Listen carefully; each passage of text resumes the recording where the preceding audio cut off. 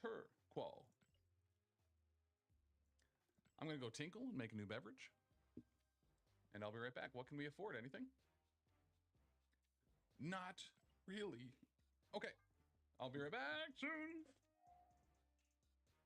Hey Tim, I was looking forward to how great this great stream was going to be since we continue to find ourselves in this position of greatness where you play a game that the rest of the great world has given up on. To celebrate, I bring a joke. Walking home last night, I passed a slice of apple pie. That's someone's Pat. Sure, let's kill it. Which is kind of brutal, especially when you have somebody like Toad who's like, I'm just going to hang out back here, snap that one objective, and then run away. Yep. He now can't do the runaway piece. So it's kind of like Black Widow's the same way. Nebula don't care. Objectives aren't real. Objectively, they're objective. Objective, yep. Yeah. Yep. So I'm just trying to, make the game last longer because this is going to be quick. So we are going to start out with Black Widow over here. Hey, Dr. D, host of ProAcryl. Your success to me. Therefore, you must suffer a joke. I lost Kara's audiobook before I could hear the whole thing, and now I'll never hear the end of it. Oh, yeah, okay. All right. Don't hate it. Which is kind of brutal, especially when you have somebody like Toad who's like, I'm just going to hang out back here, snap that one objective, and then run away. Yep. He now can't do the runaway piece. So it's kind of like Black Widow's the same way. Nebula don't care. Objectives aren't real. Objectively, they're objective. Objective, yep. Yeah. Yep. So I'm just trying to, make the game last longer because this is going to be quick. So we are going to start out with Black Widow over here. Hey, Dr. D, host of ProAcryl. Your success to me. Therefore, you must suffer a joke. I lost Kara's audiobook before I could hear the whole thing, and now I'll never hear the end of it. Oh, yeah, okay. All right. Don't hate it.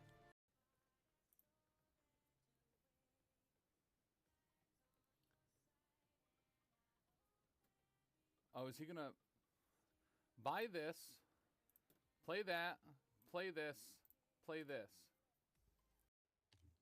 That's someone's Pat. Sure, let's kill it. Tom, I know you are dumb, so I will give you some advice.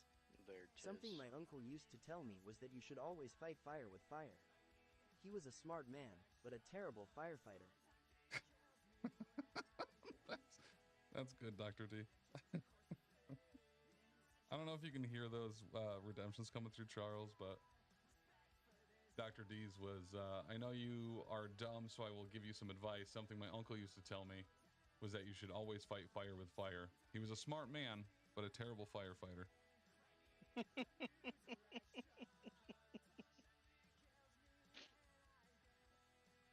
Today, where we interviewed Tim Simpson and Mike Tisdale, some of the head TOs that have been there the longest outside of Charles. Those are the three that did MCP the first year, and they've been there every year since at Adepticon. Nice. So we had a great talk about that, talked about the new venues, how the events went, and what we're excited for.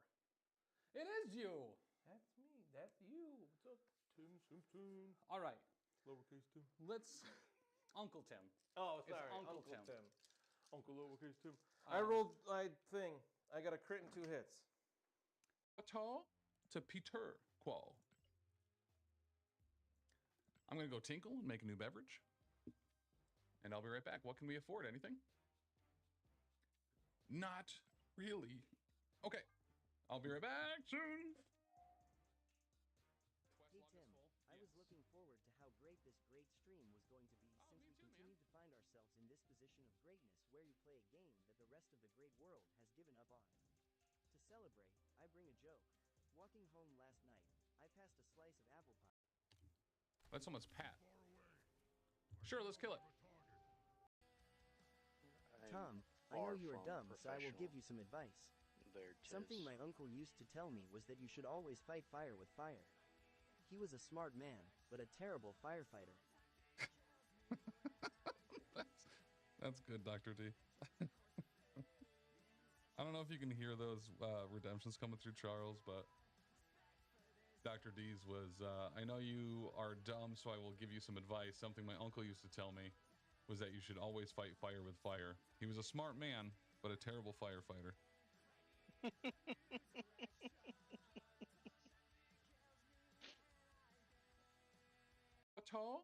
To Peter Qual. I'm going to go tinkle and make a new beverage. And I'll be right back. What can we afford? Anything? Not really. Okay. I'll be right back soon. Hey Tim, I was looking forward to how great this great stream was going to be since we continue to find ourselves in this position of greatness where you play a game that the rest of the great world has given up on. To celebrate, I bring a joke. Walking home last night, I passed a slice of apple pie. Today where we interviewed Tim Simpson and Mike Tisdale, some of the head TOs that have been there the longest outside of Charles. Those are the three that did MCP the first year, and they've been there every year since at Adepticon. So we had a great talk about that, talked about the new venues, how the events went, and what we're excited for. It is you! That's me. That's you. What's up, Tim Simpson? All right. Lowercase Tim. Let's... Uncle Tim. Oh, It's sorry. Uncle Tim. Uncle Lowercase Tim. I rolled my thing. I got a crit and 2 hits.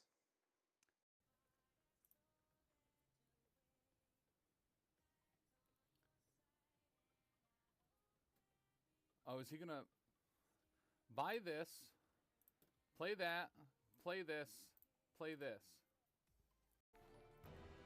Hey, Dr. D, host of ProAcryl. Your success to me. Therefore, you must suffer a joke. I lost Kara's audiobook before I could hear the whole thing, and now I'll never hear the end of it. Oh, yeah, okay. All right. All right. Don't hate it. Which is kind of brutal, especially when you have somebody like Toad who's like, I'm just going to hang out back here, snab that one objective, and then run away. Yep. He now can't do the runaway piece. Mhm. So it's kind of like Black Widow's the same way. Nebula don't care. Objectives aren't real. Objectively, they're objective. in her Objective, mind. yep. Yeah. Yep. So I'm just trying to, make the game last longer because this is going to be quick. So we are going to start out with Black Widow over here. That's someone's Pat. Sure, let's kill it.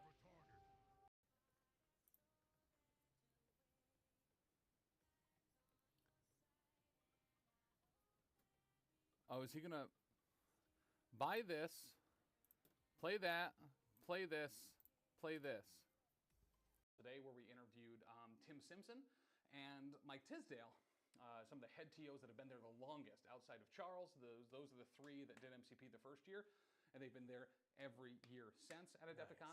So we had a great talk about that, talked about the new venues, how the events went, and what we're excited for. It is you! That's me. That's you. What's up, Tim Simpson? All right. Lowercase Tim. Let's... Uncle Tim. Oh, It's sorry. Uncle Tim. Tim. Uncle Lowercase Tim. I rolled my thing. I got a crit and 2 hits. Tom, I know you are dumb, so I will give you some advice. Something my uncle used to tell me was that you should always fight fire with fire.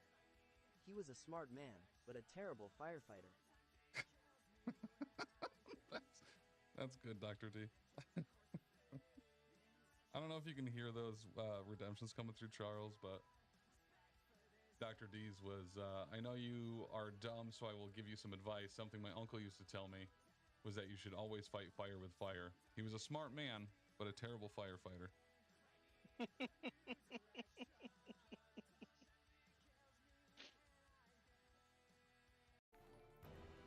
Hey, Dr. D, host of ProAcryl. Your success to me. Therefore, you must suffer a joke. I lost Kara's audiobook before I could hear the whole thing, and now I'll never hear the end of it. Oh, yeah, okay. All right. All right. Don't hate it. Which is kind of brutal, especially when you have somebody like Toad who's like, I'm just going to hang out back here, snab that one objective, and then run away. Yep. He now can't do the runaway. All right, guys, we are about to get started here. We are at what some people might describe as Squad Goals 2024 here in the heart of an abandoned mall in Glenview. I think this is Niles, technically. Niles? Yeah. Listen, Bill Niles, the Science Guys, is going to be here at the mall. Pretty dope, but we have Mike Tisdale here, professional intern here at the PCN. Hey. As Dr. D, host of Arachnid, #1 selling alphabetical show on the network. It has A for Apple. Apparently, Official sponsor from right here. The D in Dr. D, Twitch has flagged is inappropriate from Red Rock. We will allow that. But so the Squad Goals is a 3v3 team tournament for Marvel Crisis Protocol, where between all 3 players on each team, they cannot repeat models, miniatures, characters, tactics cards, or prices. So in planning for this, people kind of choose one affiliation to stick to. They choose the splash pieces that are going to help elevate that team the most, and then they will get matched up against another 3-man team, where they will be, playing by the same rules, I might say. This event is going to be hosted by Alfredo Size 3 Taco Truck. There is an Alfredo's team that is here that I believe consists of Pat, Alex Botts, and Mr. Kirchhoff himself. The event itself is going to be run by Nate Horn. One of the really cool things about this event is they have these super dope cards that tell you kind of how this is how you should be setting up for the game, this is how you are planning your matchups, and then a post-game sequence as well. One thing I really want to highlight here, there will be pictures of these posted on the Facebook, and I'm sure they're already on the Alfredo's Discord and stuff as well. But at the end of the game, step 8 of the post-game sequence, players will simultaneously wish each other good luck. Step 9 is the winner leaves the table using any or all of the following excuses. Gonna go see how the boys are doing, thinking about some lunch, or gotta take a leak. And then step 9A of the post-game sequence, the loser stays at the table and contemplates their life choices or reads Twitter. You forgot the important part of that, Tim. And if that post-game sequence is not strictly adhered to, it's an automatic DQ for both teams. It is an automatic Dairy Queen for both teams. It is in a different abandoned mall, and you do have to Uber there. So it's kind of one of the more important parts of the setup as a whole. But listen, they are going to flip that blizzard upside down, but in this heat, it probably will fall out. Yeah, 100%. Hopefully not on our terrain. Correct. Yeah. The mats, though, very cleanable. So you should be able to clean up soft serve, Reese's Pieces chunks, or peanut buster parfait. Sorry, excuse my French. That's not French. Buster's not French? You're French. I'm Dutch. Oh. Yeah.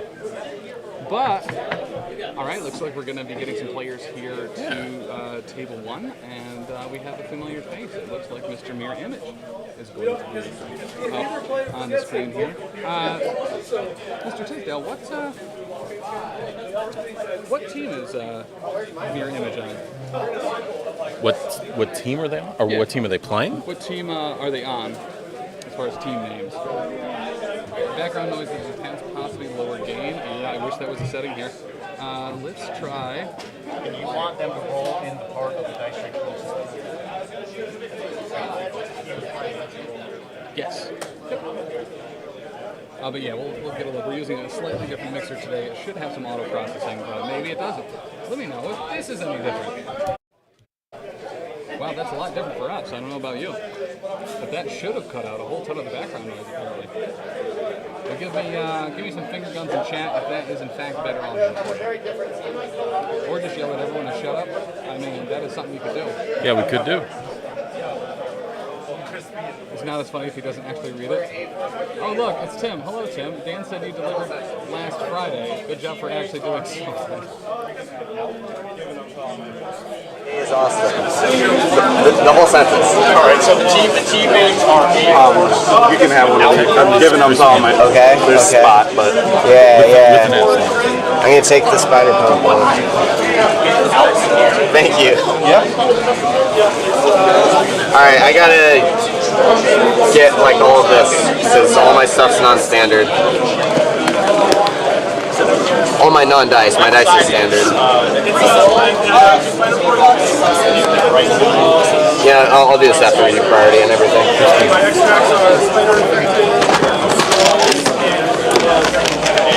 Yes, I'll just... A-Force with the A. 4. I got 3, but they're all crits. Let's keep that up. Alright. I'm also very happy with that roll if that continues. Sorry, what crises do you have?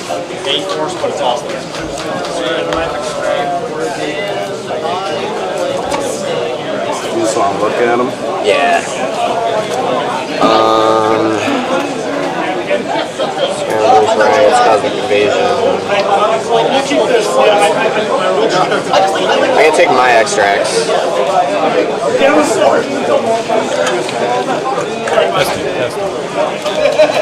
No, I'm not ready. I'm not ready.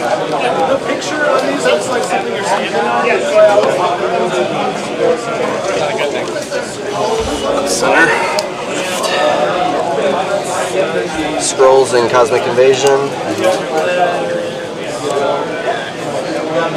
You want these here? Yeah, that's fine. Gotcha. I think I figured it out. There we go. Vince's camera has a mic on it. Oh, okay. So it's picking up the... Yeah, there we go, guys. We figured it out.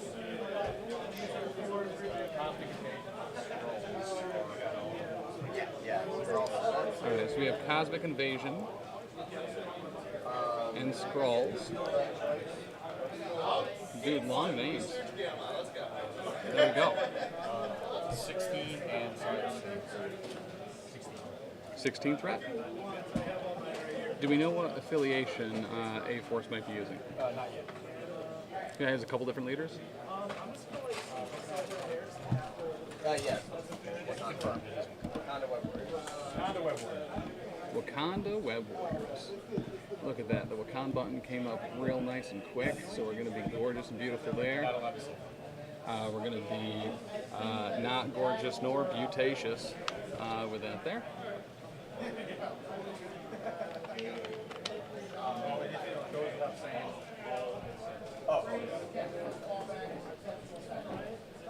But man, it did not only did the background noise cut out, but it got a lot quieter. People are assembling their rosters to go up against opponents. Some of them know. Deep in some the of them they don't know. Yeah, deep in the tank, as some might say.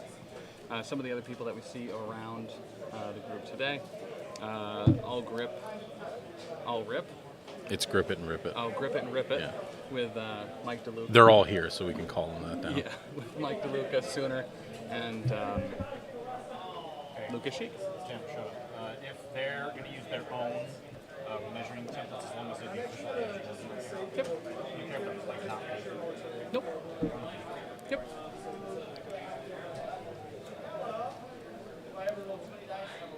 But so this will be 3 rounds today with a top cut tomorrow to decide which out of these 22 teams is going to be the winner of the first annual.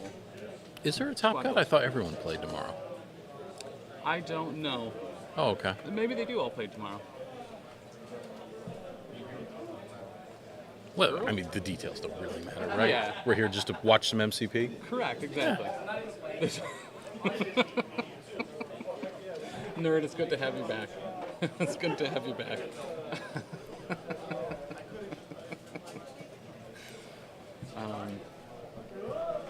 But the Kansas City boys are here from Infamous. I see Aaron Franklin.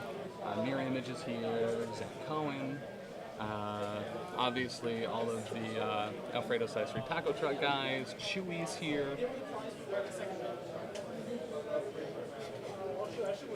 Dr. D is here. Making his presence known. Letting everybody know he's here.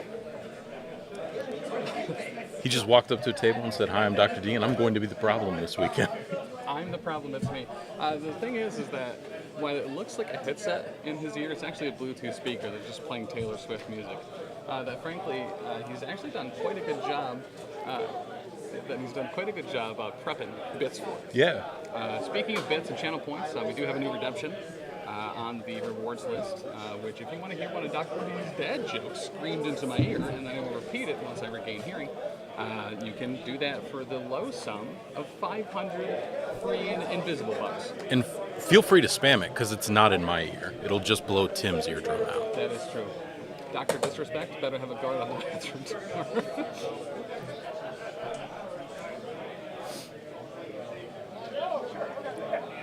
I actually like the baseball jerseys for the Dice Daddies. It is, what's that? I like the baseball jerseys for the Dice Daddies. You guys should do that. The Dice Daddies have actually very cool baseball jerseys, and it has the affiliation that they're playing on the back of them as well. Yeah. So we have number 1, Hydra, number 99, Webmax. That's actually really Well, cool. we don't actually know if that's the affiliations they're playing. Oh, It could be their nicknames. That could be a psycho. It definitely could be. Yeah. It definitely could be. Tisdale, Dan says hello. Hey, Dan. How's it And going? He put you first. You should be here, Dan. I should not be doing this. That's the reverse of alphabetical. It's by order of importance, I believe. I do remember that scene. I did not. I probably should. No, I did not disable Cena. Next year, Team Adepticon? Yeah. We can fire Tim. I'm okay with that. I own the network now. I bought it for $39 in a parking lot last night. Listen, some call it found money. Others call it a wise investment. I've been listening to my So financial for advisor a lot more. We have M'Baku Okoye, Dr. Voodoo, Toad, and Black Panther. A couple options for leadership there, so we'll see that when we do. But over on Mirror Image's side, we have Miles, Ghost Spider, Black Cat, Spectacular Spider-Man, Toad, and Wanda. And Miles' leadership there. Got to play Heather in SWU and get double points. Dan, get out. Someone ban Dan, please, from this chat. Okay. I'm on it. Thank you, Tisdale. No.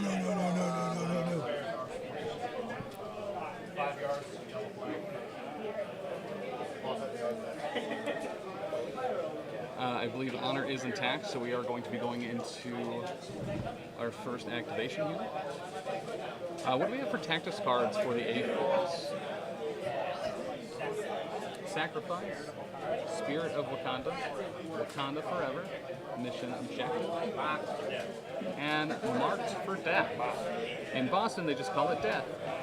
Yes. Spider Tracker, all webbed up. Aunt May's Wheat Cakes, Advanced R&D, and the cat and the spider will get nope.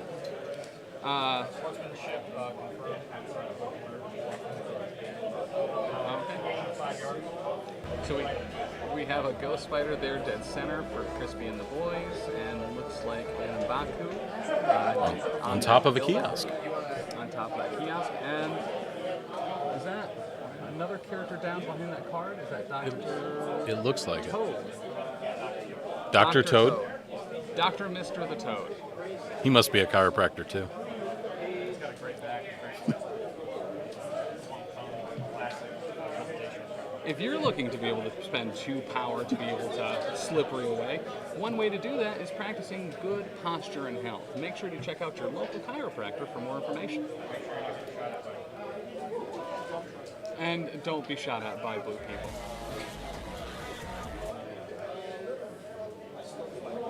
All right, we have our first Toxic Tim engaged, so I'm going to say it right now, and I'm not even going to apologize for it. Oh, really? I think Chicago pizza is just all right.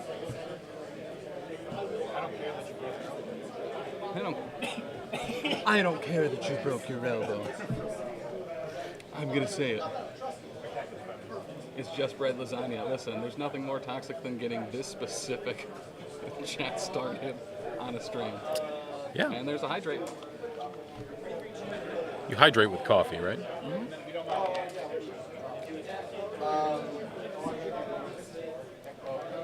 Dr. Voodoo down. All right, Dr. D interrupting up the flow state of the game. Really just cracked the back on that one. We do have Dr. Voodoo there at the bottom. And Is that a toad on the other side as well? Black Panther up on the top of that kiosk. We already have a judge call from someone? Or by kiosk, I mean the bottom level of the apartment building. All right, let's get these done. That is... What do we have? 5? Wow, this is real annoying on this side of it. Mm-hmm. Yeah, how does it feel? Well, I don't have Black to... Panther, you said? All right, not King T'Challa, just regular old T'Challa. What are these, sips, right? Yeah. How do you do this? Like a gulp, like an ounce of beverage.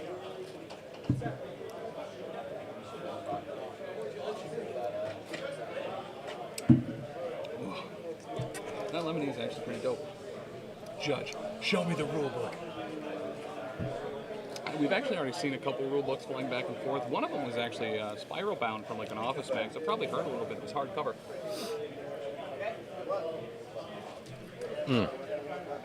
Gulping this hot coffee is a bad idea. Mm-hmm. I'm sorry, what was that? All right. Game has started. That's a Black Panther moving up to the cab of that Oscorp. He is going to interact with a scroll, and he will be pushed by it. Dr. G, just remind them to roll in the box. Oh, my bad.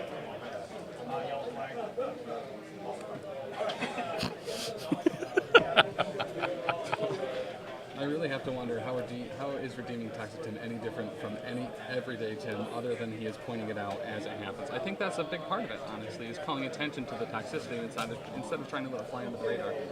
Speaking of being called out, there's my wife in chat. There is. Can't handle the heat because you're pretty weak. Sorry, got him. Tisdale's bladder isn't going to keep up. Oh, my bladder will be fine.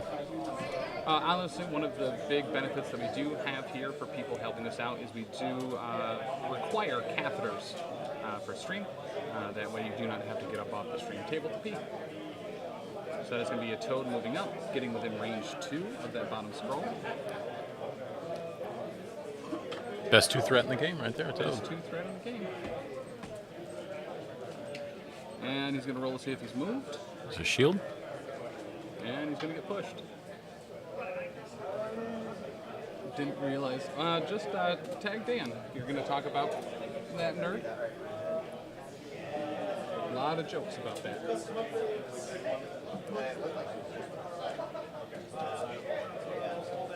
Okay, and that push is going to have him be resolved outside of range 1 of that bottom objective. Both players remembering to hit their clock as well. That's the tough thing if you don't actually use chess clocks at your local store or anything, is remembering that constant back and forth of that. It's very true. I went to an event at Red Seal Gaming in No, you didn't. and got to play, and I was very bad at the clock. Don't care, won't use. Good to see you. Thank you so much for the sub. Who was? Who got pushed? Okay, so enemy toad there, also getting pushed. How do you determine which one's the enemy? So, like, mirror image is on my side of the table. So anything that happens on the left side of the table for me, while that is going to be flipped for you guys at home, that is how I declare the enemy. Okay. Really, it's whoever's... So you're on Crispy and the Boys' team? I'm on Crispy and the Boys' Okay. team. All right. Really, it's whoever's not currently active. So, Gotcha. And with that said, that means I did it in reverse. That's why I like Taylor.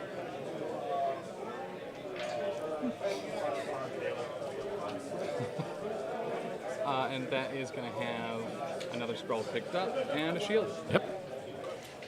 Another push. I remember to mute the mixer, but not the headset that goes directly into Dylan's head. So Dylan, I do apologize about that, and I will take my yellow card.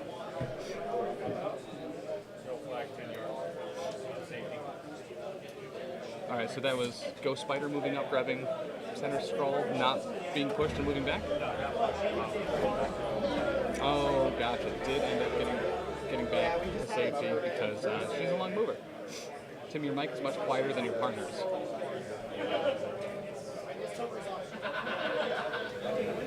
How about now? Whoa, yep. Whoa, That did there it. you are. Yep.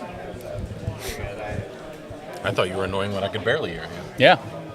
No, this really turns it up to 7. Thank you, Spidey Dude. Appreciate that. Just to change the subject, did Tim enjoy his gifts? That I did. I use them to cast darts now in game, to the detriment of all of our studio equipment.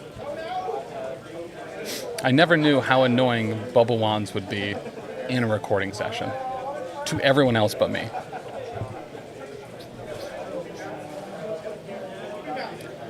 All right, so we're going to be going back over to Crispy and the Boys Web Warriors here. Looks like we are going to be moving Spectacular Spider-Man up. Only a medium mover.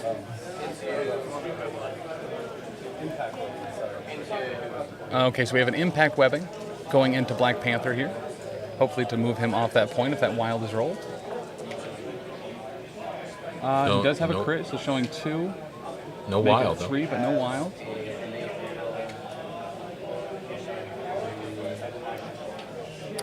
Koya's gonna spend the power and take it. Oh, this was onto a Okoye or Black Panther? Oh, this is going into a Okoye. She did get the reroll, did not convert it, so all 3 damage is going to go through on a Okoye, leaving her at 1 on her healthy side. Tisdale, are you 2 playing the Snap TTG? There's going to be a... And there was no wild on that, so there is not a push. Thank you, Dr. D. And then, is that a second movement? After an impact weapon? Oh, he does have a place. Web swing. Hey, Otis, how you doing, man? Cord Guy, very good to see you. Tim, I'm here to remind you that you have a drawing tool. That's a great point. Do I actually have that set up on this? I might not, but... Yeah, Spectacular has a push. Okay. On his impact webbing.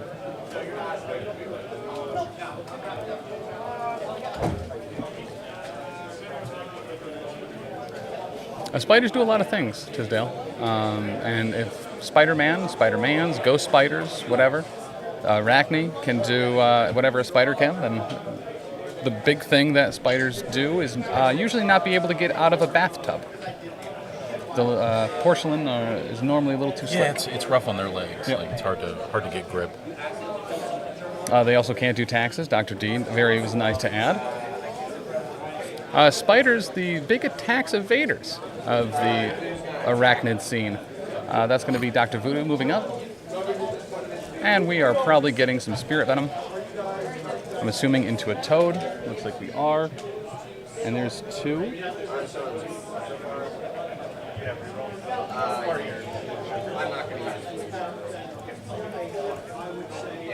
Blocking 2. 2 blocks, yeah. All damage is blocked, but did he trigger the throw? I don't think He might so. not have. He might not have got the things Yeah, I he don't needed think for it. He did get the sap though. Because it's 2 hits for the throw, looks like. I think so. I'm surprised Tim hasn't figured out how to play WoW while commentating. What do you think he's doing on his computer? Hearthstone.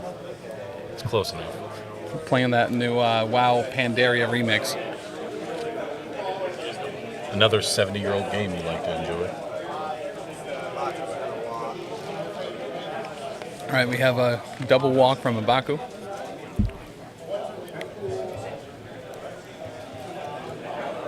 We can make this a little bit bigger for us too.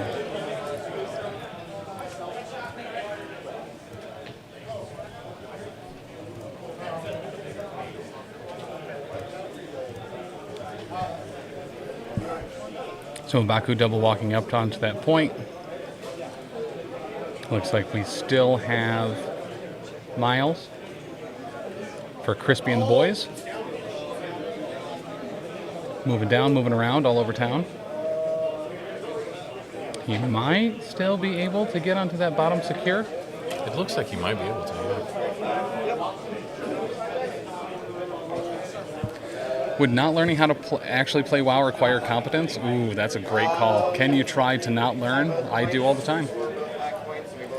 And you succeed. Mm-hmm. I'm very good at it. Very, very good.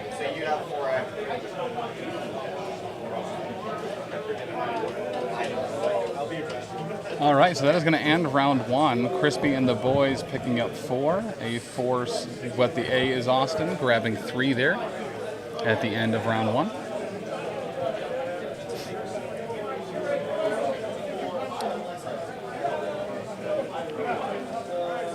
Ooh, an SOD leak on YouTube?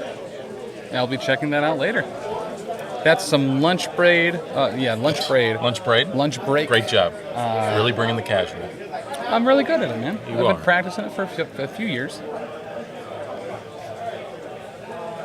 And then in between rounds as well, if we have games finish up early or we haven't gone to time, we're also going to have Dr. D, host of Arachne, coming on to paint some models.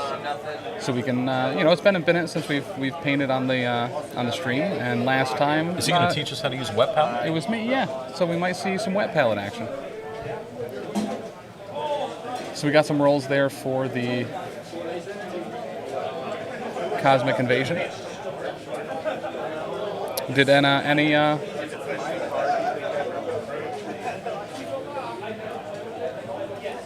All right, so Voodoo got the power there. Looks like M'Baku's getting it as well. Yeah. You know, that's something M'Baku certainly doesn't hate, is having a bunch of power. I hate M'Baku having a lot of power. Mm-hmm. Doesn't work out well for me. All right, nothing on Spectacular Spider-Man is going to get the push and power. Dr. D is doing the hobbying. Nightcrawler is breathing a sigh of relief. Thanks, Peter. Good to see you.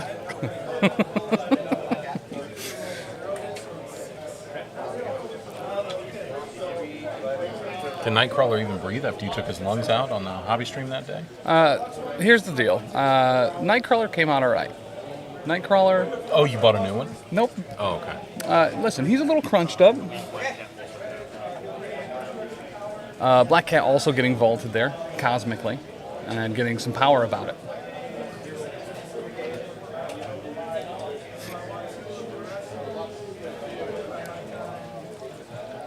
Was there fun with bubble wrap? Hopefully the video will be released before Xmas. Yes, Dan was not super pleased with how honestly great our microphones were picking up all of the brown paper bags that our gifts were in. The gift for JB, by the way, was very thoughtful. He really appreciated that. Great idea there. Dude's been walking, you know what I mean? Now he's doing it in style. I'm currently hobbying. I'm painting a golden bust to award the player on our team when we throw under it in the pair process in an upcoming event. Aww. Just do a light dusting of expanding spray foam to expand Nightcrawler's BAMF. Oh, that actually sounds pretty good, Simpson. You probably shouldn't be using those sort of hobby tools or anything like that. Yeah. Have Lindsay do it for you. The Onondaga County was actually very clear in their statement about what hobby tools I'm not allowed to use, and it's most of them. Most of them.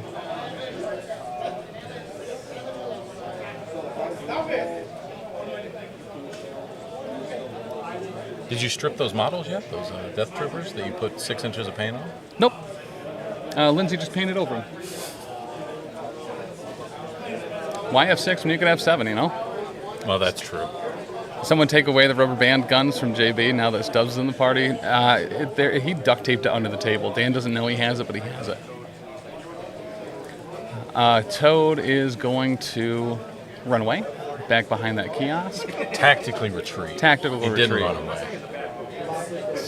This Toad slander will not be tolerated. Oddly enough, he wasn't actually retreating. That's the pickup window at the pharmacy there at that kiosk. Yeah, he just had, had an antibiotic he had to pick up. So this is M'Baku, you said? And this is a spender showing 3 so far with a wild and a crit. And this is into Toad. Blocking 2. Who's it into? Oh, this was into Ghost Spider. So she blocked 2. So she's just going to take 1. Yep.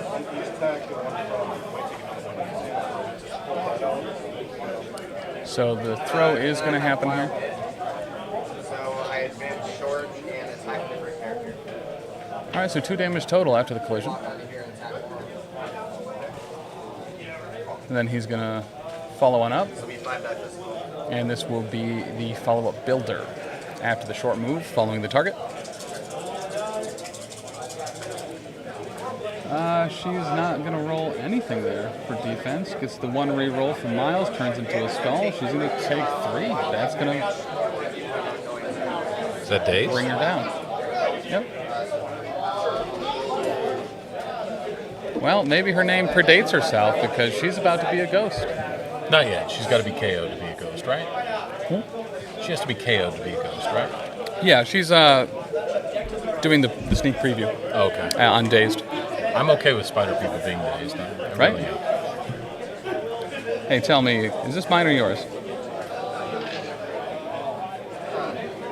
It sounds like mine a little bit. Okay.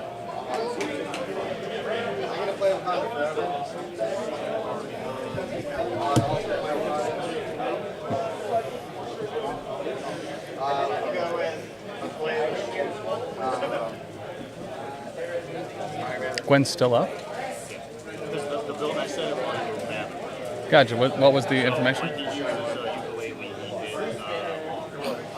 Gotcha. He hit Wong with the follow-up attack. I don't think that's what he said. That's accurate. Simpson, thank you for the hydrate. Who's this into? Who's this attack into?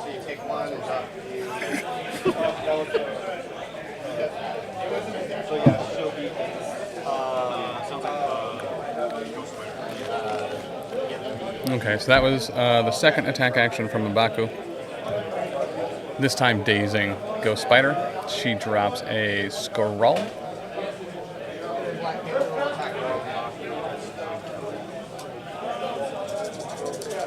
Rev would like some of the Whip Dr. D into shape. Yeah. Do you know an Xboxer that might be able to? You know, I do know what sport he used to play. So this is who into who?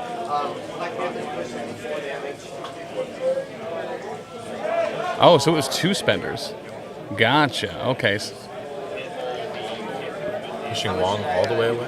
Okay, so he does get the push and the pursuit on Wong too. Yeah, and Baku just bodying some Web Warriors.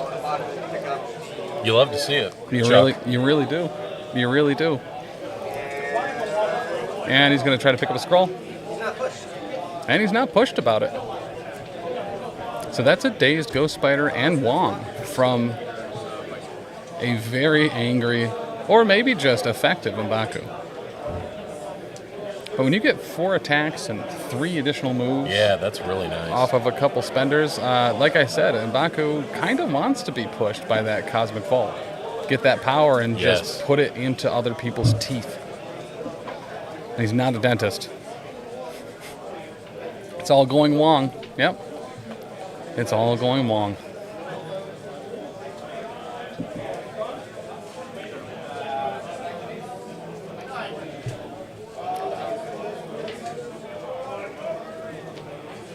So outside of potentially Mbaku, I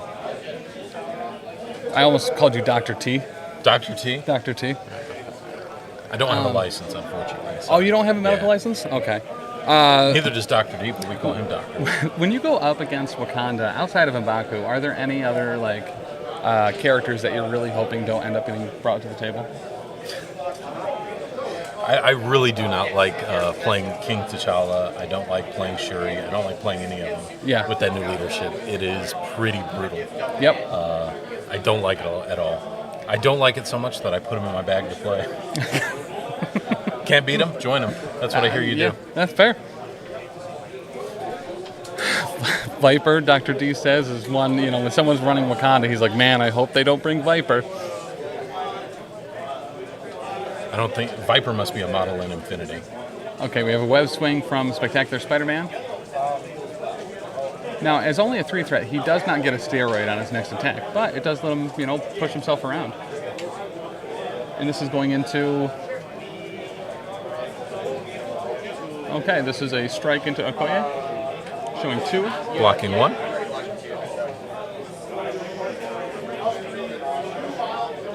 But with all those blanks, blocking it all.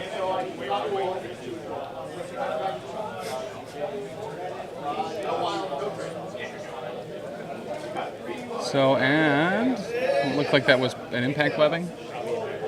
So he did get a wild because he rolled a wild and a crit, which got him to 5 dice on that impact webbing. The web head should thwip more. That web head has been thwipping every activation. That is going to end up for Crispy and the boys. And looks like we're going to get an activation from the man, the myth, the amphibian, the toad. Are toads amphibians? I think so. Okay. Dr. D has confirmed toads are amphibians. Do you know what happens when they get hit by lightning? I do know what happens when toads get hit by lightning. Everyone should know that. Everyone really should. If you don't know, make sure to send a postcard to P.O. Box G, West Oneonta, New York, 13861, and ask, what does happen to a toad when it gets struck by lightning? And I'll text you back. You're not going to hit a toad with lightning and send it back to the mail? Mm-hmm. I'll send you a dead toad. And explode, as the kids call it. It's so bad. Thwip, thwip, boom. That's my favorite Uncle Cracker song. I don't think that's Uncle Cracker. Thwip, thwip, boom? No, not click, click, boom. That's saliva. Oh, okay. But, yeah. Oh, is this off an EP I didn't hear of? Yeah. Okay, gotcha. Yep. The deep cuts, the B-sides from the 2001 Spider-Man movie. I do love bees. All right, so that's going to... So it's just a double move from Toad. And looks like we're going to be... I don't think a Toad has tongue-punched anybody this game, either Toad. I don't think so. Well, we don't know what's going on with the pharmacist in the kiosk. Oh, that's true. It could be. So Miles is going to web swing there. Getting into that opponent back line. And we will have that web line kick going into Dr. Voodoo. And he's going to sacrifice into Toad. You know what happens when you web line kick a doctor? He makes Toad take it. Yeah, that's okay. Toad can take it. Mm-hmm. All right, showing 4, blocking 3.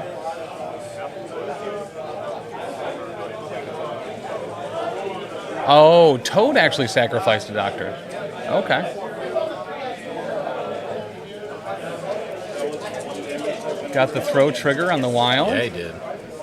So he's going to take a damage from that.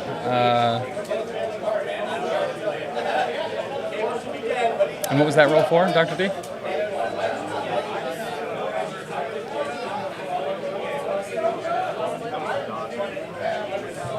Gotcha. Okay, Toad took 2 off of that throw from Dr. Voodoo, who was web line throwed into that frog. Scarlet Widow is only here for Dr. D.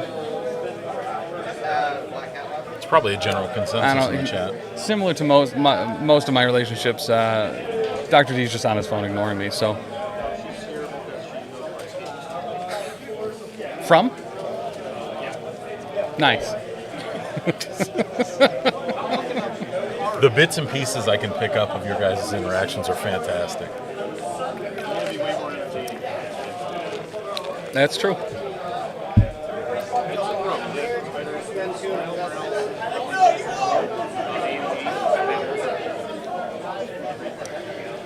Dr. D bringing up a great point. Miles Morales, as someone with Spider-Man powers, has great balance. All right. And they are going to interact with the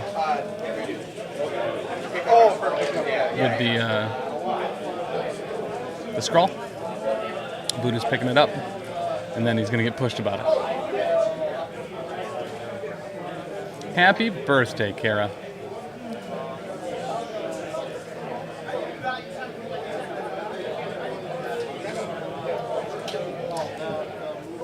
We did get you a present as well, a weekend free of Dr. D.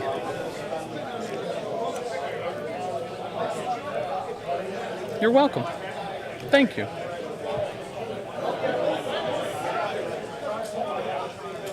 All right, so that's going to be back to the boys, who some have referred to as Crispy, or also the.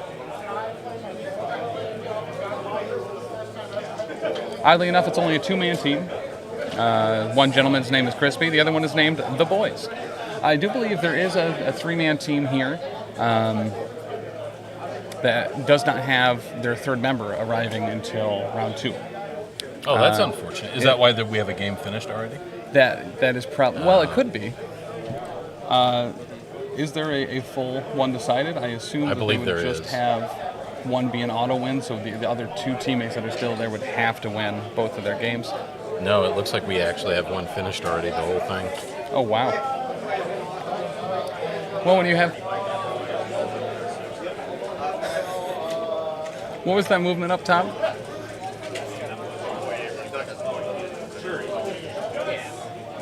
Okay, so we have Okoye going up, moving back onto the point. Looks like no damage through.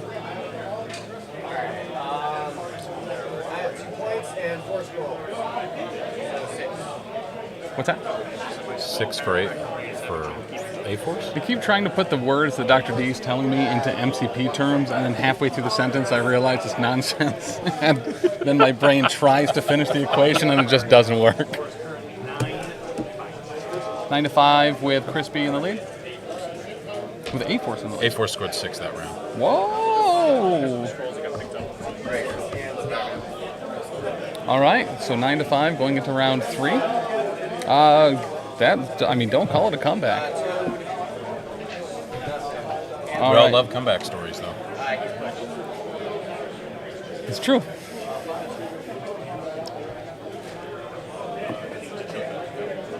All right, Black Panther is going to be vaulted there, getting a little bit of power and getting a push.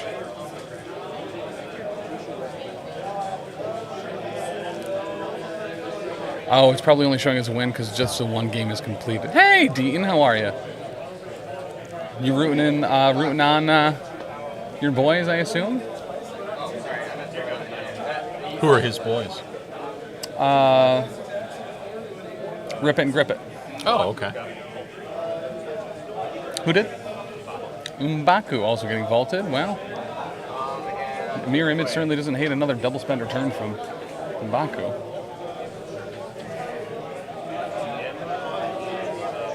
He's done a lot of work already. He really, dazing 2 characters in a single activation, throwing stuff around. I'm Really kind of making a ruckus. I'm so happy. Unlike you. I made them, I just didn't paint them. Are they all on a base? Nope. Exactly, you didn't make them. So that is going to be Ghost Spider and Wong flipping to their injured side at the start of round 3. Do we have any injuries for A-Force but the Ace Austin? Doesn't look like it. Any injured characters for A-Force? Currently, no injuries.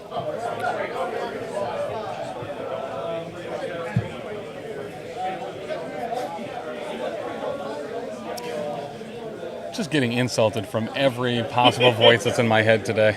So, I mean, normally they're a lot more docile. Yeah, you kind of deserve it. And there's a hydrate. Okay, can we disable the hydrates? No. This is what it feels like. Here's Dr. D's hydrate. I don't like it. All right, I'm out of coffee. By the way, I don't know what to drink now. Hail Hydrate shirts in the store. You can buy one and hydrate yourself. Help make the Hail Hydrate shirt the #1 t-shirt on the network. No, Arachne has the best t-shirt on the network. Well, so that should be the #1 t-shirt. They have multiple t-shirts now, Arachne, so... Yes, look at this. There's also these dope Arachne shirts. Available in children's small only, apparently. Mm-hmm. Or a Dr. D large is what they call that. Doctor, did you bring me my shirt? You said you were going to bring me one? Yeah. You're not going to make it happen this weekend unless you're flying back and coming back again. All right. Do we have another hydrate? We did. Ugh. Is that a Texas?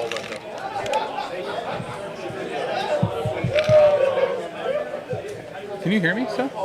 I can't hear you. You want to hold A? I'll hold B.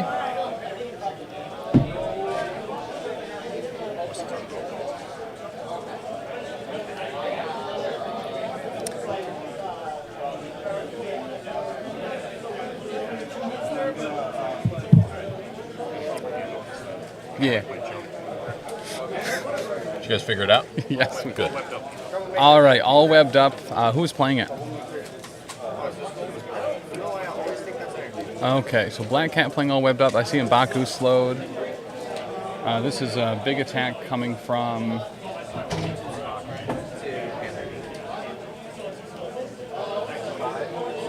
So it must be Spectacular Spider-Man going into Panther. 5 hits, 1 block. So four damage going through. That's significant. That Future King just got chunked for 4. How are the other 2 games? How are the 2 games for the team going? Oh, that was a troublemaker. So 1 damage in the stagger on the Black Panther. Can we take a look at these other teams' ratings for A-Force, but the A is Austin, and Crispy and the Boys, see if any of their other games have finished up? Once again, the Longshanks, if you guys did. I don't think they've assigned pairings in Longshanks. M'Baku throwing the taco truck into Gwen. I love thrown terrain. It's really fun. And she only blocks 1, so she's going to take 3 off of that aerial taco truck. You know, if he was playing Magneto, he'd get to distribute power for that taco truck. That's very true. If Magneto was the one that threw that, everyone would be so much more powerful. And he has a Hail Hydrate sticker on it. Love it.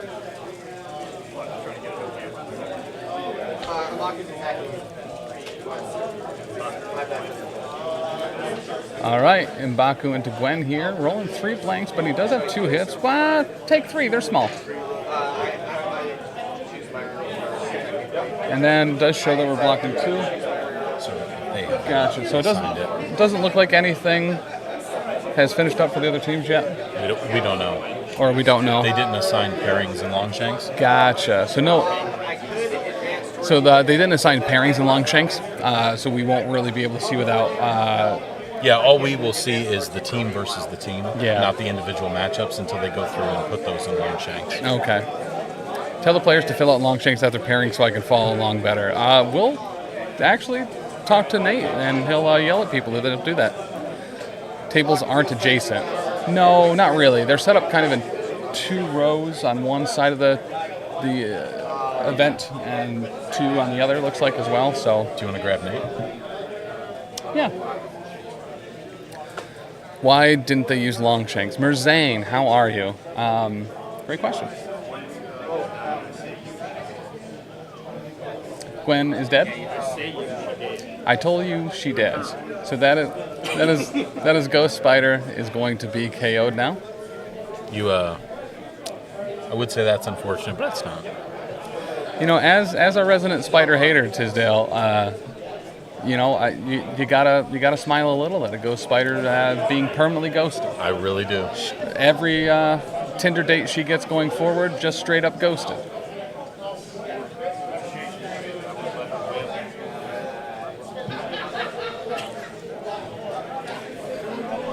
Good, I missed you. Oh, dude, you too, man. I'm not even gonna make the obligatory joke that we always make when you come in here, because I respect you as an individual. What's the joke you have to make every time? I'm sure chat will do it for me. No, see? They said no. Oh, nice. Even better. All right, Miles web swinging. Who's the co-host, Scarlet Widow? That's Tim France. That's the co-host. Mike Tisdale. Hello. Friend of the network. Part of the network, some might even say. It's helped us out on quite a number of things. All right, so this web swing strike showing 2-4 for the hits, blocking 2.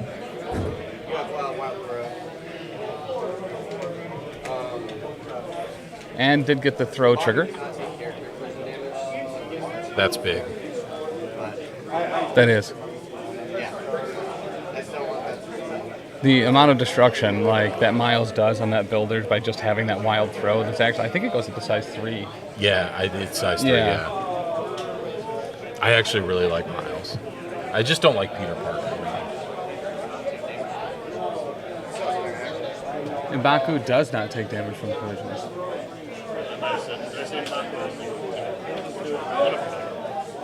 M'Baku doesn't, I know that. I didn't hear what you said, I just assumed you were talking about M'Baku. Yeah, dude, I get that.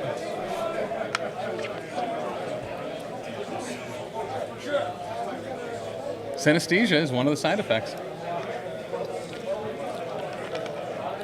How great is it that I can't say regular, basic human words, but synesthesia rolls right off the tongue?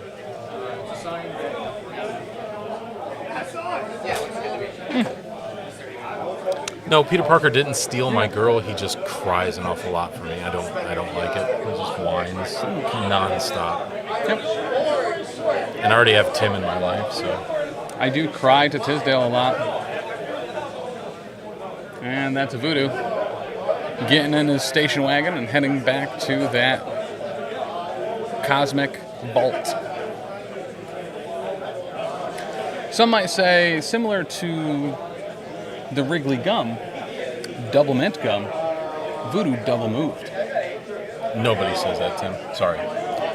You both said that at the same time. Unprompted.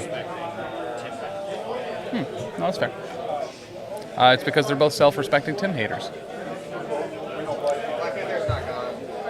If you wanted to, really kind of put some French on it, Tim haters. No, nobody wants to do that. Please don't do that again, ever again. Stop it. Stop what? Both of you said no one says that at the same time. Yeah, because we're of the same mind. We both hate you. True. Can we get a Tisdale insult counter? Yeah, we could probably get a button up for that.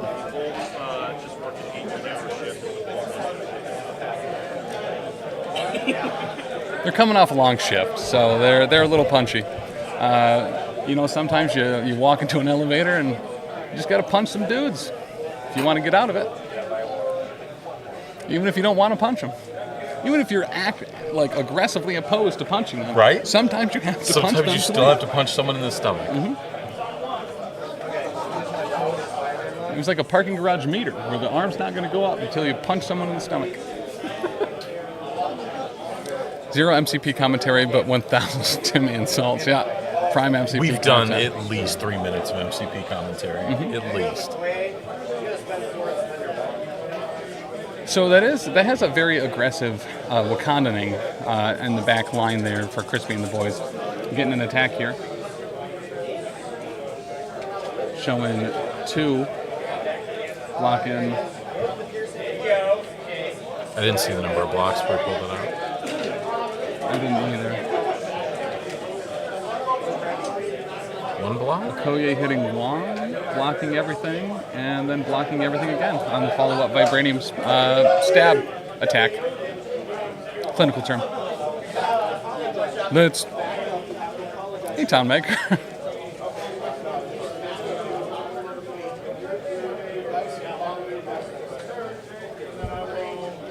I think the stream ate your peaches. I think it did too. I'll turn those off because they're not following through today.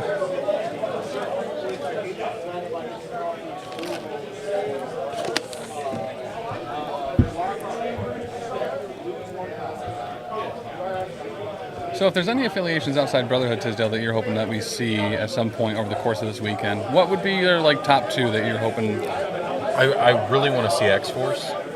Yeah. I'm a big fan of them.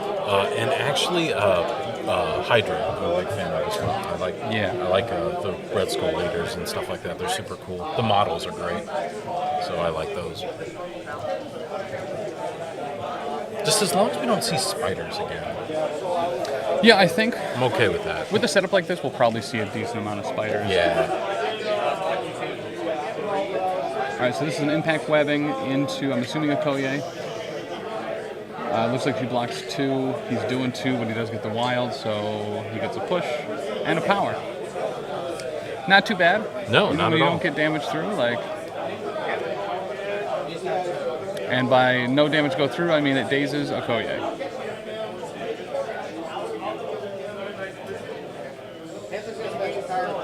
You want to see the Sanctum thrown? Like physically or in the game? Probably a little bit of both. So we get a pounce from Black Panther. And then a long move to get onto that back vault. Yep. And then a single attack could push that Miles right off. And that looks like exactly what we're going to get here.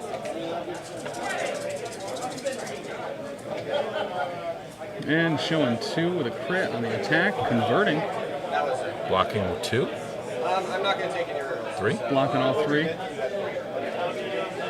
Before damage is dealt, you are pushed. But before damage is dealt, you get that push. Gets him off the point. I mean, very legitimately, like, webs are very good at like removing people from points, but Wakanda's showing that they can do it just as much and punch significantly harder while doing it. Yeah, I think it leaves webs in a weird place. If Wakanda can just do their gimmick better, yeah. Like why wouldn't you just take Wakanda? Lethal Spiders is the nickname for Wakanda. So Did we you get just make that up? Is that a Tim fact? Yes. Okay. Yep. That was a double move from who? Toad, double moving, grooving, and now enemy Toad is going to double move and hop onto that back point. That is a lot of Wakanda and a lot of Toad on that back point. And that's game. He gets the final 7, right? Mm-hmm. Yep, there it is. There's the handshake. No, hold on. Let's make sure they're following the post-game Okay. sequence. Yeah, we do want to make sure that they were following the post-game rules, mirror images, looking at it to make sure they can do this. He apologized. Had a great game. So we did get, yeah. What is the winner's excuse to leave the table? Have we gotten that? I think they're still working through the 9 steps. Yes. Yep.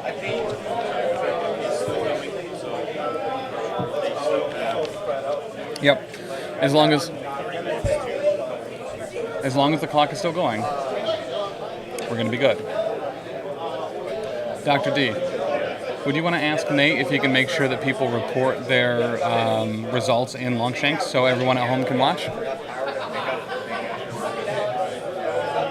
Oh, tell him that he needs to make sure they pair up across as well. Oh, and that they pair up their matches. They pair up the matches? That they pair up the matches. Yeah, did you tell them they need to pair up the matches in Longshanks? That's a cool... That's an interesting thing right there about this backdrop. So this is from Past Times, Comics and Games. They are the game store here in the mall here. They are also provided the event space for Squad Goals to be able to run this event. Super nice group of people. Tisdale and I got to play in a Star Wars Unlimited draft Thursday night there. It was a good time. It was a great play space. A bunch of good people. Yeah, a bunch of good people. On a Thursday night, it was a game store full of people. Mm-hmm. From people playing Bridge and D&D to Star Wars. I think there was a Lorcana draft as well. There was all sorts of things going on. Dr. D, if you want to let Brandon know from A-Force, but the A is Austin, 3-bean wet salad said, good job. Not 2-bean, 3-bean. 3-bean wet salad, specifically. Maybe it's salad. Oh, it could be salad. Could be salad. He says he thinks that's Joseph. Congratulations, Joseph. Congratulations, Joseph. Well, Joseph didn't win anything. Well, Joseph won the pride of him having Brandon. Well, okay. You know? Hey, Simon, how are you? Big dub Brandon. Nice. From Townmaker.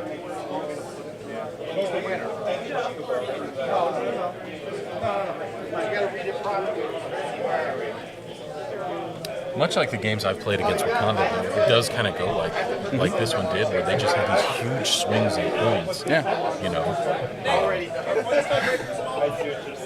But The important thing here too, I think, that really set Wakanda up there for just a massive overthrow was 2 rounds in a row. M'Baku getting hit with the Cosmic Vault and being just stacked with power. Absolutely. He can do so much work when he has the power on him. Yep. Doing great. What about you guys? We're having a great time here in Niles. I believe so, yes. Illinois. The greater Chicago area. In Chicagoland. Sure. We got the Easy Pass for Chicagoland this time. So we do not have to wait in any lines, which is actually very useful here at this abandoned mall because there's no lines. Just a bunch of Xboxers walking around. Just a bunch of Xboxers, which is one of the new mutant factions coming to MCP, the Xboxers. It's not what you think. They're not fighters. They're not people that punch people. They're just people that do not wear X briefs. They only wear Xboxers. So, we have a gentleman here who paints really well on stream. We also have Dr. D in Tisdale, but what we're going to try to do here is set up a little bit. So in between some of the downtime, Dr. D is going to talk to you. Whether I have to mute him or not is kind of yet to be seen. But we'll just do it live. Just let it fly. Just let it fly. He's never said anything offensive that I've found. That's an unfounded statement, but we'll setting you up for failure, bud. Yeah, you really are. It's really great. It's really cool. It's my favorite. So we're gonna take just a quick break while we move some people around and fire most of my team, and we'll be right back with Dr. D, and he'll be painting a little bit. So don't go anywhere. We'll be back in just a few moments. This is not like an hour break. This is not like a half an hour break. That will come after Dr. D's painting, because I believe lunch is right after this. Yeah. But we'll be back in just a couple minutes. That's someone's pat. Sure, let's kill it. Hey, Dr. D, host of Erecting. Your success to me. Therefore, you must suffer a joke.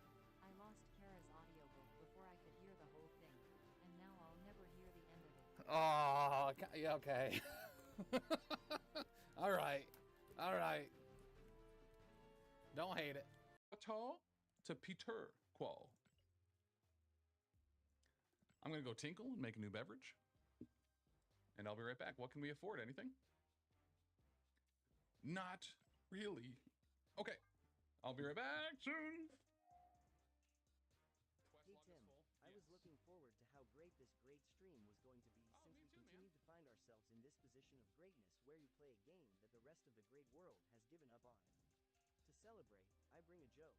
Walking home last night, I passed a slice of apple pie. Today where we interviewed Tim Simpson and Mike Tisdale, some of the head TOs that have been there the longest outside of Charles. Those are the 3 that did MCP the first year, and they've been there every year since at Adepticon.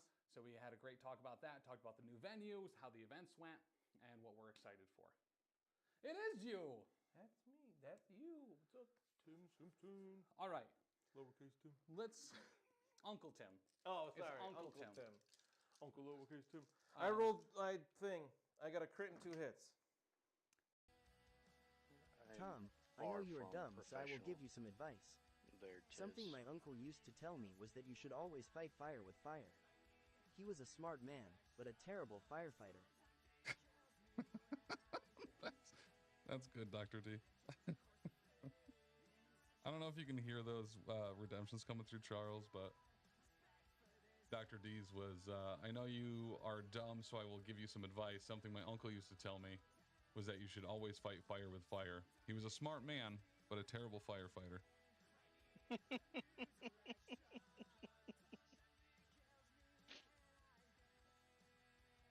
Which is kind of brutal, especially when you have somebody like Toad who's like, I'm just going to hang out back here, snap that one objective, and then run away. Yep. He now can't do the runaway piece. Mm-hmm. So it's kind of like Black Widow's the same way. Nebula don't care. Objectives aren't real. Objectively, they're objective. Objective, yep. Yeah. Yep. So I'm just trying to, make the game last longer because this is going to be quick. So we are going to start out with Black Widow over here.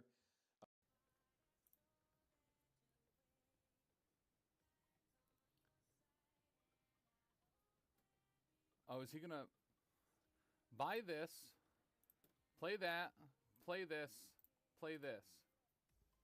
Which is kind of brutal, especially when you have somebody like Toad who's like, I'm just going to hang out back here, snap that one objective, and then run away. Yep. He now can't do the runaway piece.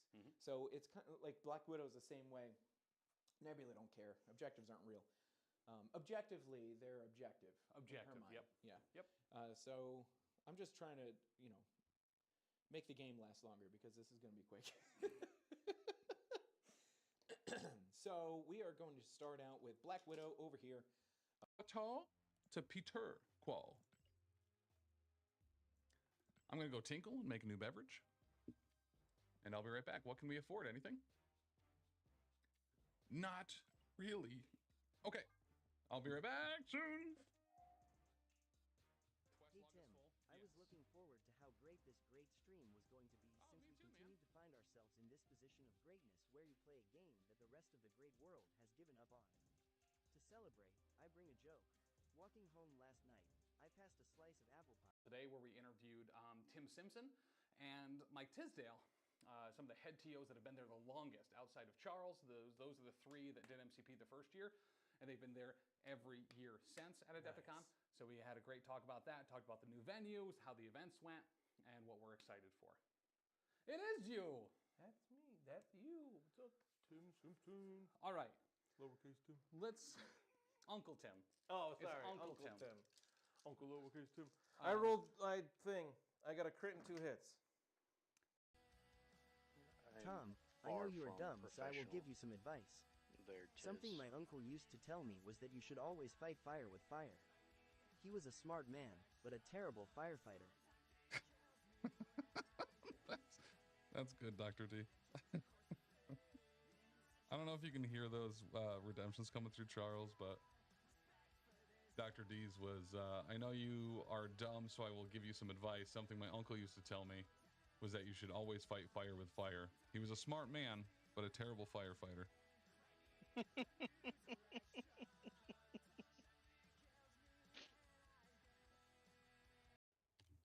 That's someone's Pat. Sure, let's kill it.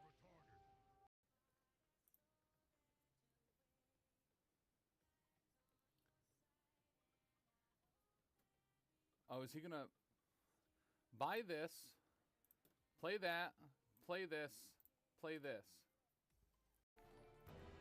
Hey, Dr. D, host of You owe all Arachne. of your success to me. Therefore, you must suffer a joke. I lost Kara's audiobook before I could hear the whole thing, and now I'll never hear the end of it. Oh, yeah, okay. All right. All right. Don't hate it.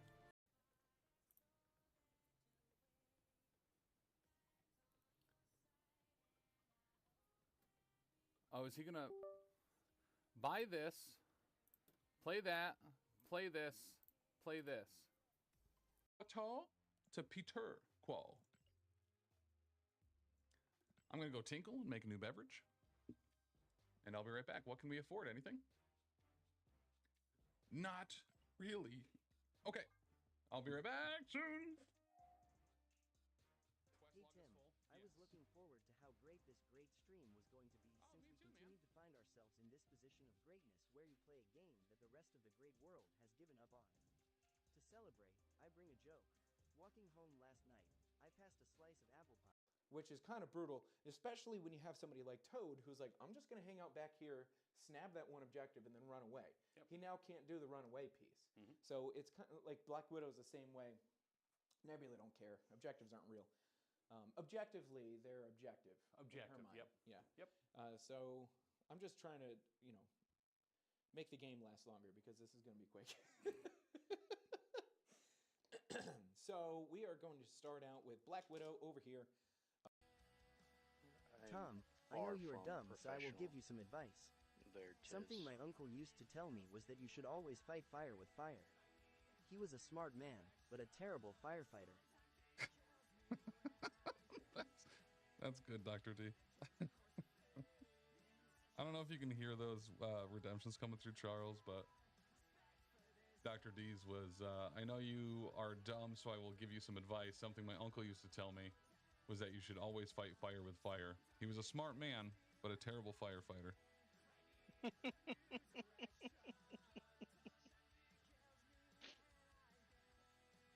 Today where we interviewed Tim Simpson and Mike Tisdale, some of the head TOs that have been there the longest outside of Charles. Those are the three that did MCP the first year, and they've been there every year since at Adepticon. So we had a great talk about that, talked about the new venues, how the events went, and what we're excited for. It is you! That's me. That's you. What's up, Tim Simpson? All right. Lowercase Tim. Let's... Uncle Tim. Oh, It's sorry. Uncle Tim. Uncle Lowercase Tim. I rolled my thing. I got a crit and 2 hits. That's almost Pat. Sure, let's kill it. Hey, Dr. D, host of Arachne. Your success to me. Therefore, you must suffer a joke. I lost Kara's audiobook before I could hear the whole thing, and now I'll never hear the end of it. Oh, yeah, okay. All right. Don't hate it. That's almost Pat. Sure, let's kill it. Atal to Peter Qual. I'm going to go tinkle and make a new beverage. And I'll be right back. What can we afford? Anything? Not really. Okay. I'll be right back soon. Hey Tim, I was looking forward to how great this great stream was going to be since we continued to find ourselves in this position of greatness where you play a game that the rest of the great world has given up on. To celebrate, I bring a joke. Walking home last night, I passed a slice of apple pie. Today where we interviewed Tim Simpson and Mike Tisdale, some of the head TOs that have been there the longest outside of Charles. Those are the three that did MCP the first year, and they've been there every year since at Adepticon. So we had a great talk about that, talked about the new venues, how the events went, and what we're excited for. It is you! That's me. That's you. What's up, Tim Simpson? All right. Lowercase Tim. Let's... Uncle Tim. Oh, It's sorry. Uncle Tim. Uncle Lowercase Tim. I rolled my thing. I got a crit and 2 hits.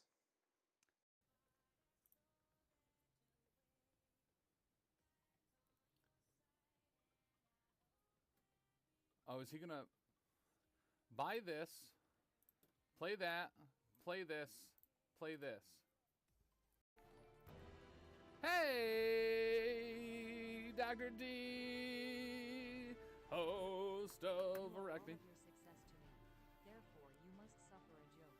I lost Kara's audiobook before I could hear the whole thing, and now I'll never hear the end of it. Oh, yeah, okay. All right. Don't hate it. Which is kind of brutal, especially when you have somebody like Toad who's like, I'm just going to hang out back here, snab that one. All right, we're going to be getting back here. Dr. D's back with the one paint tool that literally any artist needs, and that's a red Solo cup filled with a clear but strong smelling liquid. Smells a lot like, smells floral. Smells a lot like caffeine, and I made it myself. Oh. So, it's my pee. Mics are live. So we'll get over here. I think I set this up correctly. So you'll want to move over a little bit. But oh, it's like an angle. Yeah. Right? Check. You know what? Here's what I'll do actually is I'll shrink this down and then I'll go whoop. Check. Look at that. Check. Professional. Check. It is actively checked. Consider it so checked right now. It's so checked right now. It's actually really cool that like you can't even wreck yourself because you've already previously checked yourself.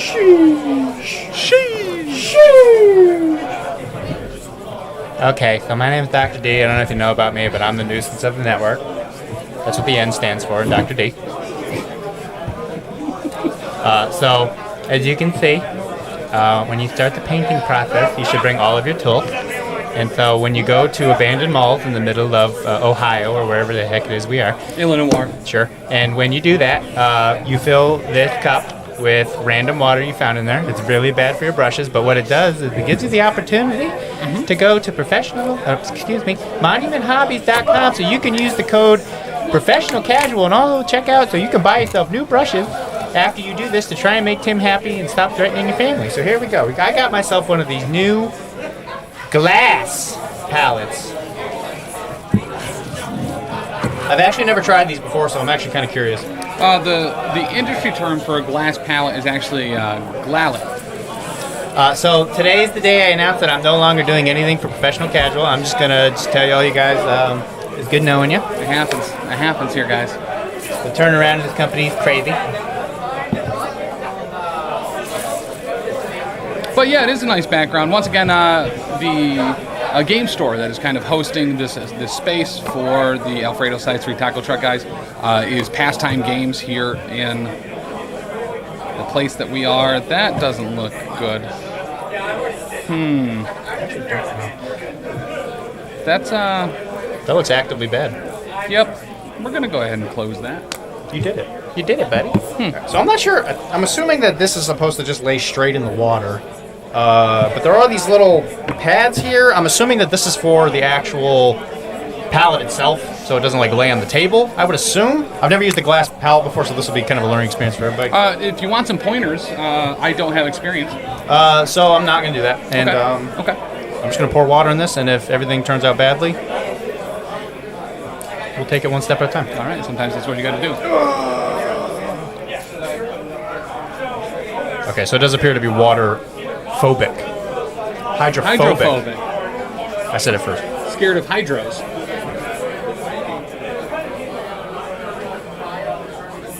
Got a little spillage. All right, there weren't like instructions with that? Sure wasn't. Oh, Scarlet Widow. Great point. What'd she say? I cannot see comments, so you have to go through Tim to get to me. Ooh, that's going to be rough. It's going to be bad. So we're going to need some napkins. Hail Hydro. There might be some in this food bag. If not, that biscuit's dry. You can probably soak up a whole bunch. I have a napkin here, Dr. D. Oops, all crinkles. Dr. D, there's a roll of paper towels right here. What are you still looking for? Oh, gotcha. Here, let me get you some schoolyard paper towels. So, as you can say, I'm always prepared. Thank you.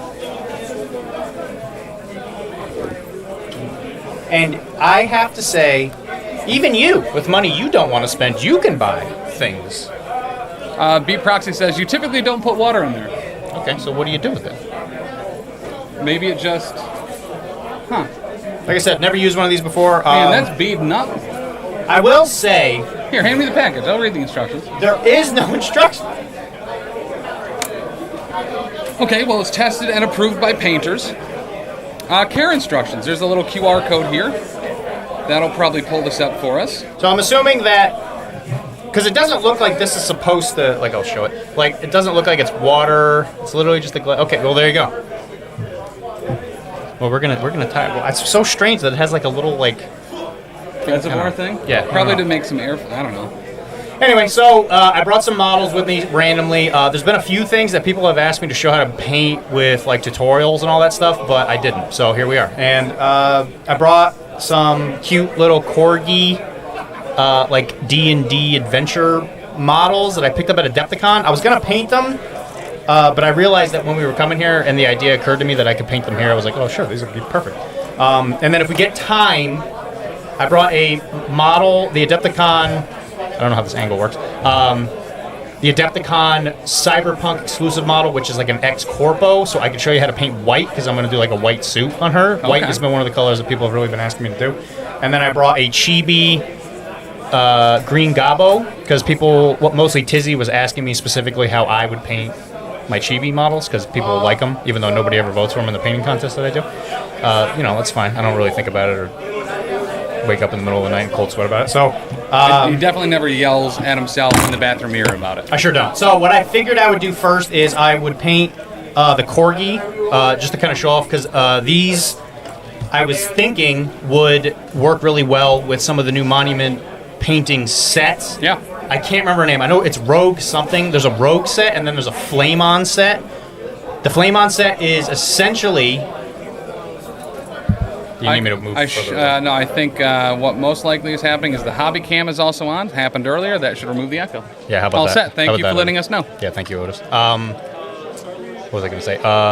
Yeah, the Rogue one is very bright colors, so I was thinking, cute corgi models. I think it would really work well for those kinds of things, because when you paint this kind of stuff, you want to think about composition. And then the Flame On one is very much a painting non-metal metallic gold, which I can try and do on some of the models that I have here if it works. If it doesn't, then I'm definitely working on a tutorial for that at home, so that will come out at some point. It's just a matter of getting it done. But I think the little king here probably be really good for non-metal metallics, because his crown is probably gold because he's the Kang. But yeah, there you go. So this wizard one is definitely my favorite. So I'm going to probably work on this. How many models we paint, I'm not entirely sure because of the timing. And I also brought something I was going to submit to a painting contest, which is one of Warlord's new monthly figures that they release. I forget what they call them, but this is the Emperor's New Clothes. It's not the New Groove, I promise, which is Emperor Napoleon.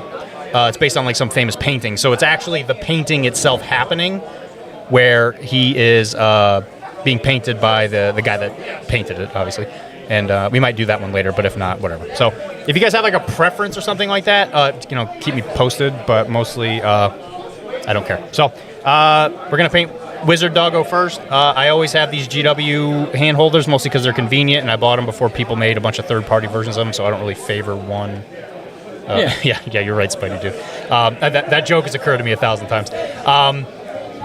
So whether you buy, that works. There you go. That's how you work in the network. I might get a little quieter, but I got a loud voice. That's true. That's what everybody says. So, yeah, Rogue Hobbies. That's what it is. Yeah, that's the one that I brought. So yeah, I use these GW paint holders mostly because they're convenient. I don't really care what you use. There's no special sauce that comes with these, but I think the red ones. I think we're the second wave of these things. I prefer the first ones because I think they're heavier. These are whatever. GW problems. All right, so here we go. I thought Tim was going to hang with me.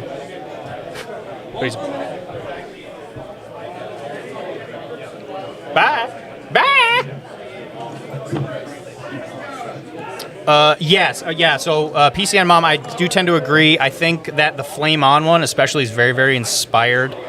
Just because it's cool that it's specifically a non-metal metallic one, and the super bright colors from the Rogue Hobbies ones are really, really cool. So I just brought a big old bag of paints. I'm pretty sure I grabbed all those. But first thing you always want to do when you look at a model is you want to think about the composition of what you want. So it's essentially it's a Corgo, so he's probably going to be either brown or orange or something like that. And then the hat, and he's got some, I guess you call it kit, I guess, on his back. So it's a bedroll and some saddlebags and all that, because that's what doggos wear. There's also a lantern, so there's an opportunity to do some OSL on this. Can you make painting window? Yes, I think Tim would probably have to do that, but right now they're asking if you can switch the painting window to be the bigger one instead of my stupid face. Yeah, we probably can in a second. He'll handle it in a second. Dr. D, who is asking? Don't care, won't use. For him, sure. Who? I'm just going to switch some camera stuff around.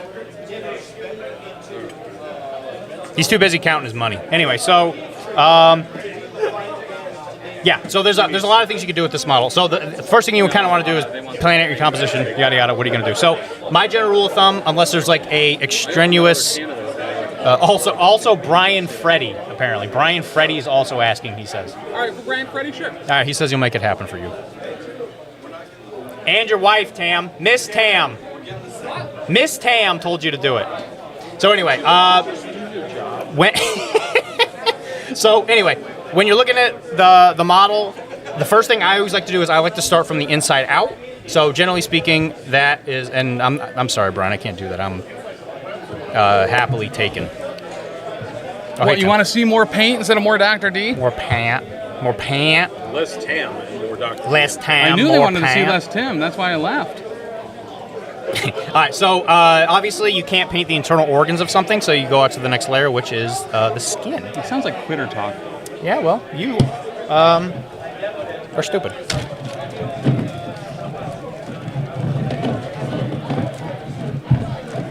I just brought literally a bag of paint. And I'm going to make a big old mess.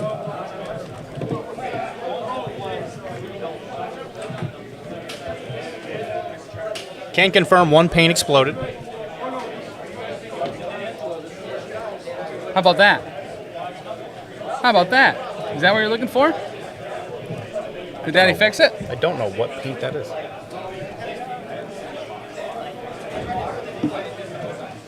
Gorgeous.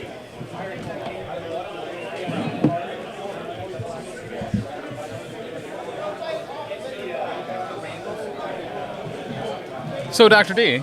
Yeah. I don't know what paint exploded. Anyway. What do you do? Like, what's the go-to when a paint explodes? Is the bottle salvageable? Maybe. Maybe you just go to Monument Hobbies and use the code Professional Casual at checkout to buy yourself a new paint bottle. Oh, that'd be a good way to do it. Yeah, it's pretty swanky. Man, this setup's really wet now. Yeah, well. So the old wet setup. Sometimes you make some boo-boos. Like Bob Ross once said. He said, do it right the first time or I'm going to stab you.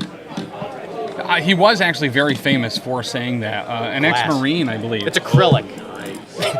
Can you tell it's acrylic? It's the acrylic. You got to slap it on your hand a whole bunch of times to make sure it's acrylic or not. Yep. All right, anyway, so Doggo, what we're going to do is we're going to start from the inside out. I'm going to paint him like an orange Doggo. Dogs, at least Corgis, are usually either black or brown. Or dark, or like black, or what am I talking about? Black or brown, and then they usually go up to like an orange. So this is one of my favorite paints of all time. It's actually, funnily enough, a GW product. Never thought I'd say that. Which is Scrag Brown. Scrag Brown is easily... Thank you, Alyssa. It's a wet up. It is easily one of the best paints for painting yellows, a lot of different kinds of browns, and like I use it for leather and stuff all the time. So this, if there's one color that GW still makes that's really good, it's definitely Scrag Brown. I use it for like all kinds of things. So whenever you're painting, what are some of the other things that you're going to use Scrag Brown for?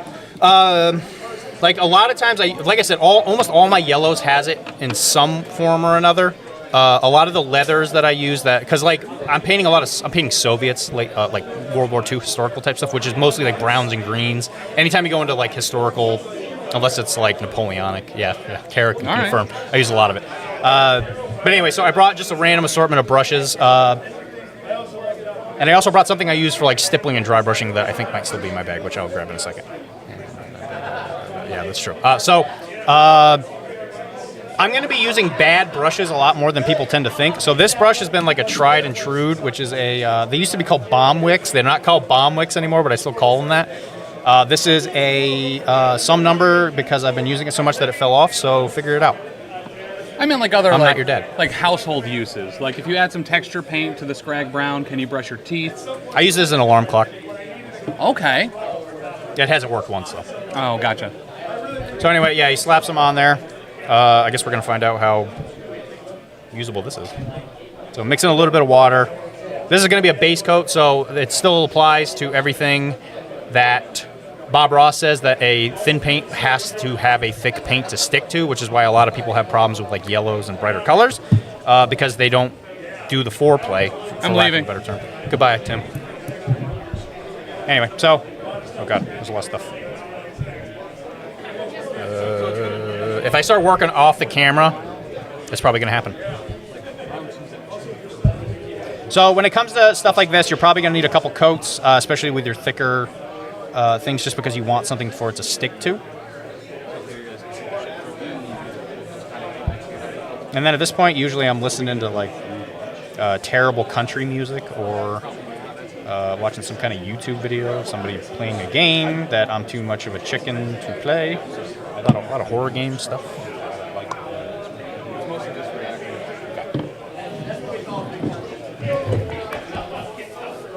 All right, the A-team's here. Oh, hey, man. What's going on? Just painting. What end of the brush you use? What end of the brush? Yeah. The one with the bristles. You're already ahead of Tim. Oh, you gotta hate it when that happens. Yeah, you know what? If I start using industry terms, maybe you'll actually understand them. Well, I'll understand them. I can't do that. But you at least know what the word is. Right. Yeah. I hang around a lot of really good painters. Tisdale, by the way, definitely one of the pillars of hobbying, because he helps run one of the best events on the planet Earth.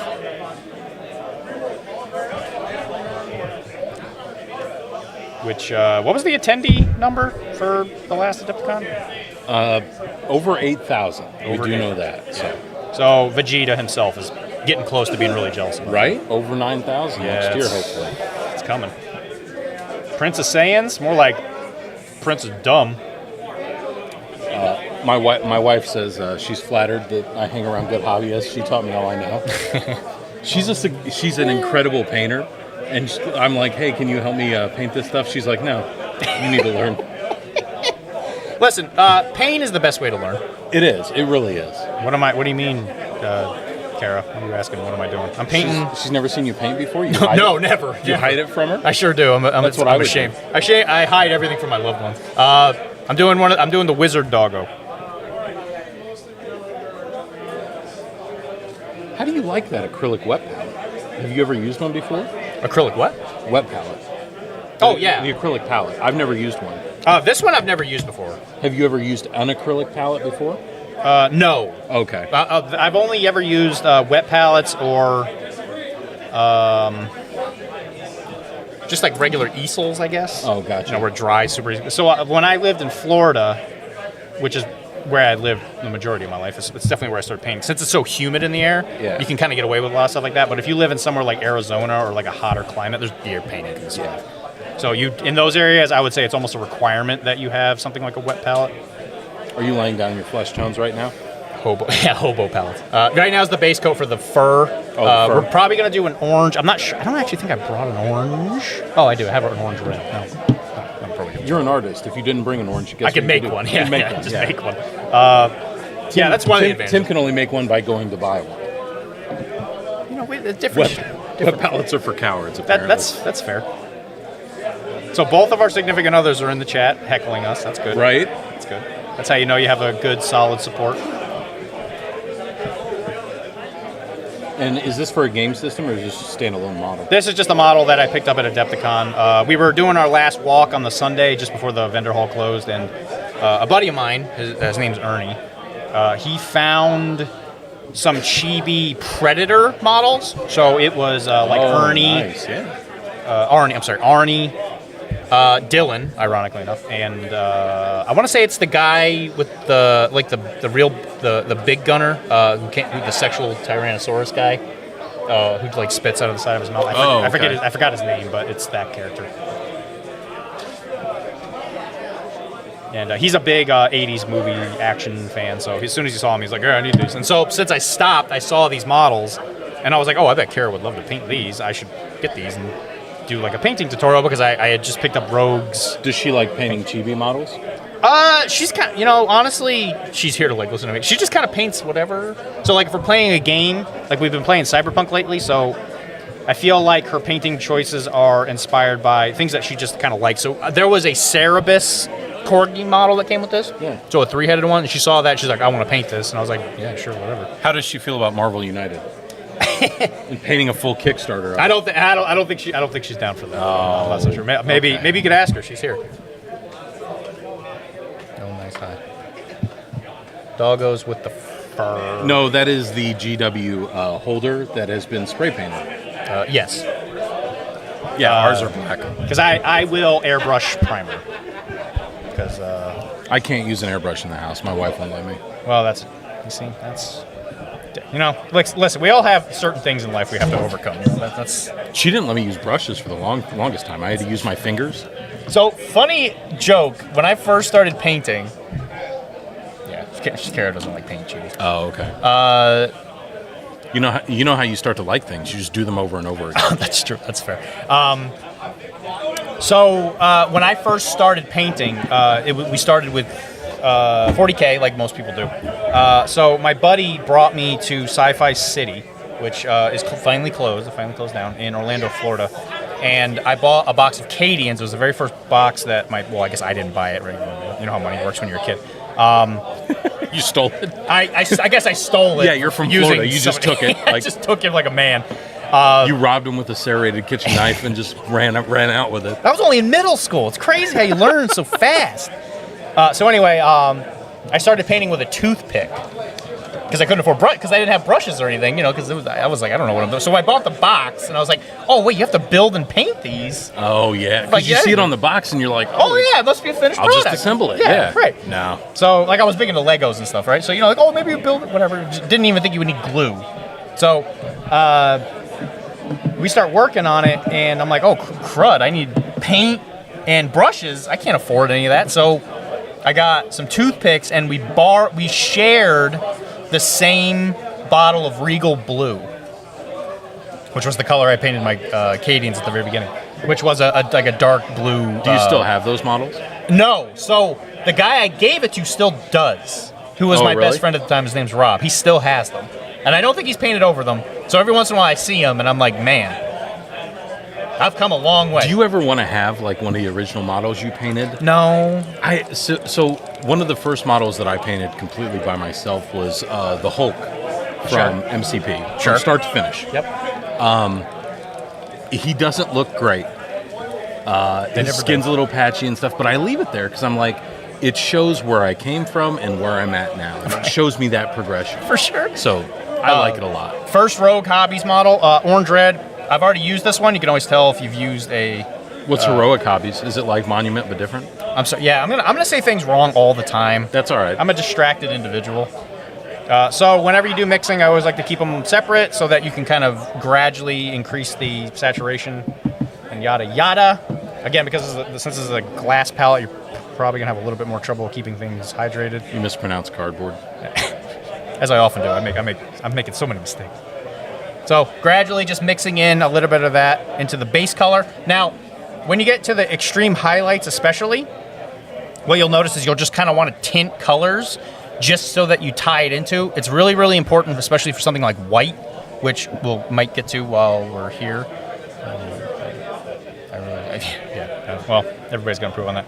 So, because this is a dog and fur, generally speaking, isn't really considered smooth, you can paint it either way. What I'm going to do is I'm going to paint it a little bit rough on like a sketching type style, just because of the fact that dog fur is usually not smooth, especially if this guy's been out on an adventure. So, generally speaking, you want to think about where the light is coming from.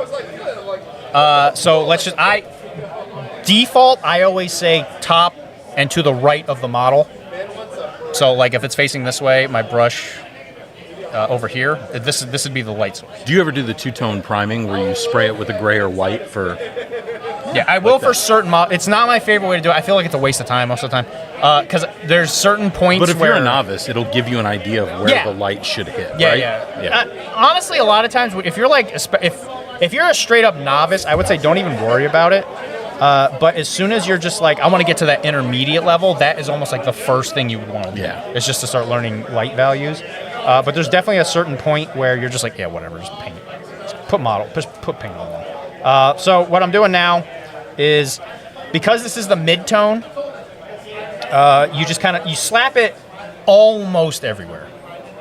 Almost everywhere. Oh yeah, that's a great way to do it as well. You hold it up to a light bulb and take a picture where you want the light to hit the model. Yep, that's a good idea too. Yeah. Generally speaking, that's too much work for me. So I'm not too that worried about it. Make sure you get the little toe beans. They're paw pads, not toe beans. Okay. Is that only cats? I don't care what cats are called. That's fair. Dogs only. Doggos for life. Get a nub. Get a little tail nub. I have a dog who is a corgi. His name is Thor. If you ever hear me talking on certain things, I might talk about something called my chunk, and that is Thor. It's not suggestive. It is the dog. It is not. It is actually a dog. We have a dog that is half mutt, half chupacabra.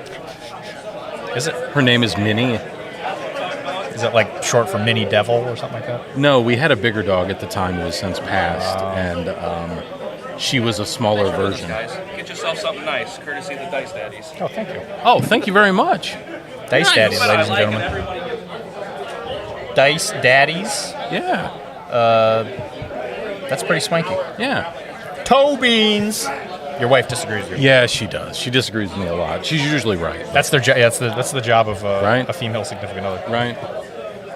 It sucks how much they're right. All right, so if I lick the brush, there are definitely people out there who have like strong opinions about it. I don't care. I'm gonna lick the brush. Yeah, if you don't lick your brush, you're doing it wrong. So for certain blends and all that stuff, you have to have a certain ability. You have to have a certain amount of water break. So human saliva has something in it called lipase, which is used to break water tension, so that your body can digest fats, essentially, which is why it's called lipase. It's also used to kill bacteria. So technically speaking, Scarlet, it's not going to be for a long time. Don't worry about it. It's a slow death over many years. Yeah, it'll just go to my brain first. Yeah. I won't even know who I am before I die. I'll die long before my body gives out. So this red might be a little bright for this kind of fur. Maybe it might be a little bit too like on the orange side, but whatever.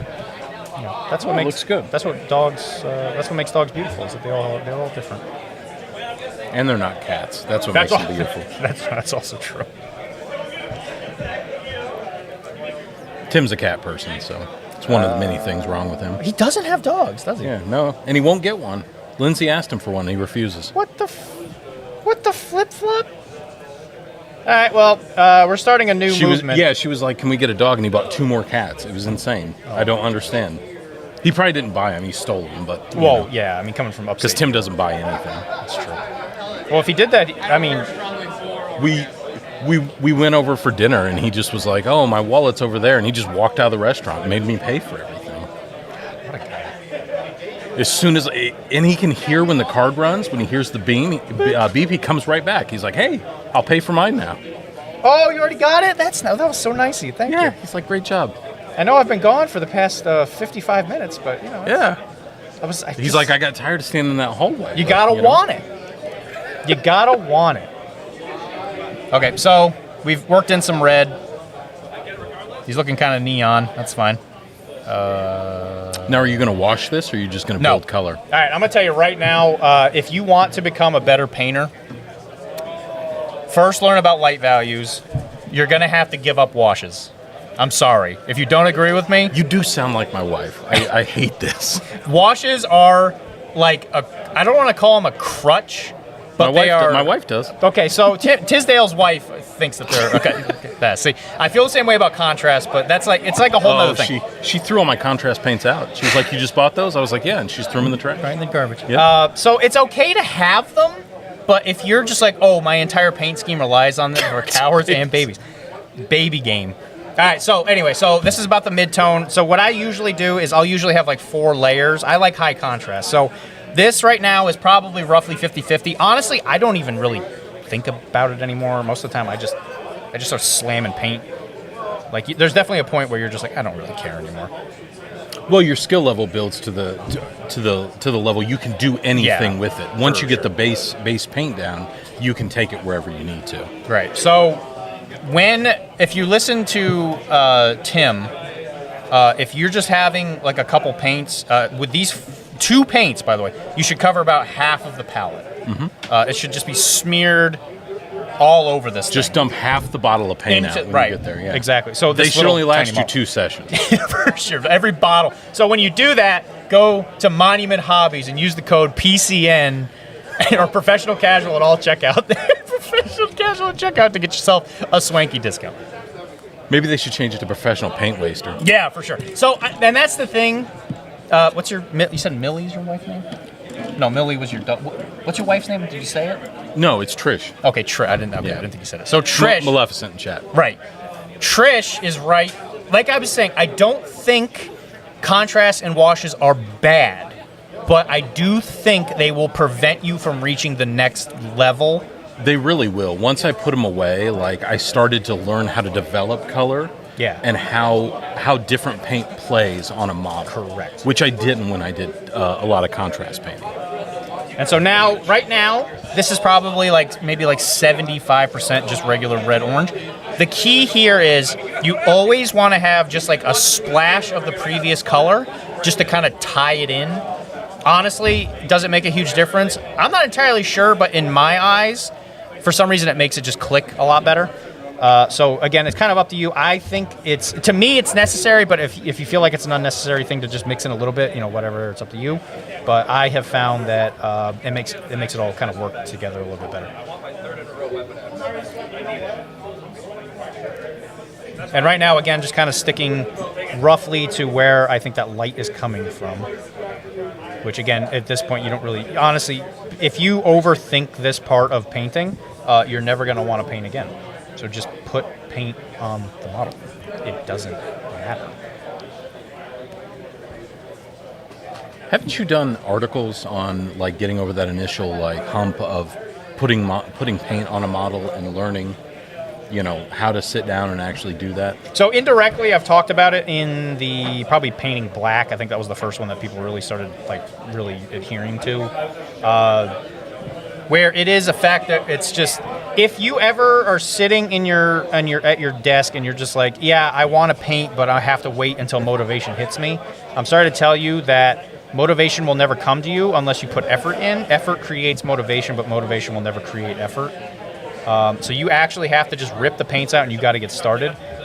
Now, if you subject yourself to medical research like I do, James Clear, I believe, was the one that wrote a very popular book about habit formation. And he says that in order to create a good habit, you have to reduce this thing called friction. The book is called Atomic Habits. James Clear. Now, one of the very first things you have to do is you have to reduce friction.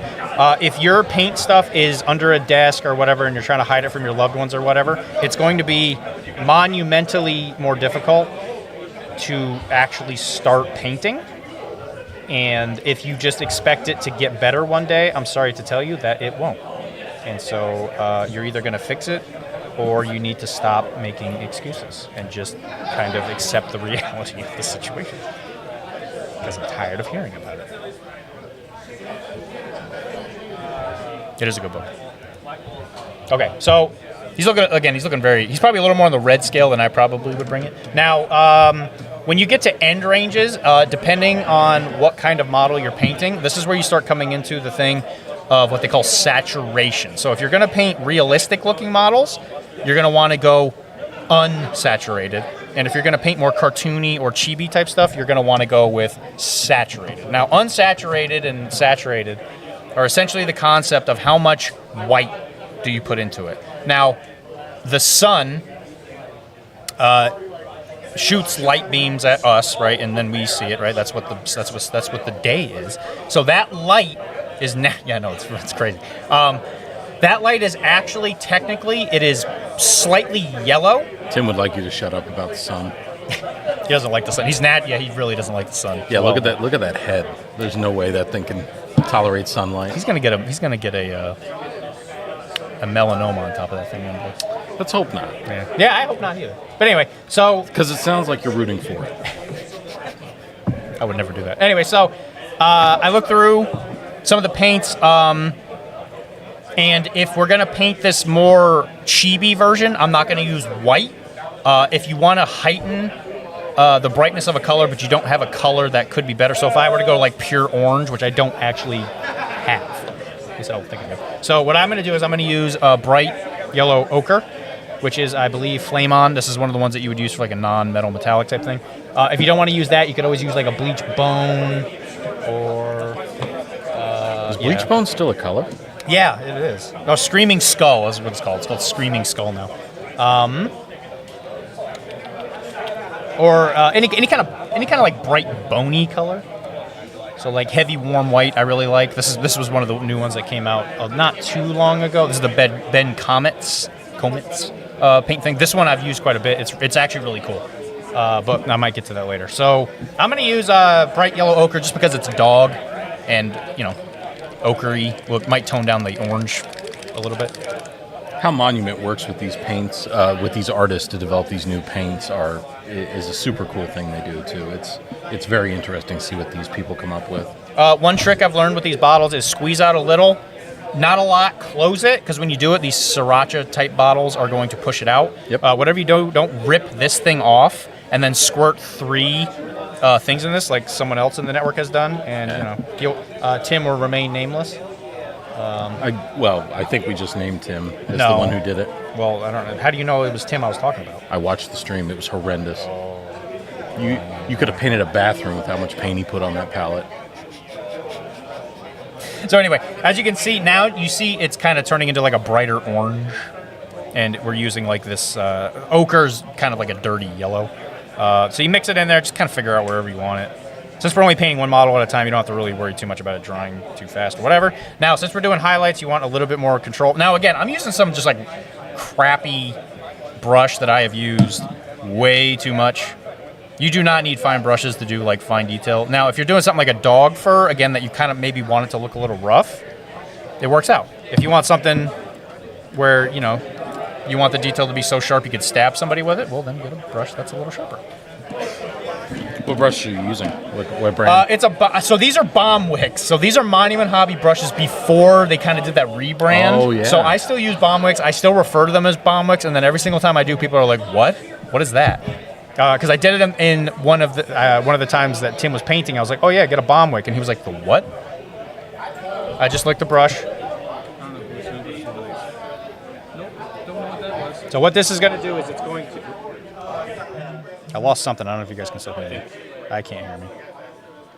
Okay, I can hear me again. Can you hear you? I can hear me. Can you hear me? Yes. I can't hear you. Can you hear me? I can hear you. Is that game still going on?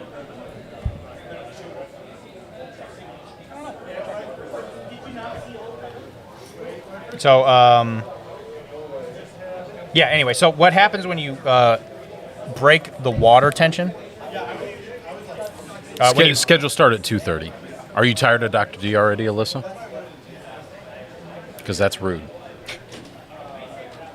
I didn't spend all day in a hot plane. You didn't. You just spent a chunk of your morning. Yeah, that's not all day. That's true. That's fair. Words matter. That's very true.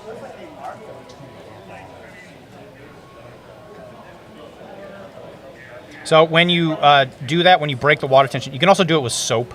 Soap technically has the same kind of water tension breaking reaction. What it does is it will make the paint more like translucent, so that the color underneath it will appear more like through the paint. So again, you want to kind of stick to the painting direction of where the sun is coming from, and you want to put the brush down and you want to pull it towards where the light is coming from.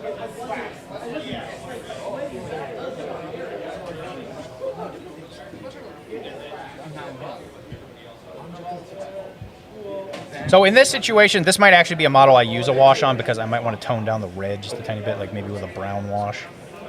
But whatever. He's a magic dog. So when you start incorporating magic, you can get away with a lot of things because of the fact that magic breaks the rules of reality.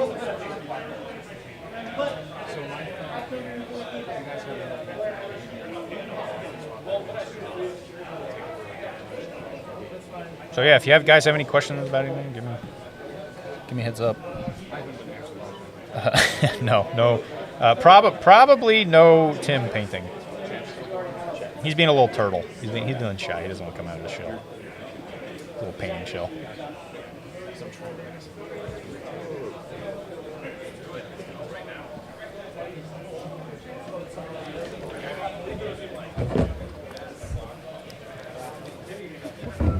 In other news, Tim still sucks. It's true. I just checked with him.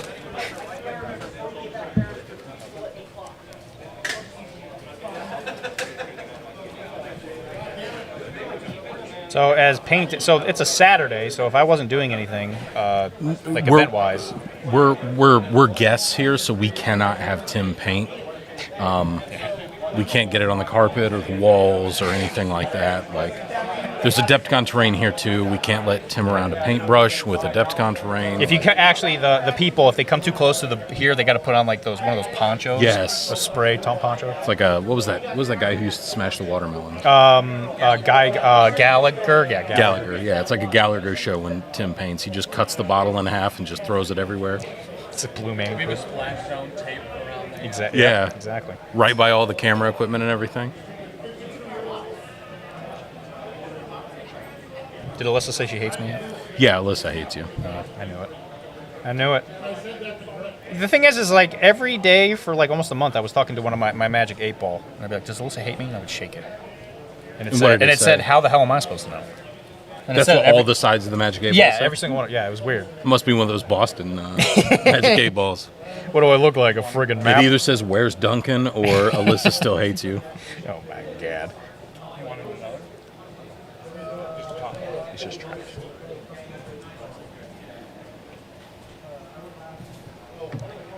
I am much more controlled with my paint than that. All right, so this is kind of where we are contrast-wise. So I like, again, people might look at that and be like, wow, that looks kind of gross. It's going to look like crap until it's done. That's how painting works. So if you're self-conscious about your paint job until the very end, good. That's how it's supposed to be. So obviously still very, very red. I actually want to go a little bit higher on that contrast, so I'm going to take a little bit more of that ochre, and I'm going to mix it like towards the edge of it so that I get even less of that color that's underneath it. And so this is going to be like the picky, where the picky spotting is going to be. So again, I'm going to kind of wipe off a little bit of the extra just so I have as little in this poor, ruined brush as possible. Give it a little spit, little transparency. And then I'm just going to do a little dabbing. So they would call this like a stipple, I guess, if you really want to call it something. It is a stipple. That is the correct term. Whether it's like a full stipple or not, whatever. But I'm giving the paint a little poke. Now, what the poking does is it makes it so that there's not enough paint in there for it to fully occupy that space. So again, it kind of helps with that transparency. And it helps fool the eye into thinking that the blend is smoother. And again, you're just going to... with this, you're going to pick the high points. You're going to be kind of picky about this. This one, you're not really sketching. You're just going to find where you think the light is going to hit, do a couple dabs, and get out. Less is more in a lot of ways. And kind of just get those high spots. Get the top of the little toe beam. Paw pads. Well, the pad's the bottom. Right? Technically. Like, I'm not a scientist. I'm not a dog scientist, but... But you have cracked the spine of one. I do adjust my dogs. See? You didn't legally hear that, because I'm not technically allowed to do that. Well, you do it as a hobby, not as a... They didn't come to you for treatment. That's true, I guess. They didn't pay me. Yeah, they just come around a corner and you're just like, snap. Oh, there you go. Woof. But joking aside, I do actually get my dogs adjusted. There's a dog. Is that a thing? Yeah, dog chiros. So chiropractic, a lot of people that race horses, that's kind of where animal chiropractic has come into like full fruition, because race horses will commonly have neck problems from like... How do you crack a horse's neck? With yeah. a crane? So actually, ironically enough, you do it with like a hammer, and you do it with like a wedge, depending on the animal. Oh, okay. It's pretty gentle stuff. Doing it to dogs and cats and stuff. It's wild. But not a joke. You've been hitting dogs and cats with hammers? No, I've seen a bunch of TikToks of dog chiropractic. I was slightly horrified for a second. I thought you were just wandering around your neighborhood hitting dogs and cats with hammers. Well, yeah, that's true, but that wasn't what I was talking about. That's for love of the game. That's why you do that. That's my hobby. It's not streamed on Twitch, I don't think. So this is like some kind of... I'm getting the vibe that this wizard doggo is some kind of fire elemental. He likes fire. You know what? That's okay. I like fire too. Most people from Florida fans of fire. Yeah, it's true. As a representative, I can truly say that. When I was in oil paintings, pointillism was my favorite stuff. Yeah, so that's a fair point. There's something to say about poking paint. You just get a different effect. You get the PP. Go out there with the PP. Poke and paint. All right, so now what I'm going to do, just to be kind of picky, just to kind of clean up anything I don't like. I'm going to go back to the very first color, which is that scrag brown, get a little bit, make it real watery. And then I'm just going to go to the parts that I really want to kind of blend or make them a little bit darker. And I might even go all the way up to like that highlight area and just give it a little, I wouldn't even call it a wash, but you take the brush, you slap it there, and then you pull it towards the dark spot. Is that a glaze? You could probably consider this a glaze. And it's a paint technique. Yeah, it is. And go away. And I do it just to the point where it helps with the blend. With glazing, you might do it in a couple layers just to get different like colors and effects and stuff on things. Whether you want to keep doing it to tint something or whatever, go ahead. Monument Hobby makes some very good translucents. I don't think I brought any, but translucent black is something that I will pull out pretty consistently if there's something I'm like, I really want this just to kind of be darker. Gotcha. It's a lot more controlled than just washing. So if you want to step away from washing, you're going to have to learn how to do something like a glaze. Or you can even use the translucents or even the fluorescence in some way. It's kind of a similar concept, but that's usually if you want to go up. Which right into the microphone. Right, yeah, if you want to go all the way up into the microphone. So again, it's not perfect, but again, when it comes to like dog fur, you don't whatever, it doesn't really have to be perfect because fur's not perfect because it's not even level. So he's very bright red. I don't think I've ever seen a dog that red, but he's a what about a fire elemental? Dog? Exactly. He's a fire mage dog. He's a mother loving wizard. Okay, so then, like I said, my usual rule of thumb is to go from inside out, so you get that. At this point, everything else is just kind of like an article of clothing. I'm going to do the lantern last because there's more than likely going to be I'm going to maybe do a little OSL, not a whole lot, just more for fun. Object source lighting, right? Yeah, object source lighting for anybody who doesn't know. So what I see right now, so I'm going to start painting stuff that's a little harder to reach now, just in case I create a mess. So I'm going to go for this leather belt. +2 stam leather, +1 agility leather belt or whatever it is that joke is on his tummy. So I got to find another black or another dark. I'm going to go for a dark brown. My usual go-to is Rhinox hide. Again, another Citadel color. That is a good color. Yeah, it's great. It's got a little bit of red in it. And this color and the Scrag brown I very commonly will use together. How many people are watching this? I have egotism. I got 205. Oh, okay. Jeez. Hi, guys. Hi. All right, so this one, it might be hard to... Tim left and the numbers went up. They just skyrocketed. You know. We're getting in trouble. You can't really see it in there. It's kind of hard to see. It's not your network anymore. There's a belt in It's there. Dr. D and I's. So in this case, I might even talk about texture a little bit. We posted it in the Slack channel. You guys assumed the debt too, right? No, we put that on Taylor. We returned the slab, though. Return the slab. Return the slab. Anybody get that joke? We're best friends now. If I don't get it, can we still be best friends? Yeah, I'll make an exception for you. Okay, I appreciate that. Because you're important to me. All the games are done now at Squad Goals. So there's supposed to be a lunch break. I don't really... Starts at 1:30. I don't really feel the need to eat, so I might just paint. Through it. I'll just wait until the next round, so if you guys really want something to do. So because I'm sitting here and because I like simple paint jobs, I'm just going to paint all of the things that are leather. I'm just going to cover it in this color. Even if I paint the leather different shades of brown, I like to keep certain colors consistent because it helps, again, kind of keep it all together. And so the one thing I want you to note is note the red on the doggo. At the end of this, after all of the other colors are painted, he might not look quite as red. So that's why usually if there's something I don't like, I might just be like, you know what, I'm just going to wait till the very end just to see if I actually don't like it because the human eye is a tricky little widget just because of the way rods and cones work. How do you feel about painting terrain?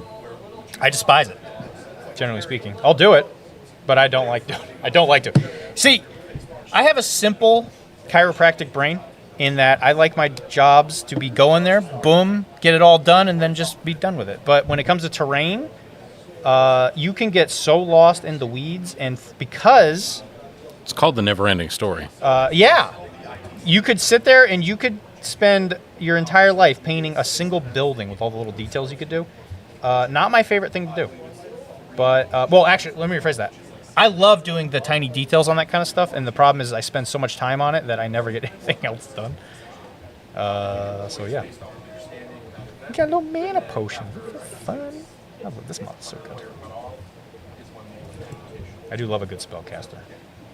So again, we're just doing some simple base coats here. Nice dark brown. Yeah. A little bit of red in it because it helps with kind of breaking it up. Because if you only have like kind of flat colors, your models are going to look, I don't want to say boring, but they might look a little flat. The bedroll here, I'm probably going to paint like a creamy color. Just stereotypically, when you see these kinds of things, they're like some kind of cream. So now we're kind of running into what I would like to call like a danger situation where there's a strap going on to this bedroll. So the question is, do you paint the bedroll first, or do you go for just finishing the entirety of a certain thing? I'm just going to try and paint the straps and just try and be clean and tidy when I paint the bedroll. Yeah.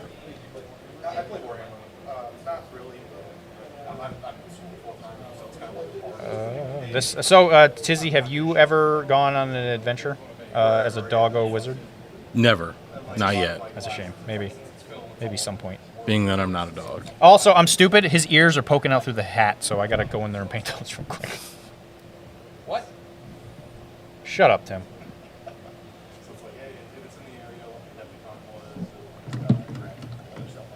Well, I'm going to let Tim jump back on because I know he's angry. I'm sure about something. So. I can't believe you said that about this thing and that. Right? Sure. Well, now he's mad about that. Yeah, I don't care. They were $10, he said. 20. Sure.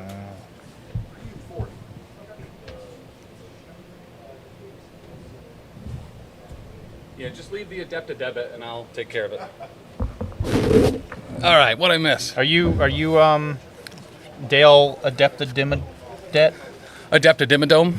Go down, Dimmadome. Oh, what, do you mute me? We have some really beautiful. Yeah, so. According to Greek mythology. According to Greek mythology. The stream audience prefers Tizzy? Wow. All right. Wow. You just got here. Oh, he kicked out the headset. That's why I can't hear. He pulled the gosh dang whole thing out. What a gosh darn doofus. Give that a sec to dry. So what are you painting, like a dog or something? Yeah, dog. With a wizard hat? Yeah, dog. Is it a wizard hat or a witch hat? It is a kind of both, I guess. Is it a man or a female?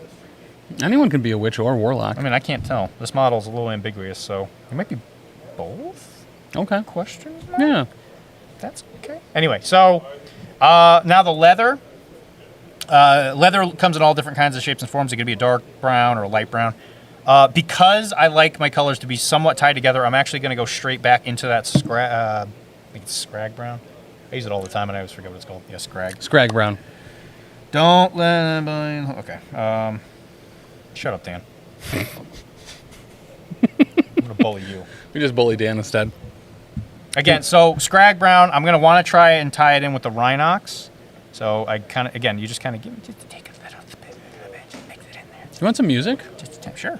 Want some background music? Sure. What's your flavor of music? I usually listen to terrible arena country, but I'm not going to subject people to that. No, kind of listen, there's a channel for it on here. Kara's gonna want you to play whatever channel you were playing. Yeah, see, I knew she was gonna do it. Oh, the emo one? Yeah, 1000%. That one's dope. That one's real good, actually. I must be emo. Well, until I find that, I'll play the punk one. All killer, no filler. All right, so with this brown, with this leather color, I'm going to do a little bit of stippling because I want this to be somewhat of a rougher texture. So right now, when you're just doing the first highlight or the mid-tone or whatever you want to call it, you can be pretty smooth with it. You just paint it on there because you're just trying to look. But if you paint it with a little bit of a stippling poke, again, it probably might look a little better in the long run. So when you get in there, I just kind of poke and pull and poke and pull, and sometimes maybe I don't do a full pull and all that. And you want to keep going towards the direction of the light, which, as we established, is to the top and right of the model. Make sure you don't miss certain parts of it, like I did with the ear. If you do, you're going to increase your self-loathing stat. What's a good level for a self-loathing stat to be at, just kind of in general? Depends on what system and edition. Let's go... 27. Okay. I hadn't played since 8th Sure. grade, so I figured it might be a little bit different. Oh, for sure. So I'm pretty certain music's playing, we just can't hear it. Let's see if that changes it.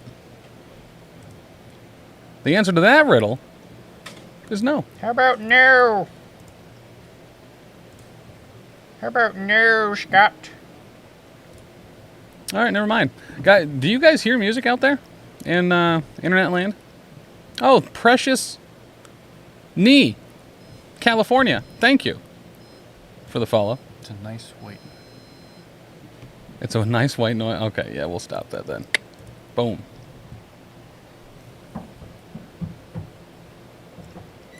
So what is it you're doing now? I'm painting some leather. Leather. Yep.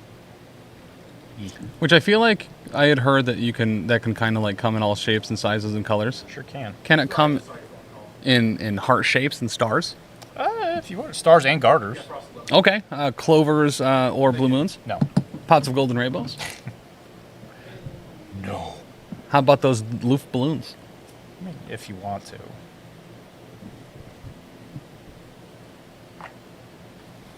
So guys, the event here for Squad Gold is on a break. 2.5 hour rounds, I guess, and on an hour lunch break. So we'll probably take said lunch break here in about 14 minutes, and we'll be back at 1:30? No, I can just stay. 2:30. You sure? Yeah. You want to just send her out? Just bring me a coffee. No. I don't know. But I guess I could. I mean, you could. I don't think there's coffee places here. So, listen, I said bring me coffee. I didn't say bring me excuses. Well, they do have an excuses place. Yeah. I think they're still open. They're open till 4. Get to it. Chop, chop. All right. You want anything to eat? I don't know. Whatever. Something. I don't really care. As long as it doesn't make me sleepy. Yeah. Central Time, PCN, Mom. So as long as it ain't got, like, filled with carbs. Filled the carbs. That's like, full name is... ancient French painter. Philip the Carb. Philip Le Carb. He's actually related to a gentleman that was running for, I think, Central District Mayor in Indiana. Fill up my mouth with farts. I don't know if you sent any of his campaign stuff. It was pretty good. It was pretty good. Did his fridge run for office too? His fridge? No. Nope, he did not. All he had was multiple deep freezers. It was really weird. He ended up getting convicted of something. I just kind of don't remember what it was. No crabs. As a side note, Jacob, a friend of the Alfredo Sites 3 taco truck, made these dope awards. So there's one for first, second, and the third. This is one of the first place ones. Boom, boom, boom. And there's a first place for painting as well. Can I win? I mean, you're the only one actively painting. Yeah, I don't know. I think it puts me pretty much right in the lead. But yeah, these are really neat. They're poured resin, so like they're pretty harders too. You could, I don't know, put that in the freezer and then cool down a drink with it. Probably. That's resin's good for that, right? I like to have prizes that are also kind of utilitarian. You know? Something you can do with it. Mm-hmm. If I was Owen Wilson, I would say, "Wow, wow, wow." Kara's supportive. That's a good thing to have. It is. I think most of the people in the network are lucky with the ladies they have. Mm-hmm. All right, so again, I'm not sure what you guys are seeing here, but gonna keep painting. So I'm just gonna go straight to pure Scrag Brown, and this one I'm actually gonna, again, I'm gonna lick the brush just to kind of make it not quite as filled with paint, and I'm just gonna stipple. So leather is generally speaking a very rough texture. So when that happens, if you stipple, it makes it look like it has a texture of like pitted, like a pitted feeling to it. And again, when I poke, you poke and kind of gradually move the brush towards where you want the light, because when whatever side the light is hitting, you're going to see more of the like the roughness, the pitting in the non-flat surface.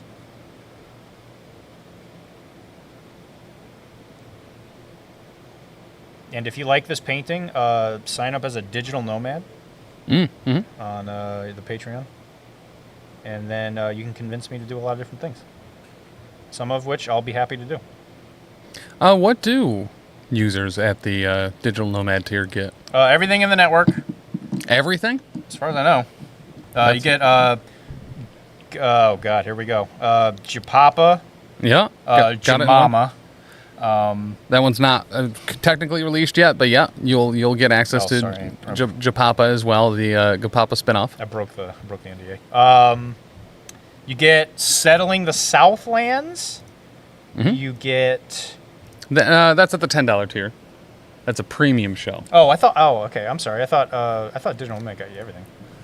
Anything at Digital Nomad gets you everything at the other $5 tiers and below. Right. So, like, if you were like, oh, well, I really like Japapa, like, but I really want to be a Digital Nomad, anything that you would get at the $5 tier for the Japapa tier, you'll also get at the Digital Nomad tier. Okay, sweet. So there's a bunch of different $5 tier, like for the different shows. Mm-hmm. So there's also one for Beards, Ears, and Skulls. The Elector Casuals, yep. Yep, Elector Casuals. There's a D&D one, isn't there?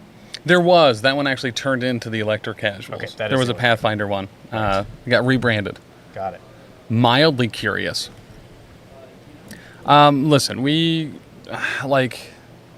normally at a spice level 4 here at the network,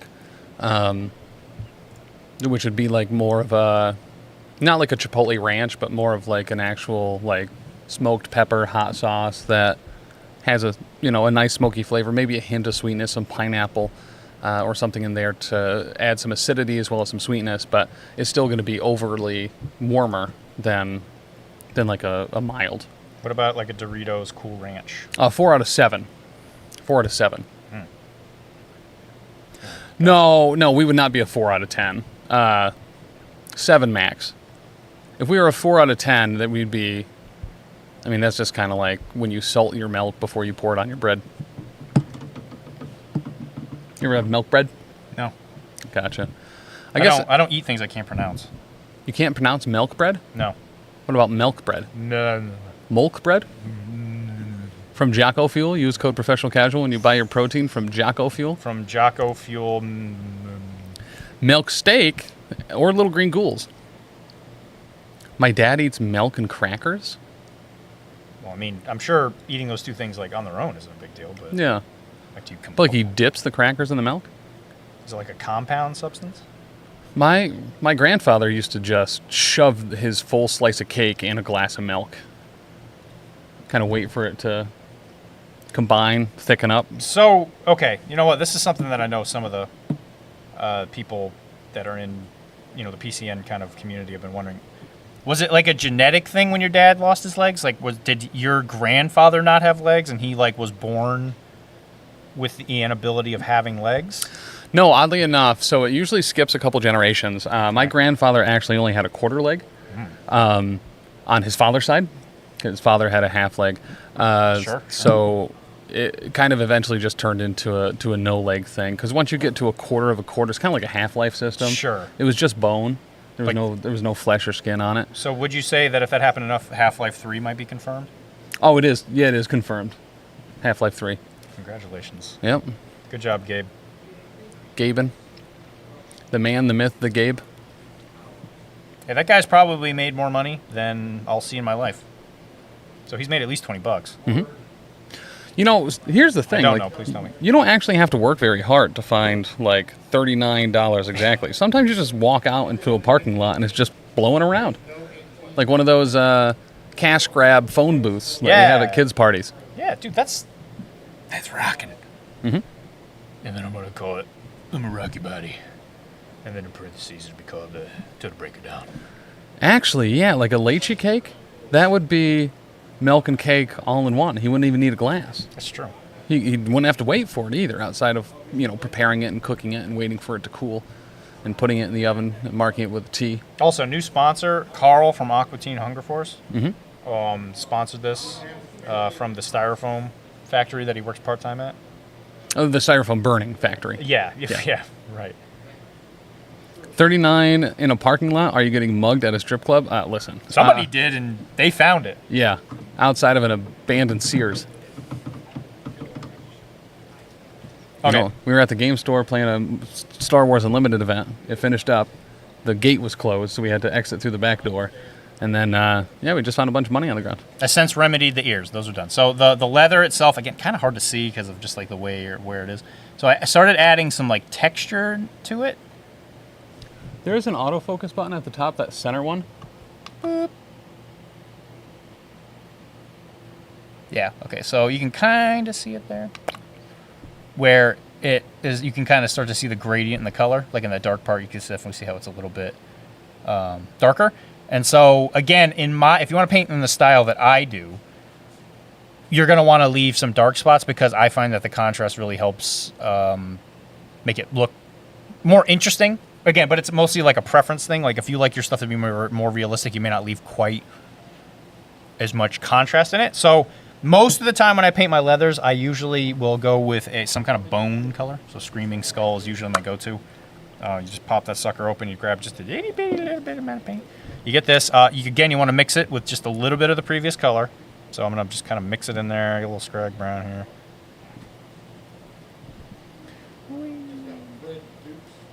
Now, again, this might look kind of intense, this one right here. So this is what the next color is going to be. So I mix it in with just the right color, with just the previous color.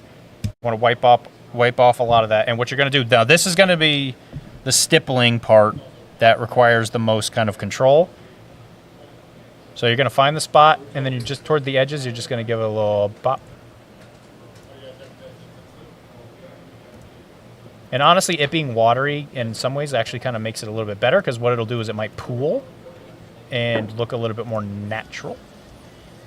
I'm starting to hear music. I figured it out. Tim? I figured it out. He's the man with the plan. He's the host with the most. Am I the smartest man alive? Probably, but okay, we did it. You gotta stay humble though for the viewers. Yeah, you guys didn't hear that. Sorry. But that should let me turn on sound redemptions again because they'll work. Don't forget there is a dad joke redeem. It did look like I had turned that off, but it is now back on. Okay, well, Tim ruining all the bits.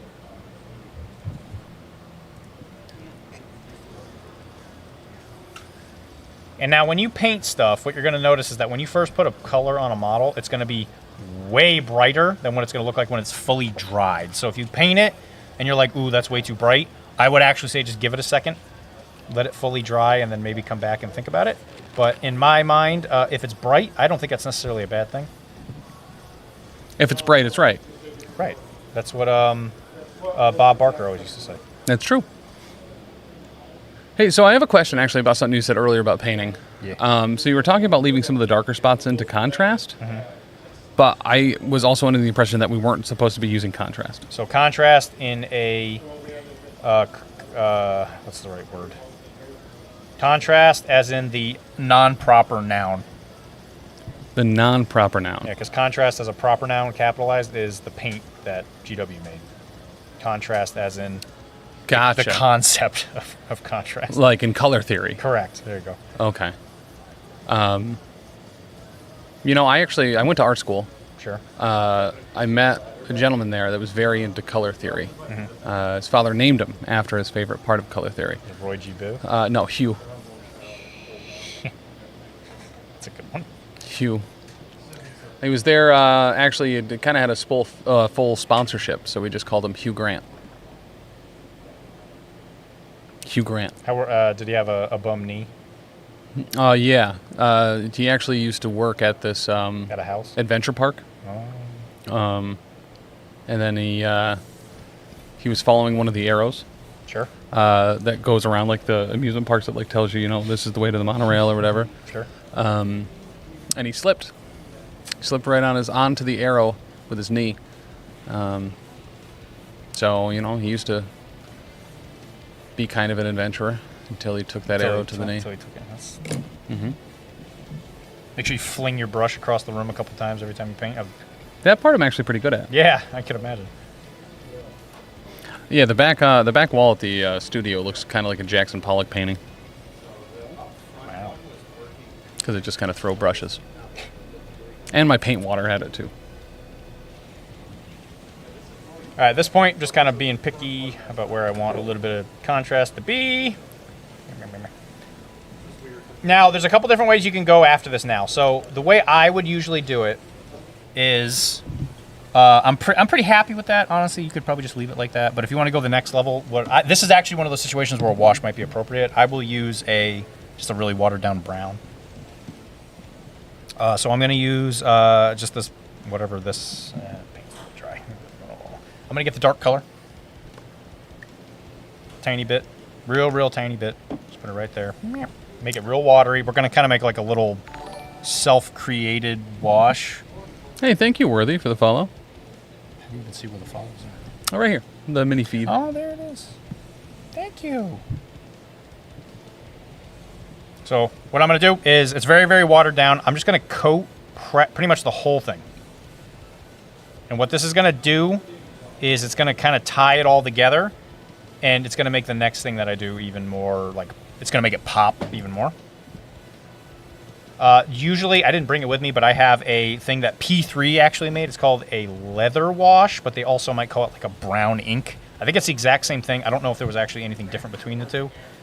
But they've gone through some, I think, paint redesigns for some of the stuff they've done. So I'm not sure what it might be called now, but they have something like that where it's just a very, very watered down, like, brown ink. And I use that and I wash over the whole thing, and what it'll do is I kind of tie it all together and give it like a little bit of a glossy look to it. Yeah, so yeah, exactly like Trish, is that her name? Your wife's name? Trish? Yeah, so that's like Trish is saying. I'm glad we actually have a painting professional in the chat. Actually, to kind of circle back a little bit, when you were talking about the paint redesign, did you know that paint redesigns are done by... it's going to be good, whatever he's about to say. Everybody pay attention. Painter Designs. Uses the same amount of letters, actually the same exact letters, and you just swap two around and you get like kind of different words. Kind of like if you were to take Dr. D and switch the D's, you would get Dr. D. Yeah, or crazy. Dre. Nope, there's no E in Dr. D, E huh? in Dr. D, though. All right, that's why it's D to the D. Listen, how about DIRD? You could get DRD, but well, then you just. But that's what it is right now. Yeah, you take the period out. Oh. Put it at the end. So that would make it a complete sentence. I bet I know a lot of people that would want to take the period out. So the I'm a big fan of run-on sentences, man. I would like to take the period out too. I get it. Dude, brother, I get it. All right, so I'm going to use this heavy warm white. I might actually use like a regular white on this, but this is a really cool white that actually has some warmness to it, so it helps with that saturation thing. And make sure you throw your model around like a big bully. Again, not a lot of paint here. Just a tiny little bit. That does seem like way too little paint on a paint palette, in my personal experience. It's crazy. Mix it in. How is that paint palette? It's okay. I think it's a little humid in here because it's hot. It is hot. It is actually very warm in here. It's a cool 73. As a very quick review of this, it seems like it's okay. If you're going to use a non-wet palette, this might be something that I would actually use. But the unfortunate part of where we're actually sitting is it is hotter than Satan's butt crack. Is the technical term. Anyway, so yeah, that's the layman. I'm using this heavy warm white, and I'm just dipping. Or again, stippling the very edges of it because this is going to make it look like it's worn leather. The more you do this, the more worn it's going to look because of the way leather works is the more you beat it up and all that, you're going to see like more of the interior part of the leather. So it's going to give it like a bunch of different hues of color. Like I said, I only know that one hue, but I guess when you're kind of more out there in the art community a little bit more, like you probably run into more of them, I'm assuming? Yeah, for sure. They congregate mostly at dumpsters behind art stores. Correct. So just to give a little bit of an update on some of the results for the first round of squad goals. So Nathan's Angels, Alex Botts, Kirchhoff, and Pat took their round, as did the Meat Men, which is Curtis Osborne. Oh, Johnny Pastrami, whose nickname on Longshanks is Jonathan Pastramathan, which I really like that. And Schmid, good old Schmid. Conan and the Barbarians from Ohio, with Conan Jennings, Raymond Fox, and Tom Minter won their round. A-Force, but the A is Austin with, that's the team Zach Cohen's on. Yep. Brandon and Brady took theirs on stream as well. Doomed Prophecy with John, Defense Dice Aren't Real, Elson, Philip, Melvin, and Brett took theirs. The Evil League of Evil with Chewy. This is Merritt right here. Sean Kragulski took theirs. Grip It and Rip It with DeLuca, Sooner, and Chic.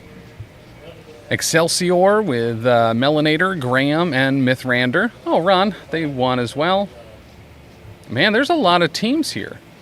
You're a team. Team Outlanders, John's Angels. Oh, John's Angles, sorry. Musing and Amusing, Dice Daddies, Rolling Stone. Nope, sorry. After Musings and Amusing. Though that's the end of the 1-0s. Dice Daddies, Rolling Stone, Bream, which stands for Bill Rules Everything Around Me.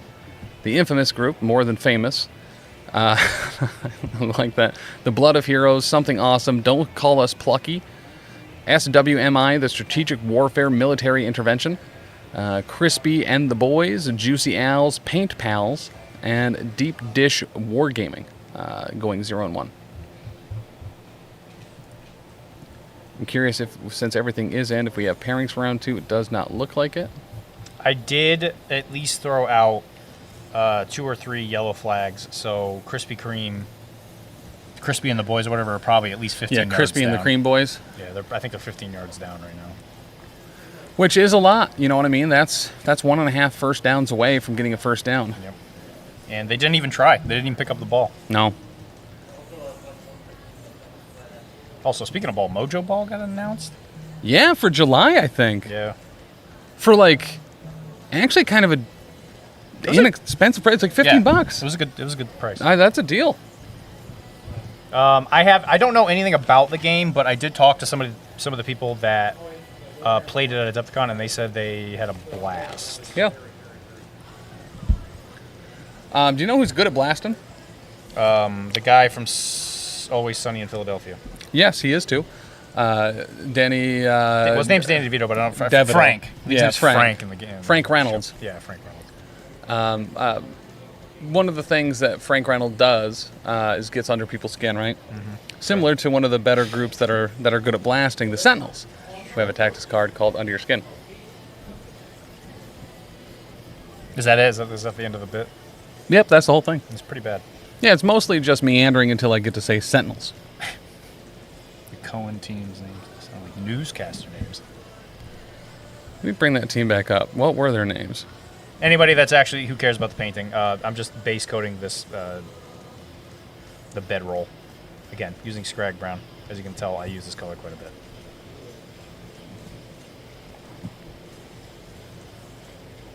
And as an alarm clock too, you said, right? Yeah, as an alarm clock. Yeah. Nice. I use it a lot like Popeye with spinach. So I think someone takes a look at you and they know that you're strong to the finish because you eat your Scrag Brown, Sure. Your Dr. D, the chiropractic man. So as I'm base coating this, the brown on that knapsack? Is that it's not really called a knapsack? It's just like a bed. Like a saddlebag? Like a little bedroll. Well, it's bedroll. I already did the saddlebags. Oh yeah, saddlebags. I just assumed it was all part of the same backpack. It kind of is. You know, he's ready. He's an adventurer. packing. He is packing. That's for sure. All right, so I'm gonna paint his little hat. I'm gonna paint it purple. Unless somebody wants. You know what? We should think color theory. Actually, let's actually think like an artist. So he is red. So what you do is you open up your phone. I've seen this thing on a couple painting videos. That's a giant cube. Is that supposed to kind of be color wheel stuff? It can be. That's for like really if you want to get into the art part of it. Gotcha. All right. So if you were to do full color theory, so the wheel would be more of a color hypothesis, and the cube would be more of a color theory. Yeah, I guess. Sure. Okay. Or would it be color law? You look at the red, and you have the colors on the opposite side, or I forget they call it contrasting colors. Another use of the contrast. I forget the technical term. You can't. Complementary. I'm sorry. Complementary is the opposite side. And then the colors that are on the left and right side of it are considered the supplementary. I forget what the technical word of it is, but essentially what they say is that if you have a color, you want to use colors around it that are on like the sides. And then if you want to shade a color, you want to use the color on the opposite side if you want like the best results. So if you really want a red to poke out, you actually use a really dark like green, and you would actually get like the most rich kind of red. But that's like super advanced type stuff. That stuff you could really ruin paint jobs with. But what it's saying is that we should paint the hat either blue or green. I'm gonna do. He's kind of like a ready. Yeah, it says purple is the color you're supposed to. It's either purple or yellow. I don't know if like a hat. I don't know if a yellow hat makes any sense. And of course, you can always wiggle. What do you mean bit. you don't know if a yellow hat makes sense? Have you ever heard of Curious George's man in a bright yellow hat?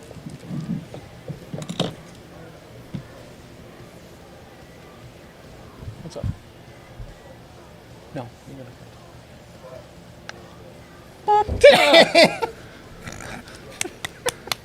Got me. Yeah, we're gonna do a blurple. That's actually a good color. So this is a Chimera paint. This stuff is kind of a pain in the patootie to get your hands on, but they sell it in these like sets. It's not cheap, but it's very good. I guard this stuff I shade it.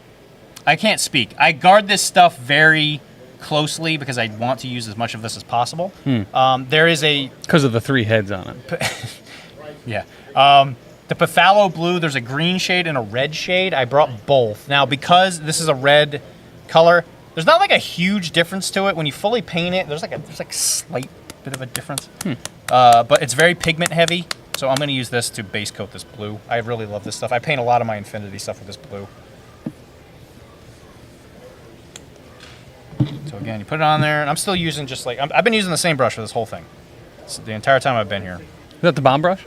It's a bomb wick, yeah. Bomb wick. All the brushes I brought are bomb wicks because I've been using these things for so long. Gotcha. That was my understanding is kind of the only way you could take out John. Was to bomb wick. Oh. That was a John Wick joke, Taylor. Yeah, I got it. Somebody killed his doggo. Which, ironically, is what we're painting. See? I brought a full circle. Set you up. That was a nice little segue. Paul Blart did that in this mall on a segue. So it's kind of like Kevin Bacon. John Wick is. There's always like a 7 degrees. Oh, from Kevin Bacon. Kevin Bacon, yeah. Do you think we can do a 7 degrees of Kevin Bacon from a painting color theory? I mean, I'm sure we could. You're the one with access to a computer. I'm just painting them all. Okay. I bet I could do it in 3. Or less. 3 or less what? Steps. Degrees. Steps away from having a color theory connect to Kevin Bacon. All right. Challenge accepted. Okay. Oh, he's got a belt around his sweat.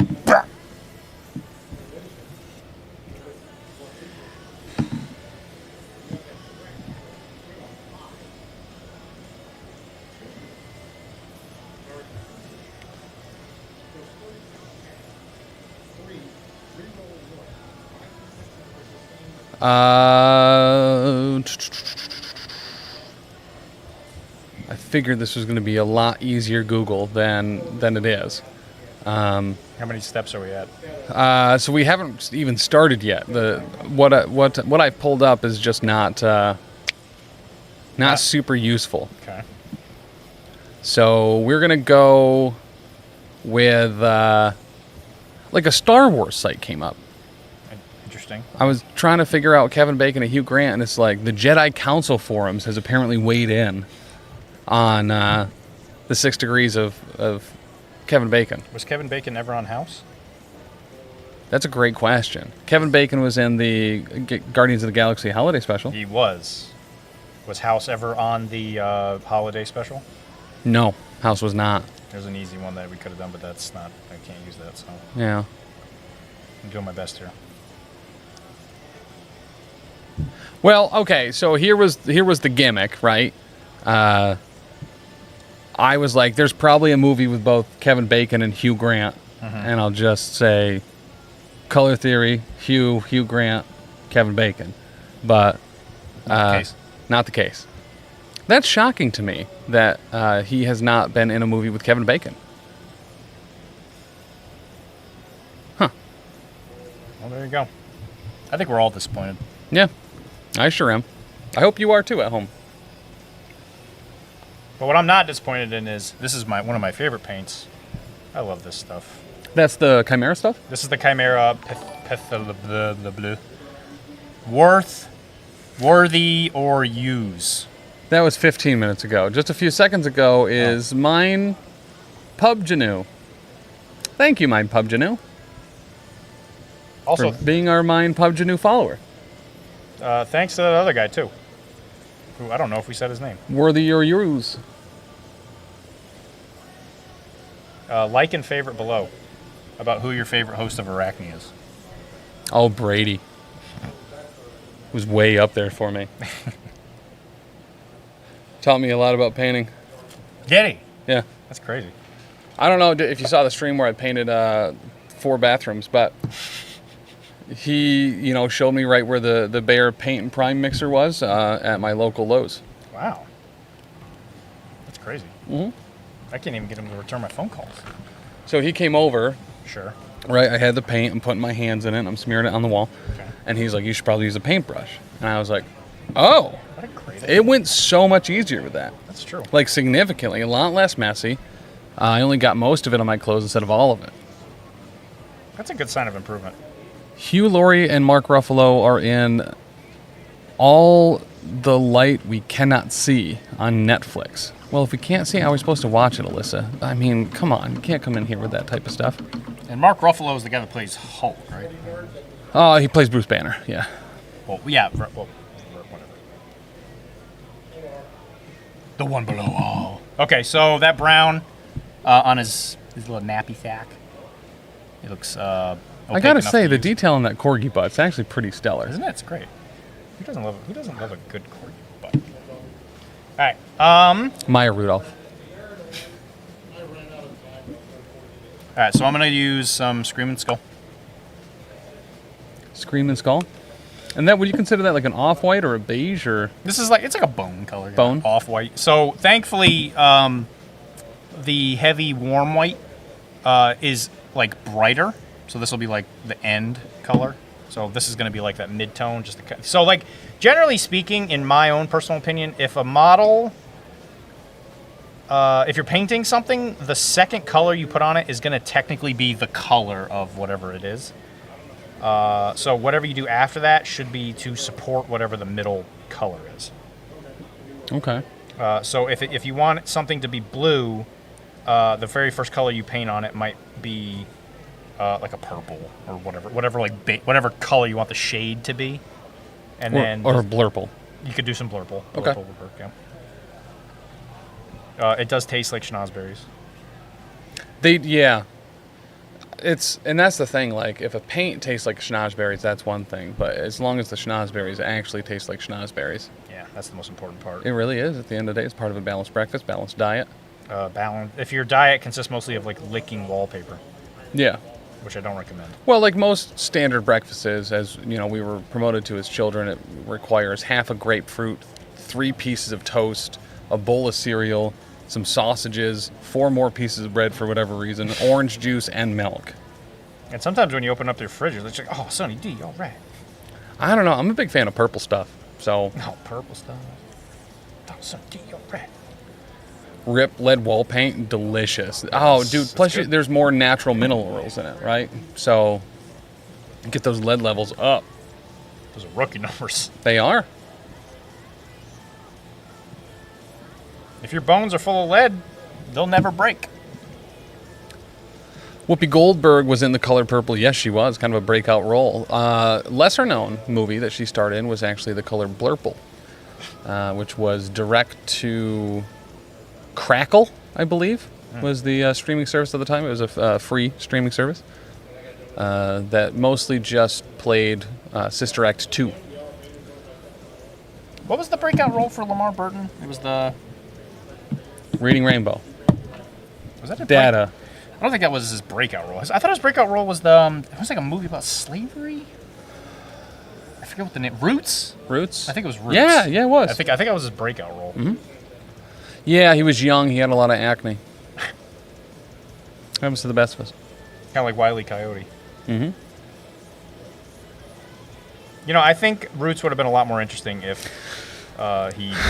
you start a sentence sometimes. If that's what you and Tisdale were planning this whole weekend, was to just get me like real nervous. Well, what happens if he painted like a wall as a tunnel and you could just run through it? Yeah. It would have been a lot more like mystical. Kind of crazy. Anyway, I was saying, Lamar Burton, great actor. Mm-hmm. Also, Whoopi Goldberg in Next Generation. Yes. She was in Deep Space Nine. She was... Whoopi Goldberg. Wasn't she the bartender? She was the bartender in Next Generation. Oh, okay. She was the one in 10 forward? Kevin Bacon, Destination Anywhere, Whoopi Goldberg, The Color Purple, Color Theory. No, 10 forward.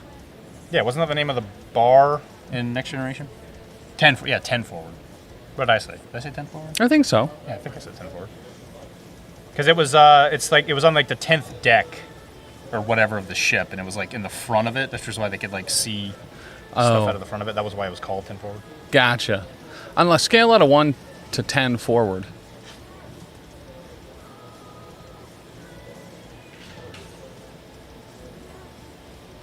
Is there a rest of the sentence? No, that's the whole thing. On the scale from that?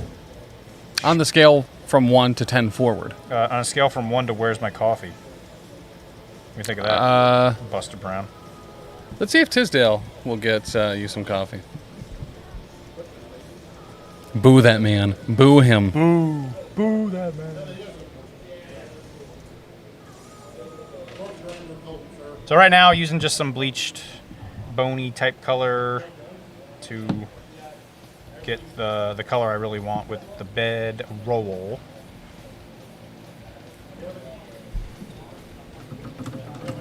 All right, and then I'm going to use some of the heavy white. Just trying to fight the humidity in the room. Yeah, it is humid day here. It's thankfully I'm from Florida, so this doesn't bother me. But it does bother me that it bothers my paint. Gotcha. Did you know that if you paint a turtle, that part of the turtle shell never grows? Is this a bit? Nope.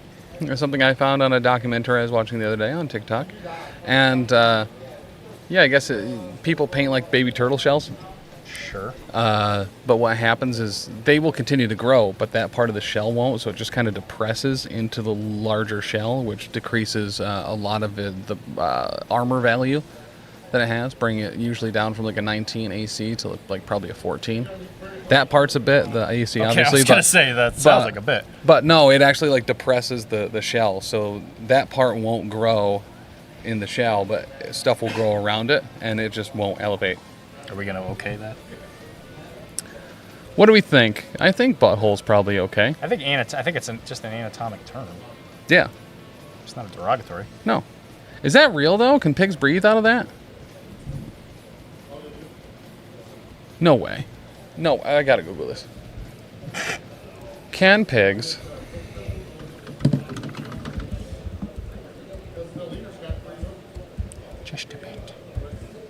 Just a wee bit. Can pig? It comes right up. I just wrote, can pigs breathe? And first thing that comes up is through their bum.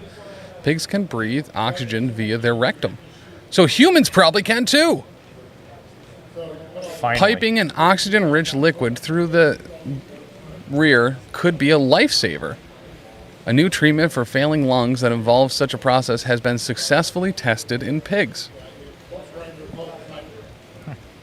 So, I'm just going to get this bit out, and then we're never going to touch it again. But restaurants should probably start having, like, bike pumps for butts. Because if someone's choking and their esophagus is obstructed, and you need to get some oxygen in there, poof boofing, air boofing, that might just need to be the thing. Be like a t-shirt cannon, but for breathing. Suffocation. No breathing. It's all an elaborate bit to mess up your search history. I mean, yeah, these last few have certainly thrown off my algorithm. That's for sure. We should mess up your search algorithm with you like finding books you can read. Oh, Kenny and the Little Kickers. That's probably my favorite book that I've ever read. Curious George. No, that's too many words in those. Kenny and the Little Kickers. I wonder what happened to that book. Little Kickers. Here we are. It was a Hello Reader level 2. Wow. So not trying to brag, but I did graduate a little bit. And it was written in 1992. Although he feels shy and out of place on the playing field, Kenny agrees to try soccer. High-interest stories make reading fun. Stories have been tested for vocabulary and sentence length to help you make the right choice. I was born in 1992. Were you really? I was. You're younger than Taylor? I am. Whew. Sheesh. Oh, so it's all kind of like, so you're an even year. I'm an even year. Taylor's an even year. Yeah, it's an election year. Yep. Clinton. Yep. What a year. Yeah. Yeah. Do you remember that whole thing where Tom Green started doing like promotional material for this big announcement that he was going to be making with Monica Lewinsky? Mm-hmm. So it was like in the news cycle for weeks that there was a big, huge announcement that those two were going to be making. Sure. So everyone thought they were going to get married, or maybe they were having a kid. And it turned out that Tom Green was making handbags. Handbag company. Sweet. And they made a handbag, and they were looking to sell that handbag. Cool. So they announced it at the top of a diner in Canada, called all sorts of news organizations to come out here for this big announcement. And they're like, hey, we have this handbag if anyone wants to buy it. I'm still waiting for this. Must be a bit. Nope. That was a real thing that happened. There you go. It was a bit, obviously, because it was Tom Green, but... Sure. Just not the bit I was expecting. Nope. Remember, you got to remember, if it's a boring story that I tell, probably true. All right, so we're going to use some Ultramarine. This is Rogue. Roll copies for the hat.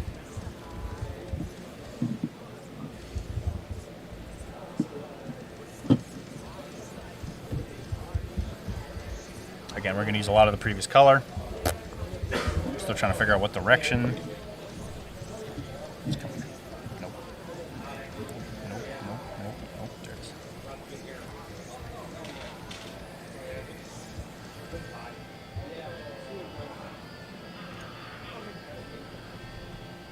Where are pairings? I'm getting too wild in this chart. Yeah, I don't see... There's not a lot of people in here currently. So I don't see the TO or anything. So I do not think pairings are going to be up for round 2. But yeah, next 2 rounds should be hopefully one after another. Because yeah, the time to kill here has been a lot. Whatever. It's been fun. Yeah. I've learned. I think the painting thing is a good way to kind of break it. I think it is too. Plus, you learned something as well. What's that? About the pig thing? Well, yeah. Oh, yeah. I guess we've all learned a number of things. Yeah. But no, I mean specifically about painting and hobbying. That you don't pour water on a glass palette. That's true. I guess I did. Or under it. You know what I mean? We're all learning something. That could save someone from ruining their own, or not ruining, but like creating a mess with their own glass palette. It's true, I guess. And I learned that if you're going to not use a wet palette, I guess you use a glass one. But in my esteemed opinion, I don't know when you wouldn't use a glass, or when you wouldn't use a wet palette. You have a little blue, like right here. Yeah, it's going to happen when you paint. Gotcha. That's there for when someone gives me a smooch, you know? Okay, gotcha. I mean, and that can be kind of an important part of the whole deal. Well, whoever wins the next round is going to have to. So keep your eyes on that second round matchups. If one of them has some blue on their lip. Mm-hmm. That means they won priority, let me tell you. Oh, they won something. Gavin. Yeah. Where do we put the votes at for this? I don't know. Roger that. All right, so I guess we start taking votes. If we manage to actually finish this model, which we might if the next round ends any time quickly. I might have enough time to finish this. If not, we'll definitely finish it tomorrow.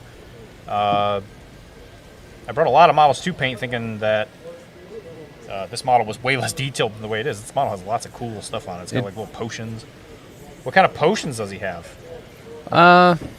He's a wizard. Probably like a dog Dramamine would be one of them. Dramamine. Doggy Dramamine, so they travel better in the car in case they get car sick or nervous. Sure. One was probably like a dewormer. Sure. And then another one is Sprite with cough syrup. It's a mixer. You can mix it with a couple other things to make a flaming moe. Wow. Mm-hmm. That's incredible. Yeah. Hi, Tizzy. Dogs traditionally... alcoholics. No, not what I was going to say. Big fans of cough syrup. How many rounds today in all? 3 today, 3 tomorrow. Is it 3 tomorrow? I believe so. Okay. 2 tomorrow. 3 today, 2 tomorrow. I was going to say, I thought it was 2. It's top 8. Yeah, that's what I said. 3 today, 2 tomorrow. What are the names of the 3 tacos? Tarnium. One is Pat. One is Vince. And one is Pat. Nope, Alex. I said Pat twice. Alex, Vince, and Pat. That's a good blue. AVP. That's a very, very good blue. Yeah. Ultramarine Rogue Hobbies. Again, now I'm kind of using pure with just a little bit of that previous color mixed in to keep it tied. Nate is organizing, yes. Yep.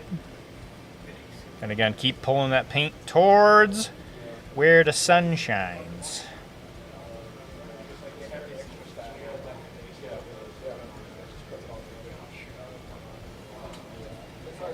Oh, with the 22, yeah. If the pair down loses round 2, 3, and 4, it's just 4 to get single undefeated. Oops, all pair downs. Hey, Demon Fox. Yeah? Kakashi's really strong. You want to feel my power? Yeah. Okay. Okay.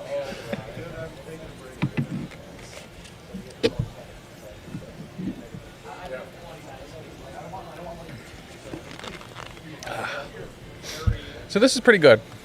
This concoction that I have here. It's a little bit of Starry, okay, which has been the Sierra Mist replacement. Mhm. It's not good. Sure. There's some purple Gatorade in there. Okay. And half a Celsius. And it's in the remains of a diet lemonade from Chick-fil-A. You know, when as needs must. You know, you got that will to live, and you just get it done. You gotta want it. As the man in the bathroom once said to me. You know, one of the things I heard in the bathroom this weekend was, "Hey, you want to play a game of Snap?" Light blue, not the dark blue swill. Okay. GD nerd, listen. First up, Gatorade sucks. Powerade is really where it's at. So when I said this was Gatorade, it's really Powerade Zero, and it's grape. But Mountain Burst or Mountain Rush or whatever it's called, blue Powerade, Powerade Zero specifically, best Powerade. Do you have a like a go-to Powerade flavor? Or do you not drink Powerade? My life mostly consists of drinking coffee, water, and mostly a lot of tears. Yeah. A lot of that. Yeah, I had a strong feeling, excuse me, tears were going to be in the mix there. Yep. Do you go for any particular type, like orphan tears or unrequited love tears, tears for fears? Specifically people that were looking to play against their friend at a challenge at a art store event. Gotcha. Yeah, it's really quite specific. It is very specific. Have you ever bumped into anybody like that? Oddly enough, I am the world leader in manufacturing. Manufacturing, wow. Yep. Organization and manufacturing for those specific tiers. That's pretty neat. Listen. That's pretty neat. Something I like to do on the side.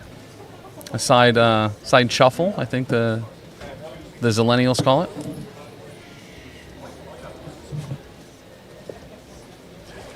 All right, so I mixed in a little bit of that warm white to give this blue a little bit of a highlight. There's an H, by the way, in white, so it's pronounced white. Or witty. It's with. Tim, what should we eat? Cantina chicken tacos. Who asked? Oh. Lindsay. Your mama. Oh, paint. Actually, yeah, nerd. That probably was the right answer. Is paint. When I need another stick, I got.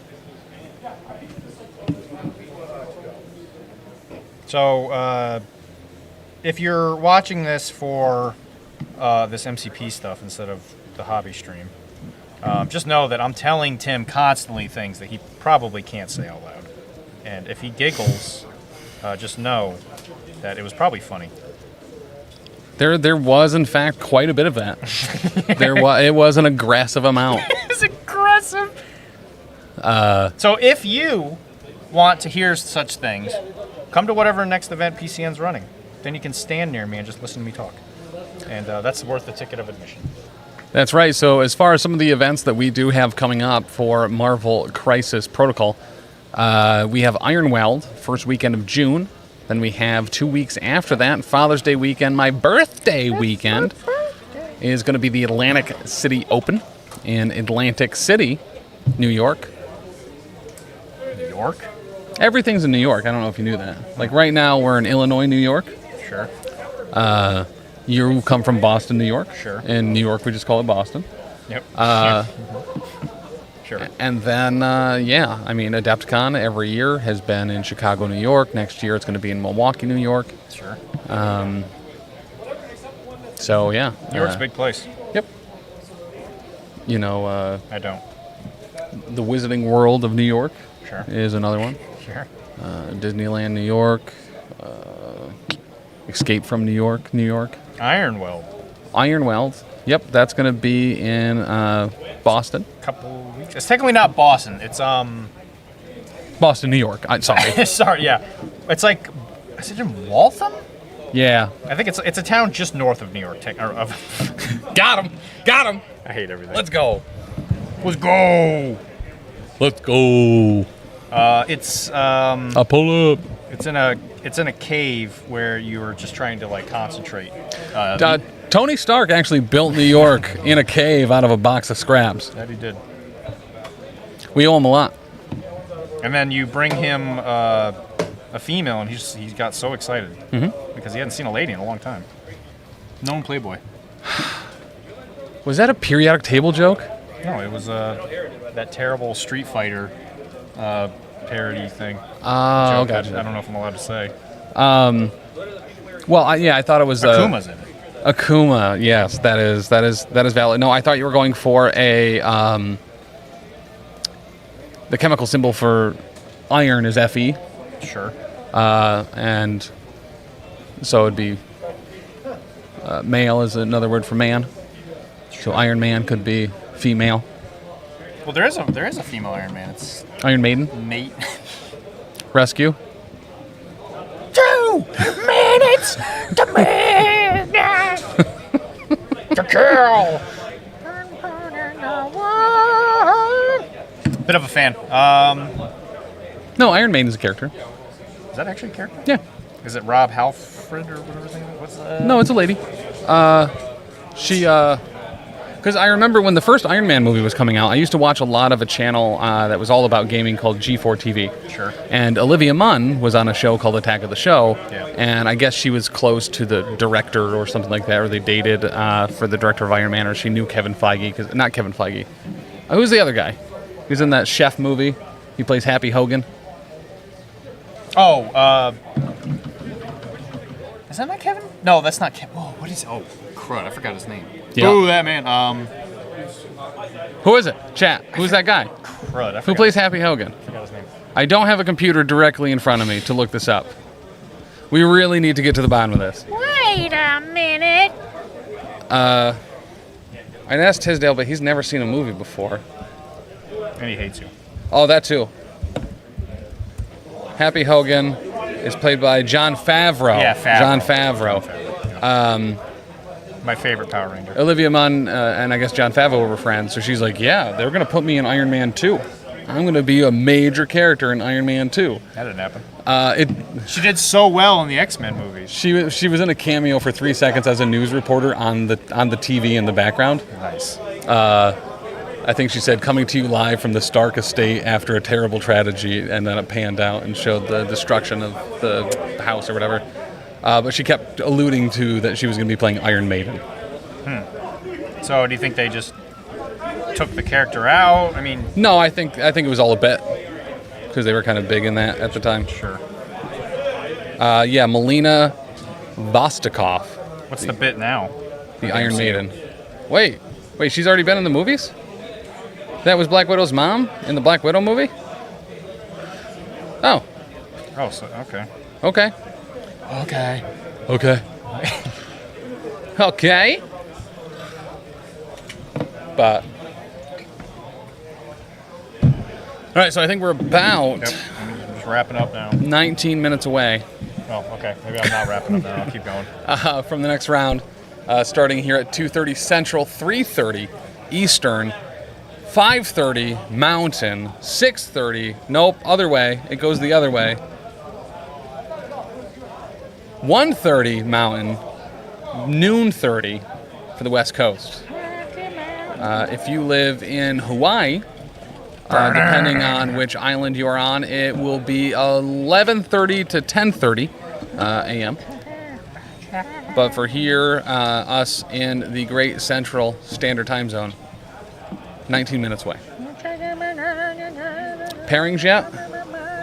I think they're working on it right now. Let me check. It'll still be the same Longshanks. Not yet. So guys watching, was the painting thing something you enjoyed? Is this something that you guys would like to see more of? As opposed to just someone sitting here yapping?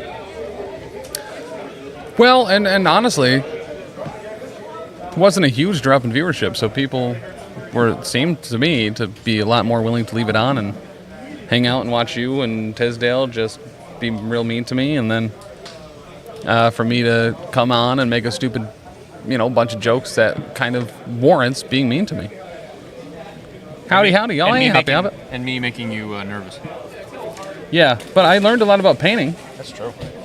Was that what made you nervous? Yeah, actually, I don't have expectations. I don't like learning things. I am painting myself, so I don't mind it as long as someone talks. Nice, Toxic Tim engaged. I really wanted to knock over that paint water, but that would put. Only hurts you. Can I paint something on there? It won't be good. Paint something on there? Yeah, on the corgi. Can I paint his nose? On the corgi? No. Why not? Because this is mine. Let me paint the corgi. I'll fight you to death. I will. Listen, man.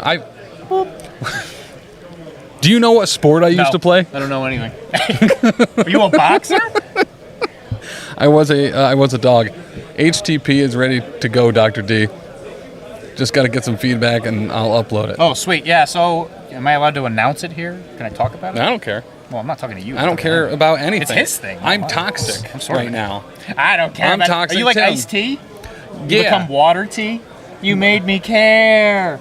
Morty, you did it. You made me care. I'm going to be so toxic right now. You ready for this? No. Chick-fil-A's pretty overrated. Well, the hell, I would have said that. All right.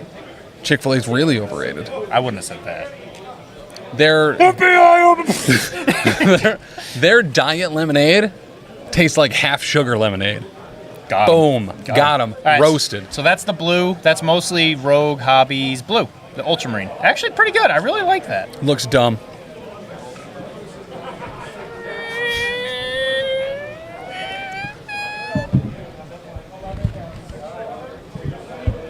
I don't want to play no more.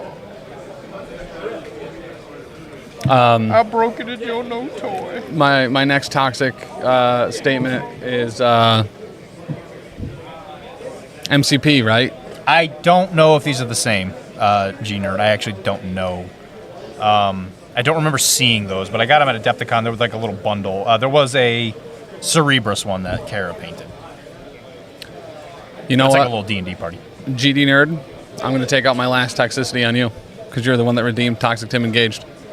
Hey, GD Nerd, what does the RD stand for? Rarely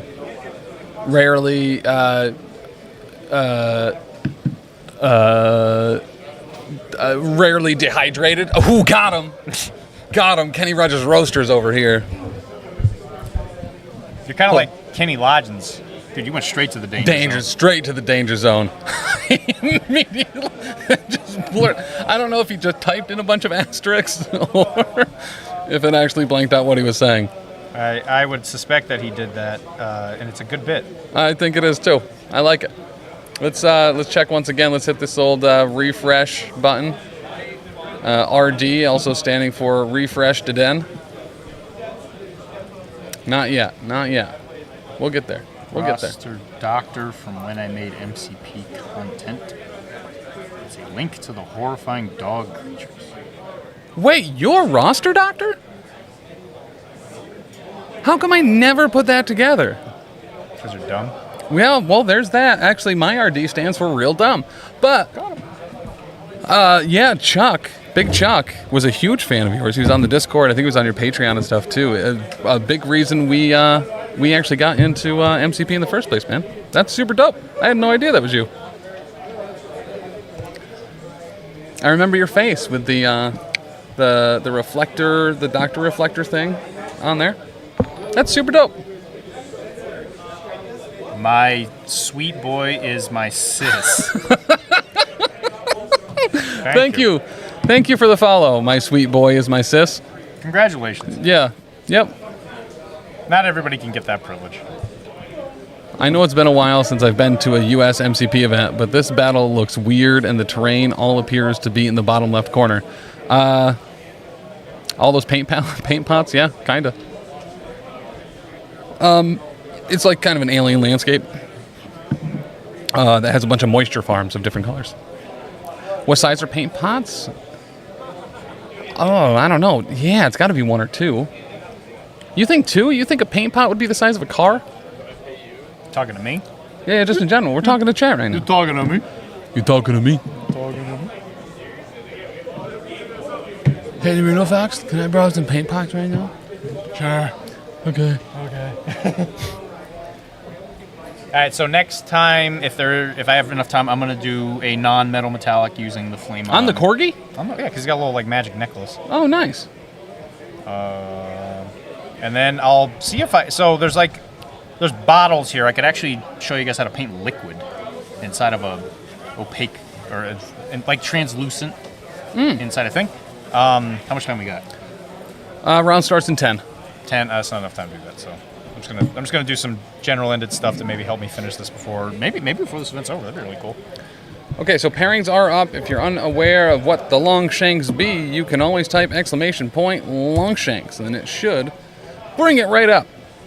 But looks like we have Team Outlanders going up against Conan and the Barbarians. Nathan's Angels up against John's Angles. What a matchup! Nathan's Angels up against John's Angles.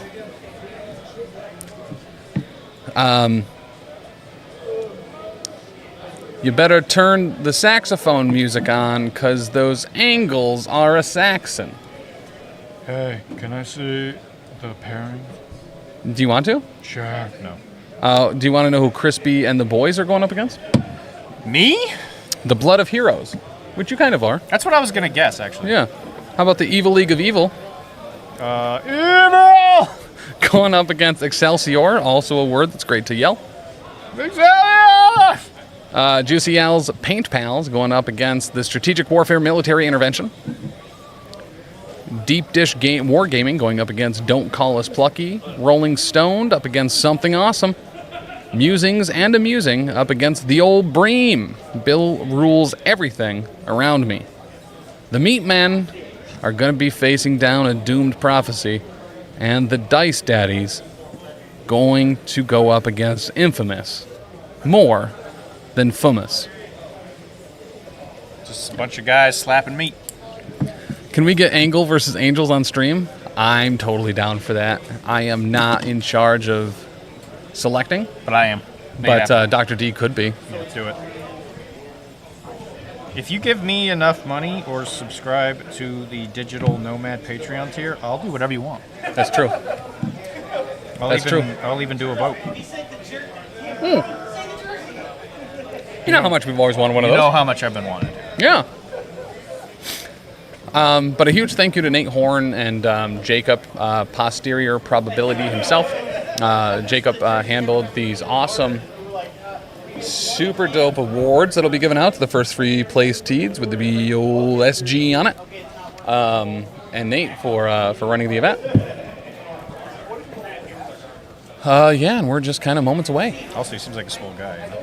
Yeah, he does seem like a swole guy. I would. It's because of the humidity. Everyone's a little bit swollen. That's true. Now, I guess out of all the people here, yeah, this is a pretty important question. Who would you invite to your birthday party? Zach Cohen. Okay. Lucas Sheik. Sure. Lucas Sheik? The Lucas Sheik. One of the nicest people I've met in the MCP community. Interesting. Okay. What about Rob? Who the hell is Rob? Got me in my own game. Yeah, I would really like to invite him. Graham, Mirror Image, DeLuca, Deaton if he was here. Sure. Let's go with Ron, Mithranda. I've said it so many times correctly while looking at how it's spelled. Mithrander. It's pronounced Mithrandir? Mithrandir. If it's a Lord of the Rings reference, because that's Gandalf's, real name. I think it's Mithrandir. Another Gandalf reference. Chewie. That's his elf I would name. invite Chewie. Okay, Chewie. Nate, Vince, and Pat. You. And that wraps up every single person that I would want at my birthday party. What about him? The one below all? Yeah. Tell me off camera. Oh, Hank. I would invite Hank. I would invite Hank. All of the Adepticon staff members that couldn't make it today. Aren't they here?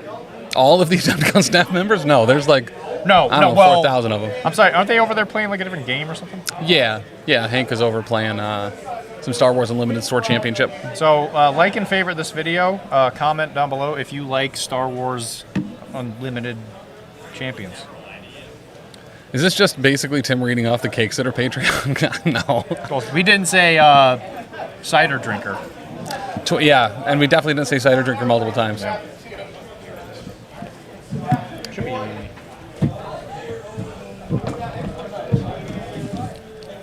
Are you doing eyes? You sure? All right. I can do it if you want me to. Do we know who we have? Do you know? Who? Well, I don't know who's here, but I know the teams. Oh, okay. Well, I guess you guys are getting my commentary. So, buttons. But we getting Conan? Dope. So once it's flashing, Tisdale. It's flashing? Okay, you hold A, I'll hold B.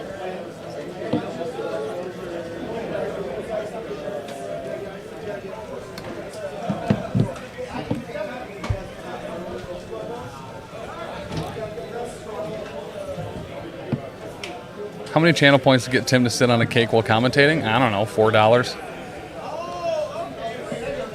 Maybe just hold him a little bit closer.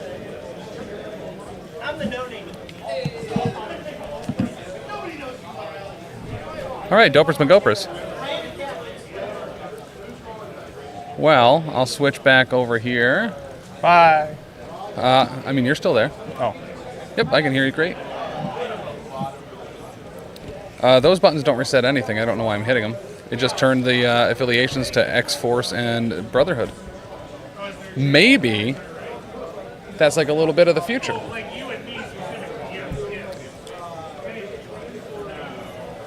What you using to paint from? You talk about the palette?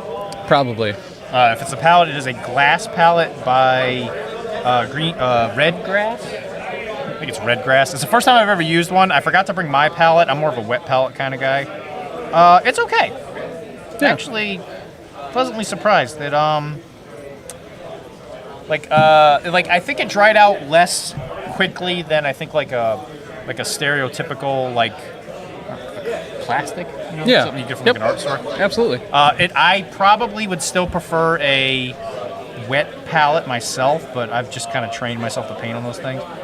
And I usually have pretty long paint sessions, so the paint here is drying a heck of a lot quicker than I actually really like it to. So, not something I'd probably use all the time, but I mean it's not bad. It's not bad by any means.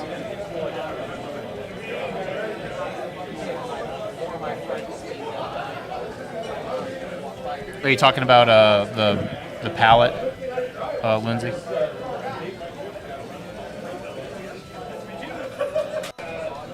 If anything, I might just give him this one. You can try it. Because I'm probably not going to use it. It'll be our palette. It'll be our little secret. What's up? Shut up. Oh, I'm sorry, sir. I'm trying to talk behind your back. Well, there's not a whole lot of room behind me, so that might be difficult. Taylor, Lindsay, I'll meet you behind Tim. In the dumpster. In the dumpster over by Fear the Dragon. So who are the two teams that we have?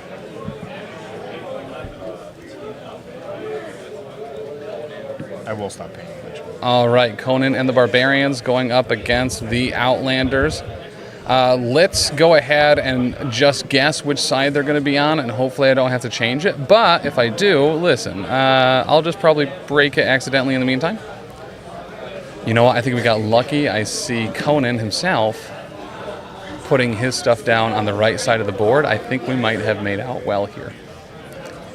So he's coming along. I might actually be able to finish him before today's over. Wait, that'd be fun. Isn't that fun? Shout out to Donnie Osmond from the Johnny Bravo episode. That's a reference. That's a reference. So I once told my dad when I wanted to really watch an episode of Johnny Bravo that Johnny Bravo episodes were on a 12-month cycle, and if I didn't watch this episode right now, I'd have to wait a year to watch it again. Wow. He did not believe me, and I was made to go outside. That's ridiculous. There are words, and ridiculous is one of them. And I think it is fitting in this particular situation. One of the best shows from MTV is Ridiculousness. So, oof. Another reference. We're a Tosh.0 household. Oh, girl. So if we need to kind of have some words after this, we might have to cross that bridge. When's my employment recontract? When do we do that? Oddly enough, 3 seconds before you said that you really liked Ridiculousness. So weird. The timing just really worked out on that one. All right, let me get my cards up in case I forget how the game is played. Yeah.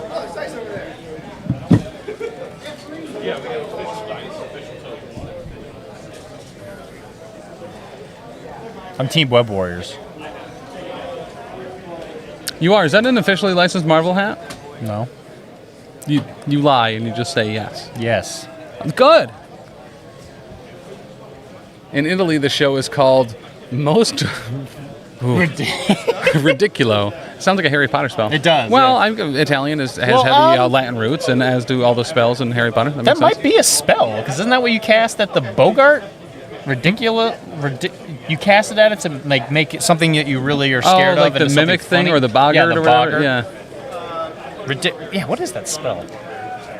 All right, thank you. So I was wrong, but look at this. We just moved these. And by that I mean apparently the entire overlay. Conan. Yeah, ridiculous. Yeah, ridiculous. Yeah. The Bavarian. Conan. Yeah, look at that. Lindsay got it down. Warrior without fear.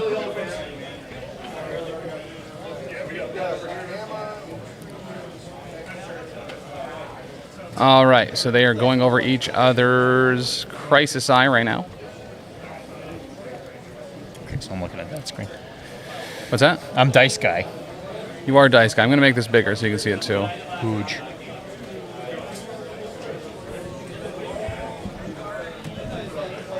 Should be a little bit better for you.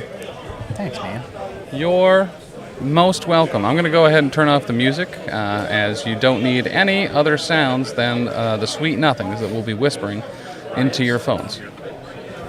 So we are going to be on Riots and Fear Grips. So, Riots and Hammers. That's really close to my face. Riots is... that's the pay to flip. No, that's Mutant Madman. It's Extremis. Okay, so it's heal. So actually, that's an interesting pair up because now you're going to have people damage and healing. Healing, yeah, that's actually interesting. Hammers and healing, H&H. So if I was in this situation, depending on the roster, this would be a very good attrition, spin on whatever team it is you're playing. So if you have characters that weather damage better, this would probably be like a Bill. Yeah. Criminal Syndicate might really enjoy this. Yes. I would actually, oddly enough, I would even say maybe Daredevil's tint of it might be even better. Mm-hmm. Just because of the fact that you'll get the extra dice from something like from Hammer, right? Right. Well, I think one of the most important things, right, is when you're playing Hammers, there's one person that becomes the deadliest person in the universe, and it is Bullseye with 4 hammers. Yeah, for sure. And now he can heal himself, too? I mean... Ridiculous. Yeah. Once again. It's just crazy. It's just it is, in fact, ridiculous. Sure. As long as there is not another syllable in that word, we're okay.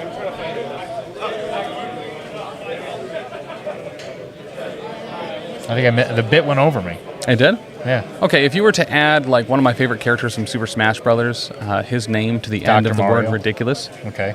Ness is one of my favorite characters in Smash Brothers. Oh, I see what you're saying. Yeah. Ridiculous Dr. Mario. Yeah.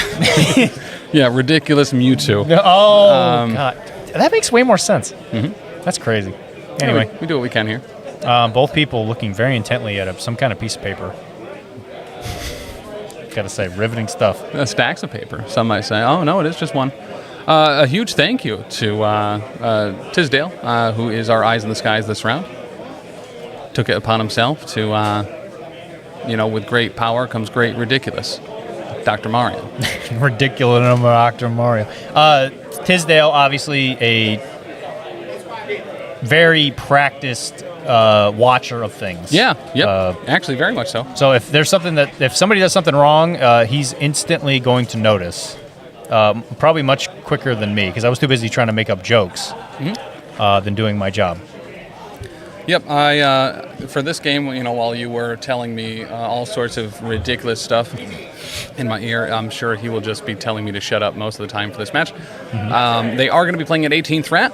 Okay, classic. The old classic 18. I think Riot's is 17 and Hammers is 18. So picking that hammer. Sometimes you got to bring the hammer down. Do we have any idea of affiliations? Just looking. Is that a Cabal? Is that yeah, there's a mix over there. I see Sam, so it might be an Avengers list. Yeah. I also see Luke and Hulk. I see Ultron. Smiles. Yeah. Then there's Ultron. I think that's Bill. Excellent paint job. Excellent paint job just from this distance. Ultron, Bill, and Crimson Dynamo. Yep. I also see OG Cap, Discount Cap, some might say. So yeah, I'm pretty confident that it's not a derogatory thing. Discount Cap. Discount Cap. He gives out discounts. Right, the leader. Okay. I thought you were talking about World War II Cap, and I was like, discount. He doesn't like. Oh, No, that's Bully. That's Bully Cap. That's Bully Cap. And then there's Wild Steve. Wild Bill Steve. Yeah. Wild Bill Dr. Mario. Wild Bill King Dedede. And then we don't see the models out for Conan and the Barbarians, but I assume it's something barbaric. Now, granted, on his case that he's brought, I see a Captain America, Doctor Strange, a Black Panther, all of which are leaders, but also all Avengers. It's what?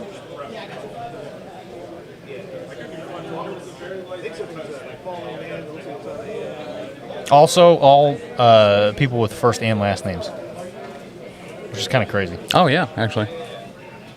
Is Dr. Mario a real doctor? He is a doctor in a very similar way as Mr. Pibb is. Is Mr. Pibb a mister? Mr. Pibb is actually a doctor. Dr. Pepper, however, is a charlatan. But you know who else is a mister? Mr. Oh, and Mr. Sinister. And Mr. Sinister, sure. Mr. Mom, which is Lone Star. Mr. Fantastic. Sure. Mr. Rogers. Mr. Rogers is definitely a mister. Yep. Mr. Doctor. Mr. Doctor, sure. Bullseye most ridiculo. We're talking about people who go by Mr. something. We're just filling airwaves. That's I said Mr. Yeah, Mister. you got Mr. Yep, I Mister. got that. Great band, by the way. They did Kiri? I think it was Mr. Mister. I think it was Kiri. I'm gonna check right now. All right. For the viewers at home. I don't want to spread false. It's going to ruin your algorithm. Mr. Pandaria, the new WoW expansion. Oh, that's actually really good world. Really good world. I can't even say word now. Mr. Kiri. Mr. Magoo. Yeah, that's a good one. Mr. Magoo, that's a good one. Mr. House from Fallout. No? Oh, that's true. Can't beat the house. Milton Ratussin. Tough Acton. Yep, Tough Acton. Yep. Mr. T. Yep, Yeah, one. that's another good. God, I wish I was better at being smart. Mr. Fantastic. Well, you already did Mr. Fantastic. Mr. Fantastic. Mysterio. Mysterio. I That's like a good it. one. That's a really good one.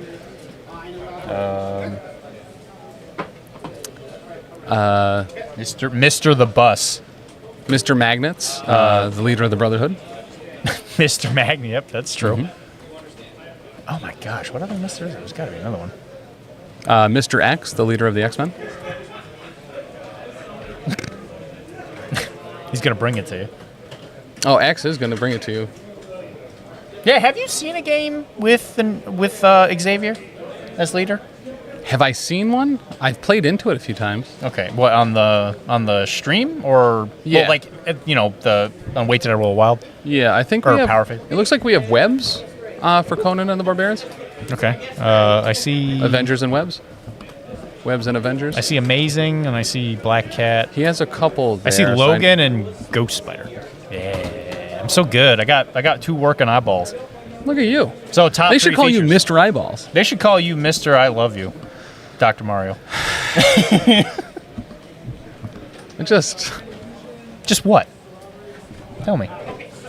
Black Cat, Ghost Spider, Miles, Amazing Spider-Man, and Logan over there for Conan the Barbarians and the Web Warriors. And then I see Ultron, Discount Steve, Captain America, Sam. Also Ghost Spider, and Miles is going to be leader of the Web Warriors. Yep. I can't see that other one. It's Ghost Spider, Falcon, Luke Cage, Captain. Oh, it's the drones. Discount Cap is not out, but it looks like Yeah, he Ultron is. and the Ultron drones are. You're talking about He just took someone away. I just didn't see who it was. Yeah, it was. All right, so both Sam and Steve, Ghost Spider. I don't know a whole lot about the new Ultron. I haven't really been playing since that box came out. He's very good. Yeah, he's a bully. I've heard good things. Does he really benefit from? He doesn't have Discount to say Steve? until after deployment. Well, no, I know that, but I'm just saying, does he particularly benefit from Discount Steve? Yeah, he has the Echinacea beam, which pulls people towards him. Okay. He can throw some big stuff. Okay. Yeah, he's got a use for cheaper powers. And his minions come around when terrain is destroyed. Correct. Okay, that's pretty interesting. And he can throw. That's just like a self-perpetuating engine. It is, I mean, it's like he's never had to recharge his batteries, honestly. It's kind of ridiculous, Dr. Mario. All right, so it looks like we have Sam down, dead center there for the Outlanders. Once again, this is on Riots and Extremis. And nope, that's the same one. Riots and Hammers, some might say. He's basically MODOK Poo 2.0. That's very true. Bleed? He is immune to bleed. He's a robot. What? All right, we have Amazing Spider-Man up at the top of the screen on top of that level 1 apartment building. Do you get immune to double bleed if you were to give him under your skin? Yeah, that'd also give him double fly and double immunity to poison. Oh my goodness. Mm-hmm. Girl? Don't forget Sidney Poitier as Mr. Tibbs. Oh, and not to be forgotten, but Annie's Flaming Bear from League of Legends, Mr. Tibbers. And then the Zelda character from Wind Waker. Mr. Tingle. Yeah, Tingle. Tinkle? Tinkles. I don't know. Tinkles, yeah, I think that was his name. All right, looks like a Ghost Spider going down right next to Sam. Mr. Bigglesmith. Oh, Mr. And when he Bigglesmith. gets upset, people die. We have Black Cat there on the yellow car. Look at how high up she is on that lamppost, too. Like, that is elevated. So I like that. That's pretty dope. I have a Black Cat tattoo. Bit of a fan. Let's just put it that way. Miles Morales down under that yellow car on the left side of your screen. There's a lot of cool things you can do with that model. I think that's the right way to do it. I think her doing it off of just like the ground kind of looks silly in a lot of ways. Yeah. I think when you do cool stuff, like I've heard jumping off of things, I think it's just like, it's just a lot better. Fire hydrants, low walls, lamp posts. I have it going off of the Daily Bugle sign because it was in the same box. I really wanted to do the Core Box 1 Spider-Man who had like the arm that you could kind of like put directly up in the air and do a ballerina pose with him holding up Black Cat. Does he have tacos for pouches? Well, yeah. What else are you going to do with all those tacos? That's right. All right, then we have Steve Rogers, Captain America, there on the bottom behind that hand. Whoa, now he's in the hand. Mr. Goodbar. Now he's back down, and now he's back. And now he's Ultron, actually. The old bait and tyrant, Classic Ultron. Classic Ultron. And the drones are going to go right above the pharmacy. Dr. Mario works there, actually. Your local neighborhood pharmacist. Yeah, he sure does. You walk by, he's like, Pew! On his days off, it's Mr. Pibb. Occasional pharmacist. You get a pill. He's a pharmacist. And then that is Ghost Spider on top of Josie's. Yeah, Dr. Mario confirmed MCP.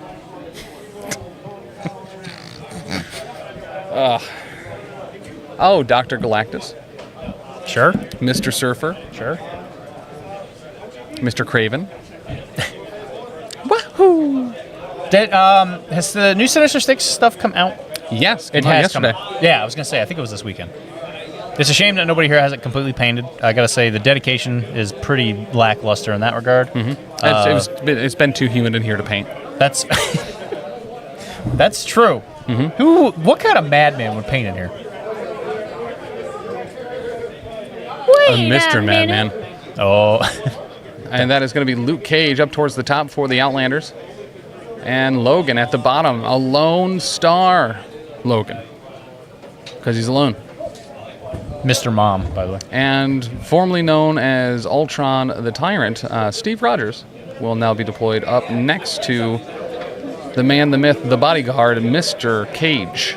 I definitely think it's going to be I think I'm going for Steve leadership on this just because of the fact that Sam's leadership does not activate on grunts. That was corrected a very long time ago. Yep. But can be misleading if you're reading the old card. All right. Stever is the leader for the Avengers. It's hard to say. He was much better after the update, but I still find it hard to bring a lot of the leaders if they're not leading. There's still a lot of, especially the old ones. Like you probably still wouldn't bring Daredevil. Like Daredevil's way better than he used to be, right? But and now he's also a leader. It's like, would you bring him not as a leader? I mean, great question. As far as leaders go, Amazing Spider-Man is going to long move up, pick up a hammer, and he's going to be within range 1 of the Extremis Council. Kind of like what just happened? Well, yeah. Crazy. I was like commentating. That's amazing. Right? They call me Mr. Tater. I thought it was supposed to be a commentator thing. It's not. You just really like potatoes. Yeah, I keep my feet in the dirt a lot of the time, and they grow roots. That's also amazing. All right, so he is going to move up with his second action to just be on the other side of the console behind the Oscorp truck there. Keeping it classy in San Diego, and also getting some cover and line of sight blocking with that size 3 Oscorp taco liquid truck. Liquid taco truck, sorry. Not a sponsor. Full of that nacho cheese. Hammers and Extremis. We have an Ultron activation, so moving up the drones. And then he's doing a measurement here. For what? And if I remember correctly, the grunts can blow themselves up, correct? So the grunts blow up when they die. Yeah. And deal damage to everything within range 2, I believe. Maybe it's range 1. No, it is 2. It's 2. And then Ultron will gain a power for each enemy that is damaged by that explosion. Interesting. They cannot interact or contest at all. 3 health. Pretty good. So that will be a double move. I think he wants to make sure that he's going to be in range 3 of that bottom point. So next round, he will be able to kind of double blast. He can blow stuff up. There's stuff there for him to be able to come back out. Now, for the Ultron has the Echinacea beam, which makes people want to go near him because they're so much healthier. Is this the top table? It is an undefeated table. Okay. It's only round 2. Yeah, sure. But Ultron is also going to pick up that hammer and be very much on that point, the secure at the bottom there. Now, Age of Ultron does not work with the new one.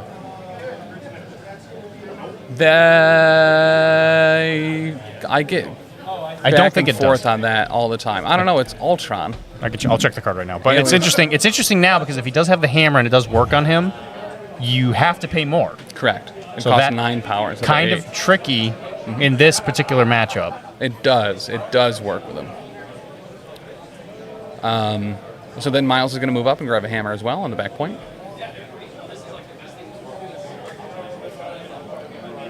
Miles Morales, not a lot of people know this. Big fan of local newspapers. Is he? I mean, honestly, a lot of times, especially at this event, anytime you see Miles Morales, he's hanging out on a newspaper delivery system. That's true.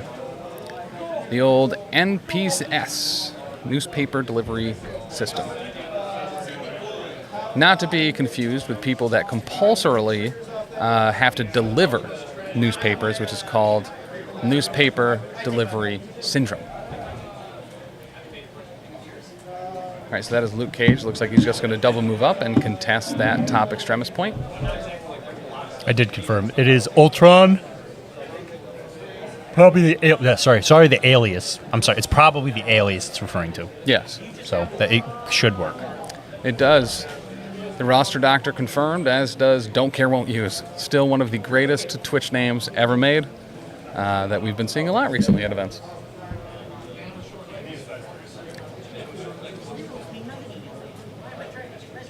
Correct. I don't know why I said anything there. That was my I did not follow instructions. That is true. Oh, I called it. I already got called dumb. There you go. Good job, buddy. Are you a wizard? All right, so we have Ghost Spider moving up. Looks like maybe an impact weapon.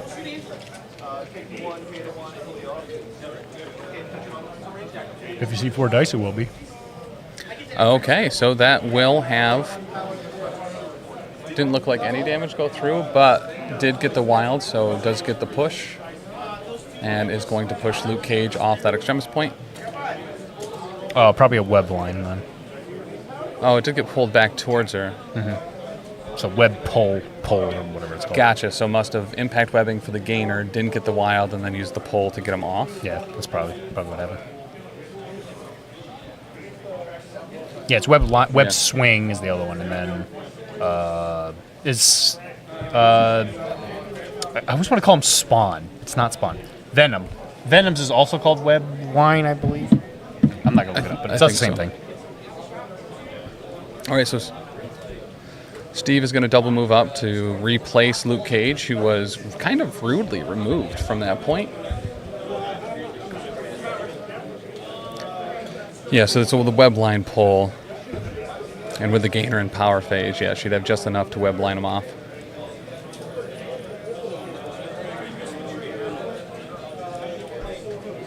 And it's push medium towards. Yep. Yep. All right, so we have a move for Logan, and then looks like we're getting a Tornado Claw. Rolling 3 hits. He got to 2 rerolls, didn't convert either. Ultron is blocking 2, so it looks like 1 through, but I think that has a pierce on it. Or a bleed. It does. I don't see a wire. Up in the top. For the attack. That's him, right? Yep. Right. And then he gets the place off that, and that will have him contesting that bottom extremis point. Joke's on Logan, though. Bots can't bleed.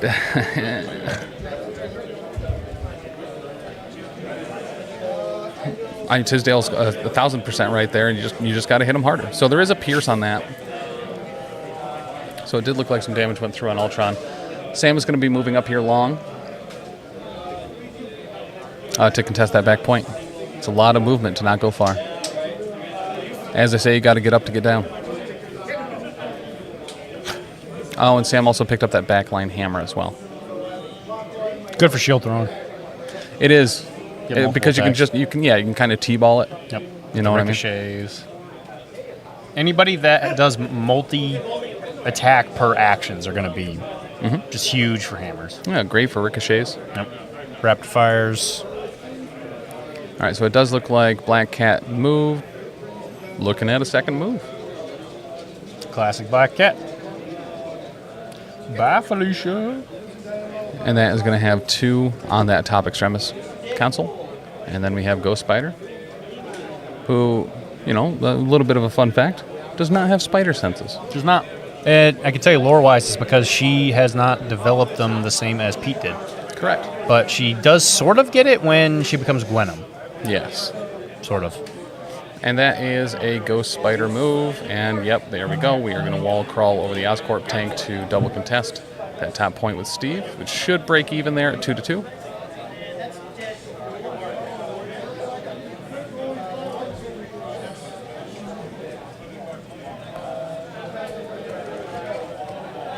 And we'll get on the point.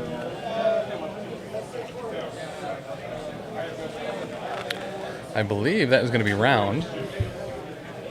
There's a party on the other side of that Oscorp truck. Ghost Spider is paying 1. Oh. Is she to light pull saving? Spider-Man off? No, to webline. Okay, she is under Steve leadership, so only costs 1 to webline off. Oh, that's true. So it looks like she was able to get in just the right spot to be able to pull him off the point and a little bit further back. And we are going to be 3-4 with the Avengers in the lead. Good move. That was a great move. Top tier move. Going in here to round 2, so that is going to have initiative priority with Conan the Barbarians. That's not Conan. For the team. Yeah. So, gotta say, when you have events like this, especially team games, yes, it's a good idea to have a lot of cracks in your brain, with lots of folds, so that you can store the brain power to be able to figure out how to do your matchups and all that. Yeah, a lot of fruit wrinkles. Yeah, of the brain. They say for sure. Yep. Mine is filled with fruit flies, personally. When you were growing up, were you fruit snacks, were you gummies, or were you fruit wrinkles people? What did your family call it? Well, I was never a children, but when I was a younger adult, what's so funny? Nothing. Is something funny? No. Okay. Well, I thought I heard you laugh. Anyway, so fruit roll-ups, for sure. You called fruit snacks fruit roll-ups? Yeah, I love fruit roll-ups. Right, but what did you call fruit snacks? Like a package of fruit snacks? Yeah, I'm thinking. I guess I've always just called them fruit snacks. Yes, Yeah. okay, same. It might be a southern thing. Do they say something different up here? Like a colloquial? No, so I always called them fruit snacks, but I definitely had like friends whose family called them fruit wrinkles, and I was like, that sounds gross. What the hell is that? Well, they're not really your friends. Yeah, if they say that. If they call them fruit wrinkles, they're not your friends. Remember that, kids. Yeah. Stay away from those people. They 100% will steal your fruit snacks from your lunchbox. All right, so it looks like we're getting a spender here for Logan going into Ultron, I believe. The what, Claw Rush? Maybe it was just a Tornado Claw. It was only 5 dice. 3 with Pierce. Ultron was blocking 2 before the Pierce, so that means 2's going to go through. All right, so that's going to put Ultron at 4 damage taken. And that should give Logan enough power for a spender. Tornado Claw is the spender. Oh, Tornado Claw is? What's the... Oh, X Slash is the...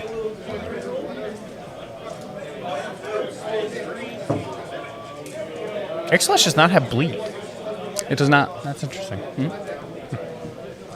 It does an X puncture the skin. Dr. Mario.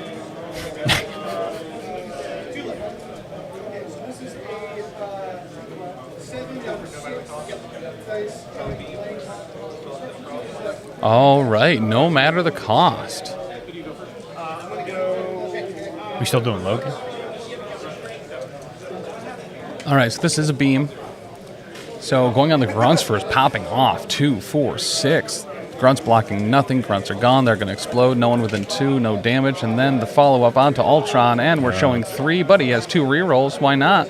See what you got. Ultron blocking nothing. That is going to be 4 into Ultron, who now is at 8 damage. That is a dazed Ultron. Sheesh. Wow. Sure. He can't even bleed, though. Yeah, it's crazy. I mean, the famous saying is, if you can bleed, you can kill it.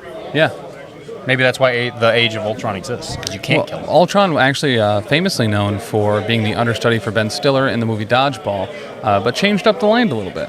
Just, no one makes me bleed blood. That's pretty good. And Logan picked up the hammer. That is That's dangerous. Huge. If you Tornado Claw with that activation. Yeah, that was big. And Logan's definitely one of those characters that can just be very tricky to actually get rid of. Yes. With that healing factor. Well, and as far as tactics cards go, And exceptional. What do we have over for the Web Warriors? Does he have exceptional healing? He'd be foolish not to. Brace, exceptional healing, fallback, all webbed up. Don't know what to do. Sometimes you turn around and it's just Spider-Man 2. Suffocation. Does he? So he doesn't have exceptional? I did. He did have exceptional. Okay, he did. Okay. Yeah, what an amazing card. Brace, Age of Ultron, Avengers Assemble, Marked for Death, and Mission Objective for the Outlanders Avengers. As far as tactics cards go.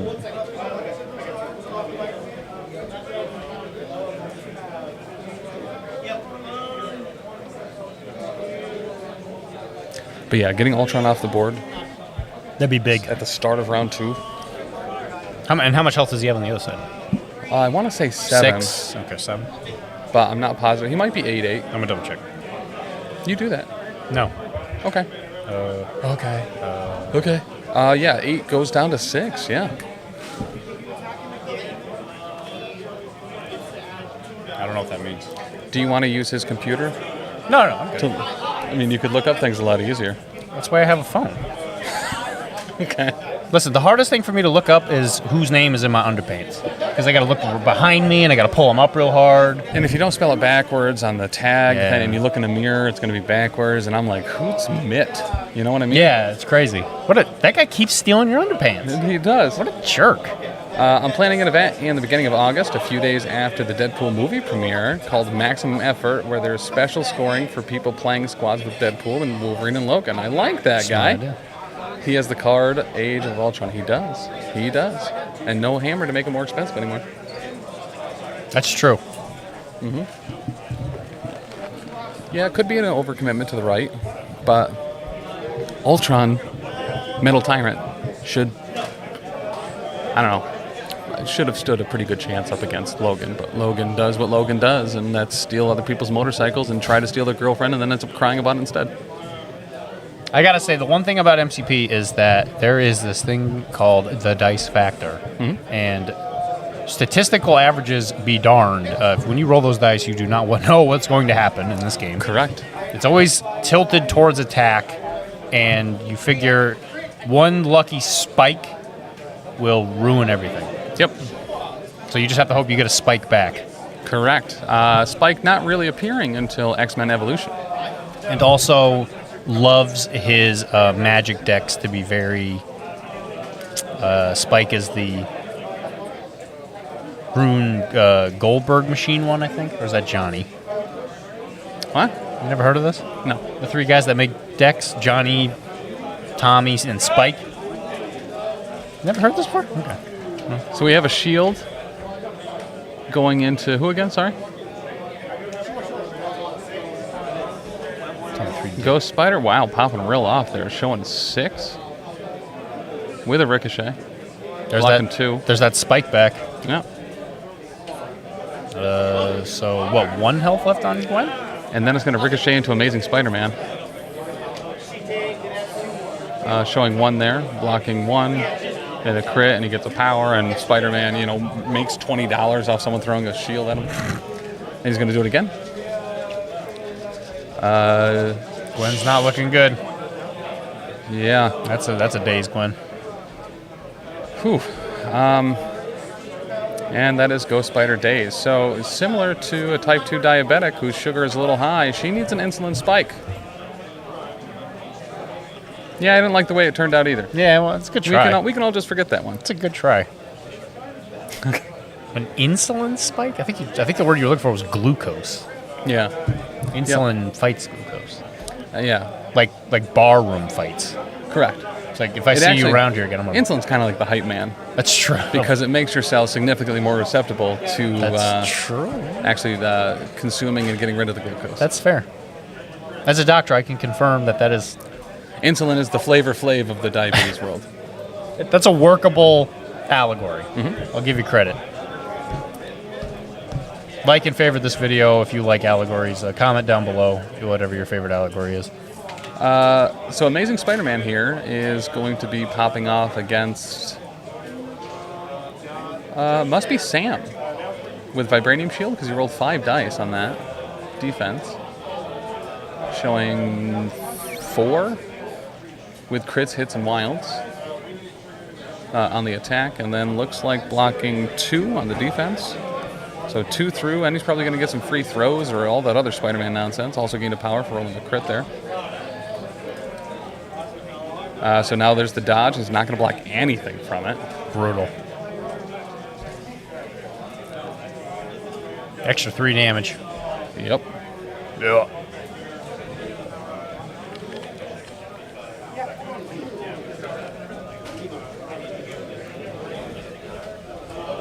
And then looks like he's going to be lining up the web swing. Maybe to cover his back point so Miles can move up and do some stuff, or be able to rotate over to Ultron. Though I kind of don't think it needs to. But this should be a pretty solid comeback round for Conan and the Barbarians.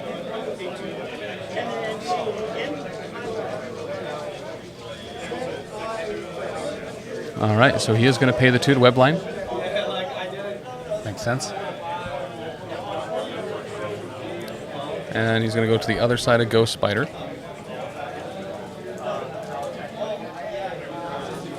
And attacking the enemy Gwen. Gwenception.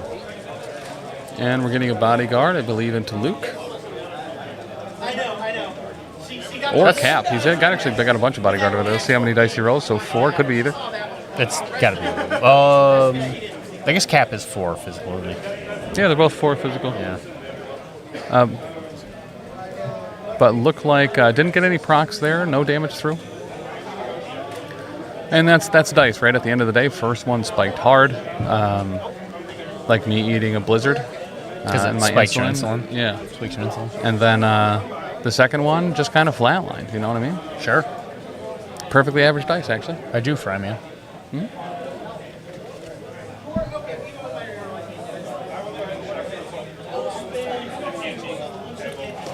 So now that I'm getting to the bottom of this concoction, I found all the pulp. Sure. Get a big mouthful of it. Oops, all pulp. Yep. Feels like I got a bunch of mealworms in my mouth. I'm just sticking to everything. Good thing it's not like a dune worm. No. Those actually don't taste like pulp at all. That's true. Tastes like a popcorn bucket, though.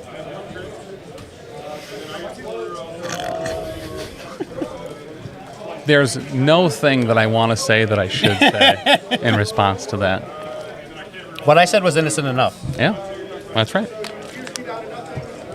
Children play MCP. That's right. And we love children. They're our future. Children are the future. That's why we got to teach them math. Yeah, everyone should honestly learn math.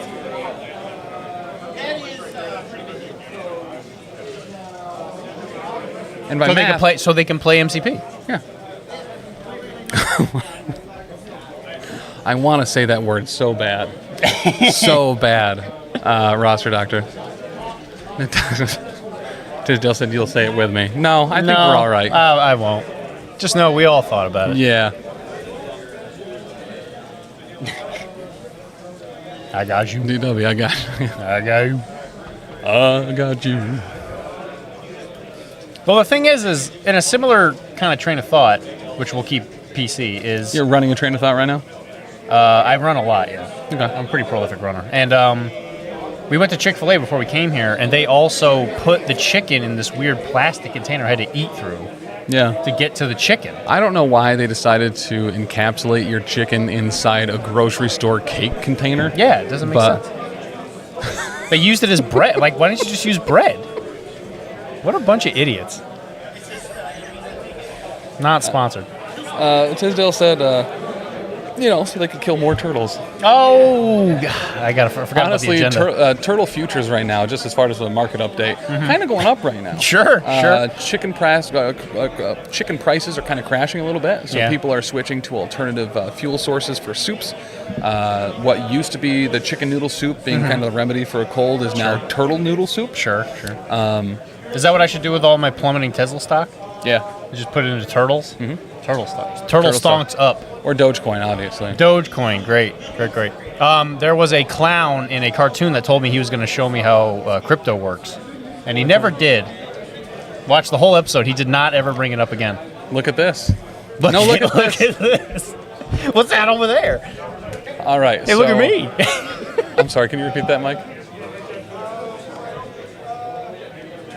Okay, so we are going to mark for death on Ghost Spider here. Sam is now going to charge.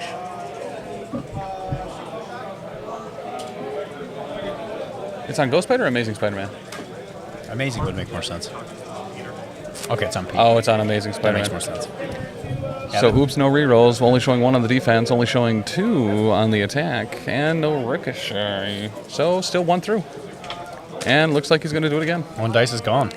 Never to return. Okay, showing 4 there, blocking 2. He did get a crit. He'll get a power for that and another die, and he converts it. So blocking 3 out of 4. He'll take 1 soup du jour. Tim's been doing this a long time. Making rhymes actually specifically for just soup du jour. Turtles all the way down. That's what they're doing. They're trying to crash that turtle stock price. He did do damage, so he will get a push because he's size 2 or less. And move him off the point as he's already activated. And this is...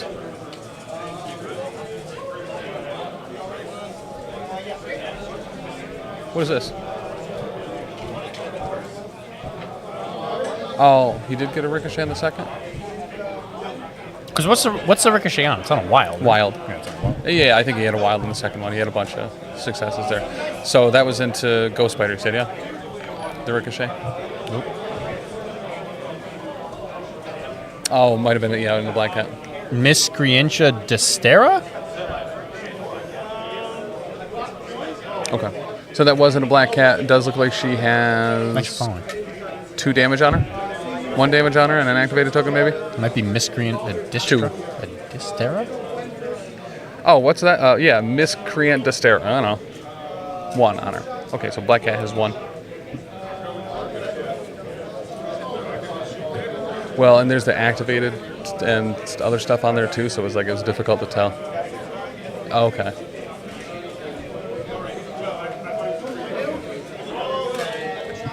But you know what they're saying? In the words of Master Shredder. Sure. Tonight, I think I'll dine on turtle soup. You could say tonight you.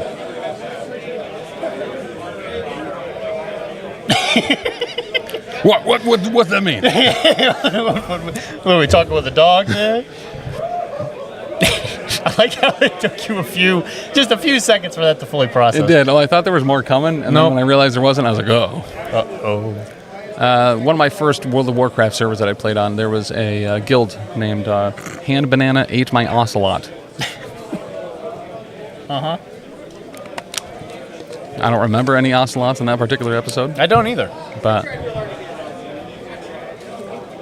so score is definitely going to even out more this time because we do have a little bit of a, I don't want to say disparity, a point differentiation, parity. That's the word I was looking for. Point differential? Yeah. Point parity is going to the Outlanders. So obviously, just the Ultron thing alone is going to even that up at least, and just depending on what happens on the mosh pit on that other point.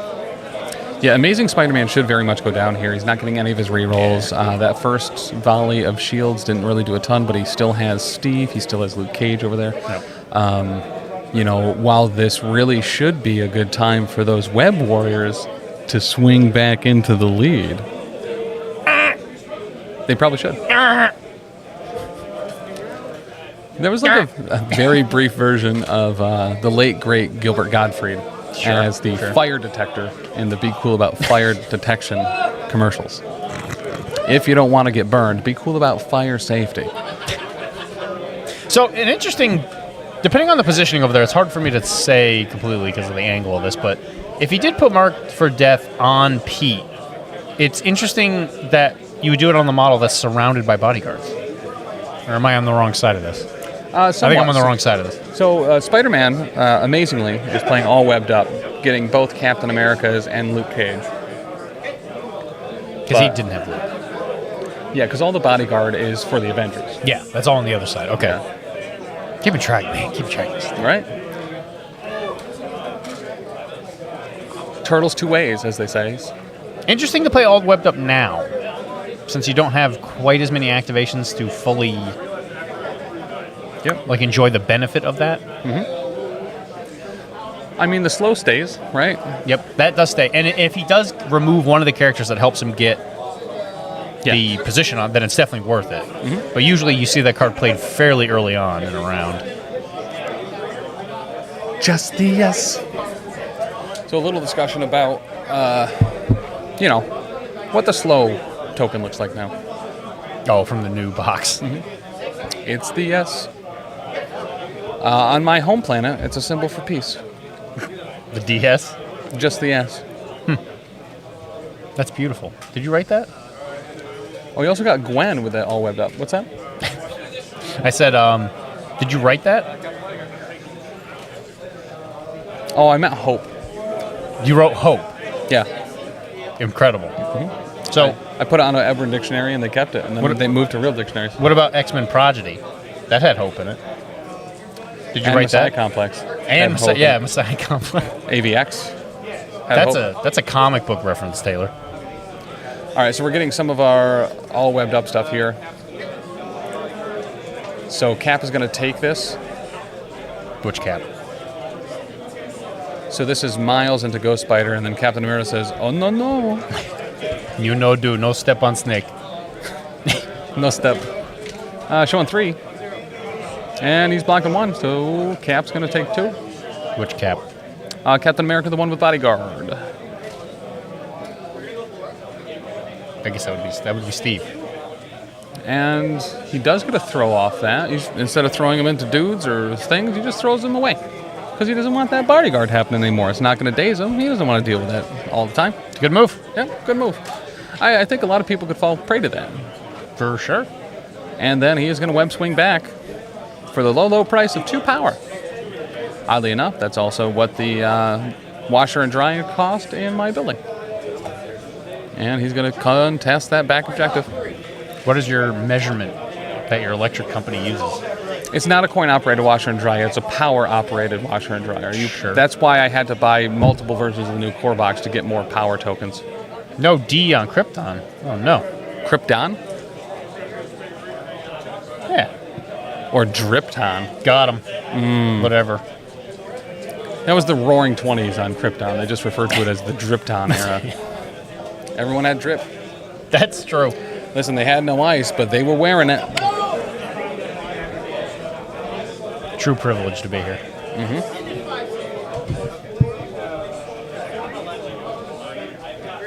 Not a lot of broken terrain in this. I guess Ultron going down stopped a lot of that. Not a lot of throws.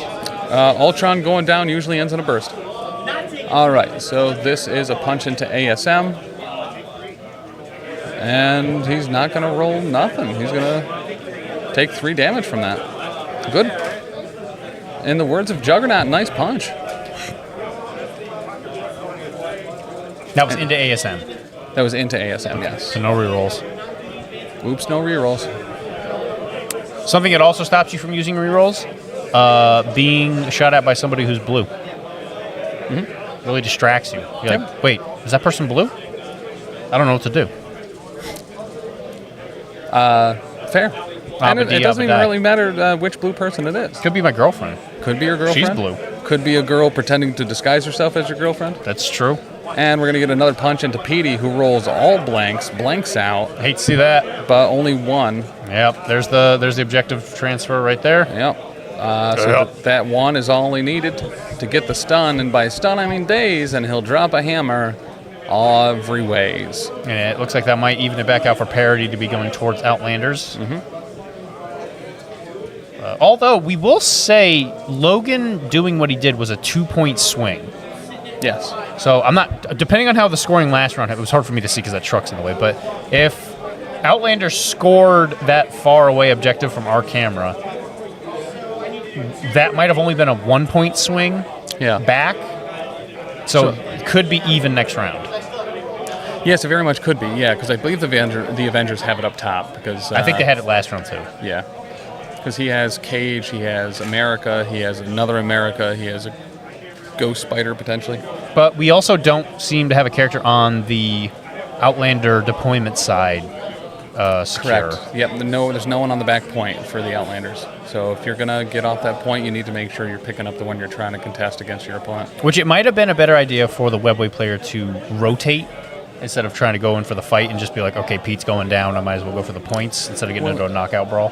Yeah, I completely agree. And Pete activated very early. Yeah, for sure. But to leave him a little bit later to not get as much damage done, but to be able to rotate over there. I mean, he's a long mover with a range 3 place, and placement off his attacks and stuff too. Because with Petey, I would say 9 times out of 10, it's almost worth it that since he has mastered spider senses, you want him to only be getting swung at once. Correct. Just because you can rotate with him so easily. And if there's a mark that gets put on him that you don't want, it's definitely the death one. Yeah, for sure. Speaking of which, at least somewhat soon, the Horsemen of Death will be here. That's very true. Yeah, they're the Horsemen of Death is a delivery service here in Niles, Illinois, that will be dropping off some Carolina Reaper wings. Wow. They call them the Carolina Reaper of Death, but in Niles, Illinois. Who was the Horseman of Death in Age of Apocalypse? Gambit. That was Gambit. Yeah, that was Gambit. Rogue was... Wait, Age of Apocalypse might have been Wolverine. Tisdale will know this. Who was the Angel of Death in Age of Apocalypse? Horseman. Okay. You failed me for the last time, Alan Like and Baldwin. favorite this video and comment about who was the the Horseman of Death in Age of Apocalypse. Do you remember the textual service, KGB? I remember them as a phone number and ask them a question, and they charge you $4 and Google it for you. Well, I texted the KGB a lot when I was younger, and they just kept sending me, a lot of things I'm not allowed to talk about. Yeah, real sensitive information. Mike, would you be able to move down the power phase size of the box just a little bit to even it out? Perfect. Good. I taped that down. I don't know how it's been able to be moved so much. Well, when you're playing MCP, you get caught up in the heat of the moment. Love that song, Asia. And, they throw it in there. Tell me where you're happy. Not to be confused with the Green Goblin parody song, Trick or Treat of the moment. Longing, Rusted, Furnace, Daybreak, 17... Hold on. Whoa, what are we doing? think that might be Black Widow's kill activation. Is it word sequence or something like that? That's probably what. Or Winter Soldiers. Yeah, could have been his too. Winter Soldier activation words. Yep. All right. Well, somewhere out there, Bucky just turned benign. That's how you activate Toxic Dylan. Is benign's a great word.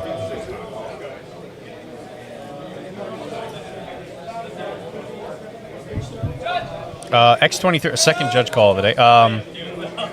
X23 had a sniffy activation.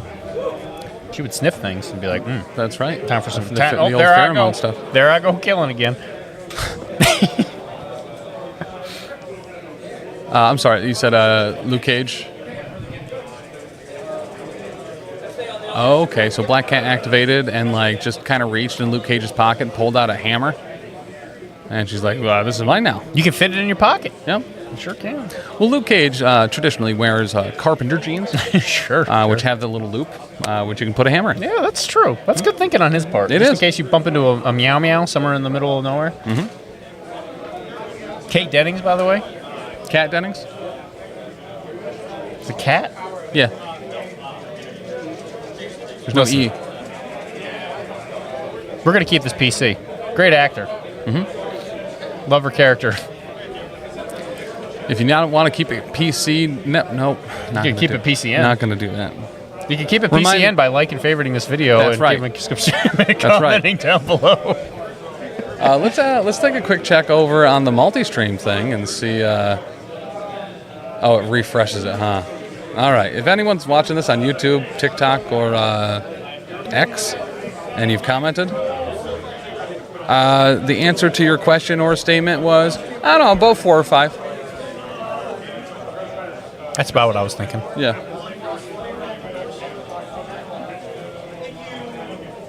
I'm going to mute these quick.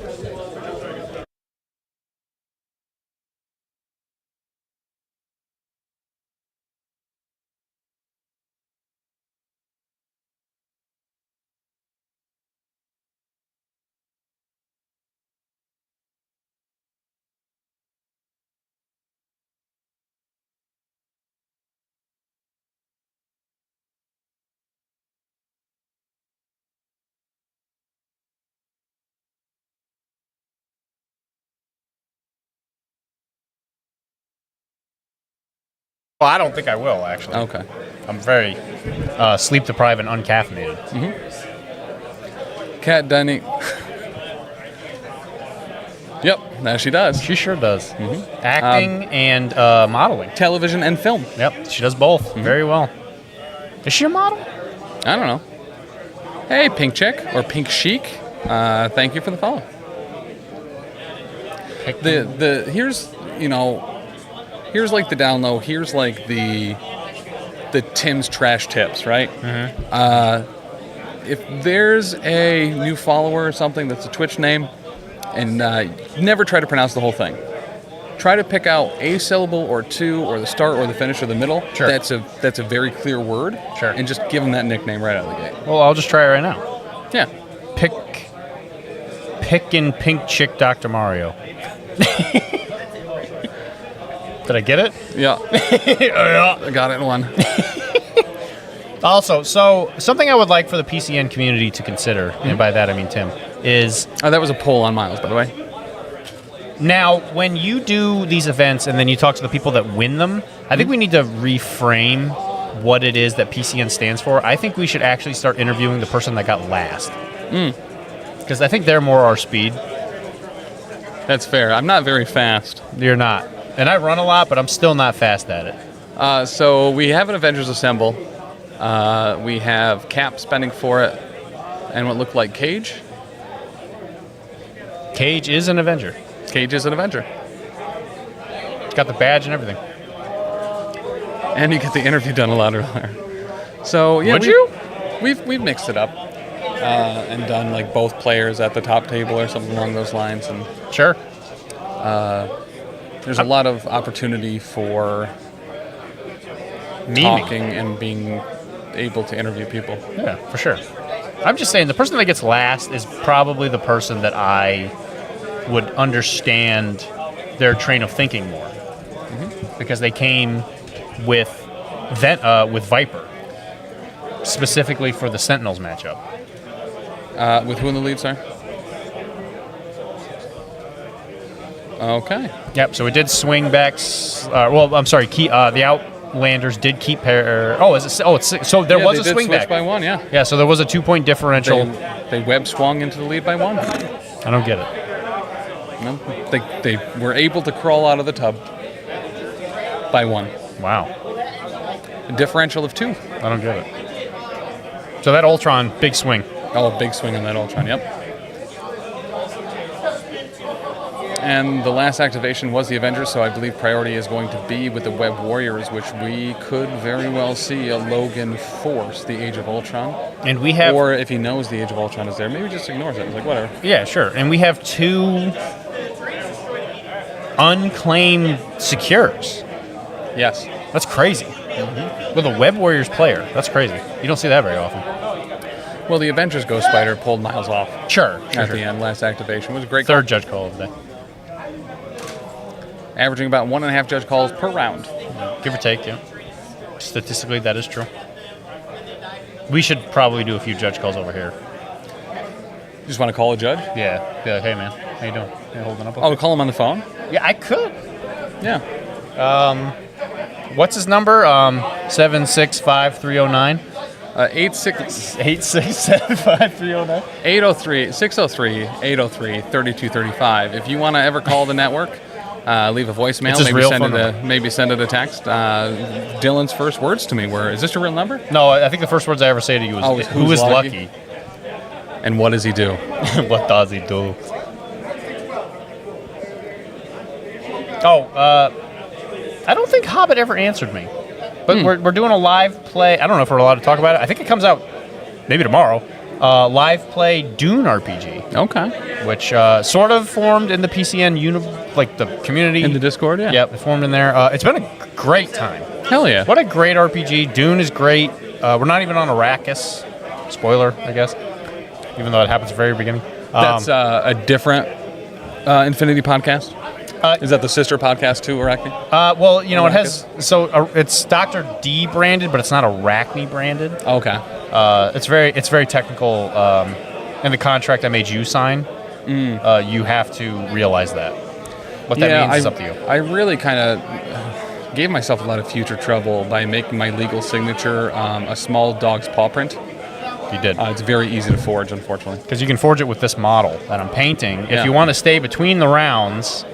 I'm just kind of painting and talking and going over some of the ways I paint. People consider me a pretty good painter, I feel like most of the time. Well, they know that you paint without fear. I have felt fear about a lot of things, mostly commitment, but let me just tell you, when it comes to painting, fourth judge call of the day, I have no fear while painting because I have no self-respect. Yeah. And when you paint a model and it's finished, it's better than an unpainted model. Mm-hmm. That's very true. Unless it's Kate Dennings. Cat. Is it Cat? Yeah, it's Cat Dennings.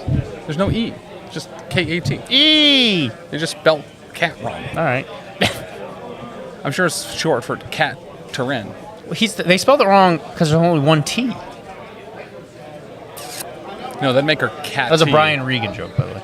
I know you love Brian Regan. Hate Brian Regan. You can't hate him. Yes, I can. You hate him? I hate him. I hate the stupid voices and faces he makes during his stand-up. I saw him live. Listen, you were there for the last time. You were on the front row, hammered drunk. I thought I was seeing Jim Gaffigan. Oh, I see. No, I was there for Brian. I was there for Brian Adams. Dan, you settle down. I know there's 2 T's. Yeah, he gets that's the Brian Regan joke. Oh. Because he's like, oh yeah, you know the school spelling bee? Spelled the cat K-A-T. I'm out of here. And then I talked to the guy while I'm walking by. I was like, oh, I know there's 2 T's. I do not like Brian Regan. It's called Cup of Dirt. It's a cup with dirt in it. All right, so Ghost Spider back to MCP is going to pull Luke Cage way off the point. Stop reading Dan's comments. We're not talking about Brian Regan on this ever again. Wow. I'm going to / ban the term. We didn't even say the word. Ban term Brian Regan.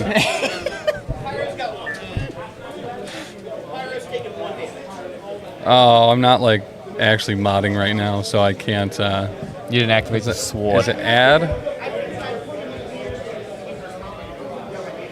I mean, wouldn't it just be easier for you to find something that upsets me? Ghost Spider's gonna move there. That doesn't upset me at all. And doing a spender into. You hate to see that. Only 2 on a spender. Always feels bad. Looks like it was in the cage. It looks like she did get the throw. In the cage. Well, there's only 3. Is it energy? Luke is 4 physical. It is 4 physical for Luke. That was a. And then he's going to brace. That was a Ghost Spider Spender into Luke Cage. But he only rolled 3 defense dice? Must have been energy then. But he only rolled 3 defense dice? Is there Spender energy? No. For Spider Technique? Yeah. No, it's all physical.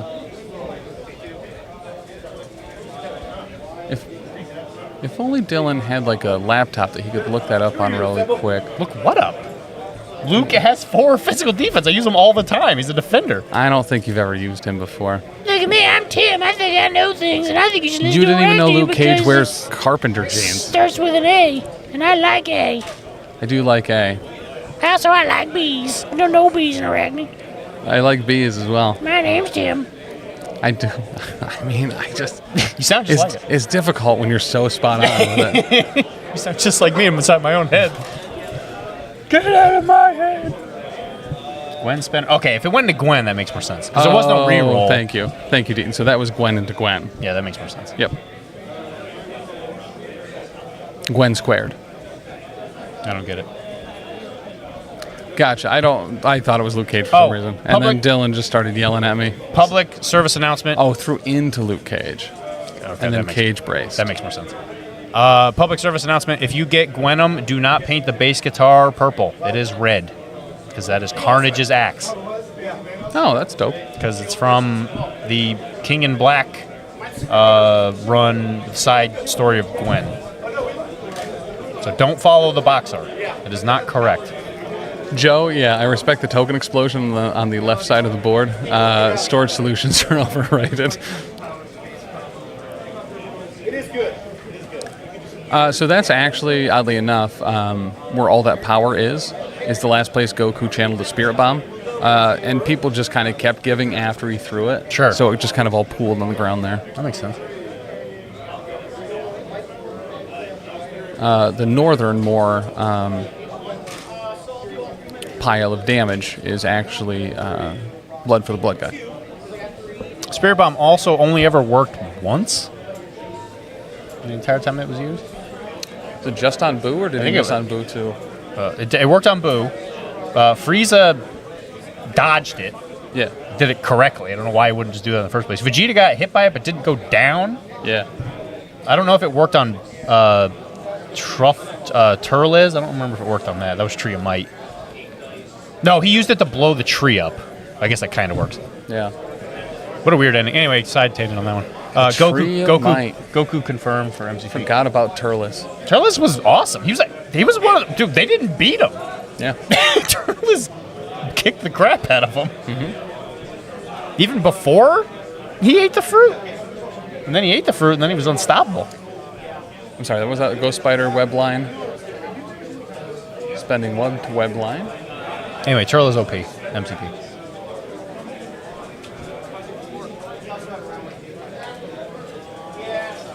Okay, attacking. Black Cat. Looks like 2, blocking 2. Whole lot of nothing. And crits don't explode. Correct. No crit explosion on Black Cat. Oh, that one's a lot better. Showing 4. She is blocking 2. Her crits explode though. And she gets a reroll. So Black Cat will take 2. Felicia's still up. Mm-hmm. Obviously, Felicia very good in this situation because of the fact she can steal a hammer. Probably want to go with her last. Yeah, it makes her a target, right? Sure does. Normally, you want to be able to put yourself in a position where you can get that objective and then run away, so everyone has to say, bye, Felicia. Instead of killing her and saying, bye, Felicia. So she's an interesting catch-22 in situations like this, because if you do take her out, you're spending activations in something that potentially couldn't, like you have to like prevent something that makes everything you do a little bit more unoptimal. But if you don't do it, then you know you're going to lose it. And speaking of optimal, not dying and then double moving to their back extremis point, probably a good way to use your time. Yeah, good time. Good way to do it. The fact that she has to drag that light post everywhere she goes, so that's... Yeah, it's glued to her. It's trouble. That's literally, physically glued to her. Spirit Bomb is F-tier technique. I don't know why anyone just wouldn't learn the Destructo Disc and only use that. Yeah, especially when you could move it around. Yeah. Yeah, doesn't make sense. Hellfire Grenade from Piccolo was one that I really liked. That was a good. He doesn't use it that often. No. Or am I thinking of Scatter Shot? The one where he fires at you 9,000 times? Yeah. Yeah, wait. Did he ever do that again after Namek? I don't think he did. Yeah. He did it against Boo. He did it a number of times. Cell? Yeah. I guess he must use it. So. Poor TN does not get enough credit. Oh, that Tri-Beam? Yeah, especially the Boo fight. I don't remember it in the Boo fight. I remember it in Imperfect Cell, where he effectively just applied no damage and just a knockback effect 19 times until he died. And he screamed he screamed Chaozu, as he often does. Yes. Yeah. Chaozu, honestly, has the only move in all of Dragon Ball Z that has a 100% confirmed kill count. And it's when he exploded on Nappa's back. That's true. That's true.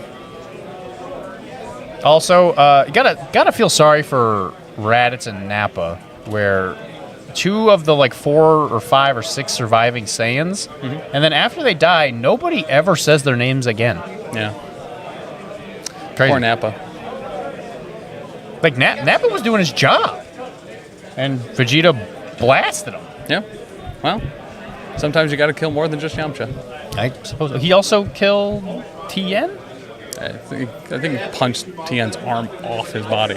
That might have happened. I think that's a special attack. I punch arms off your body. I'm gonna beat this guy with another guy. Yeah.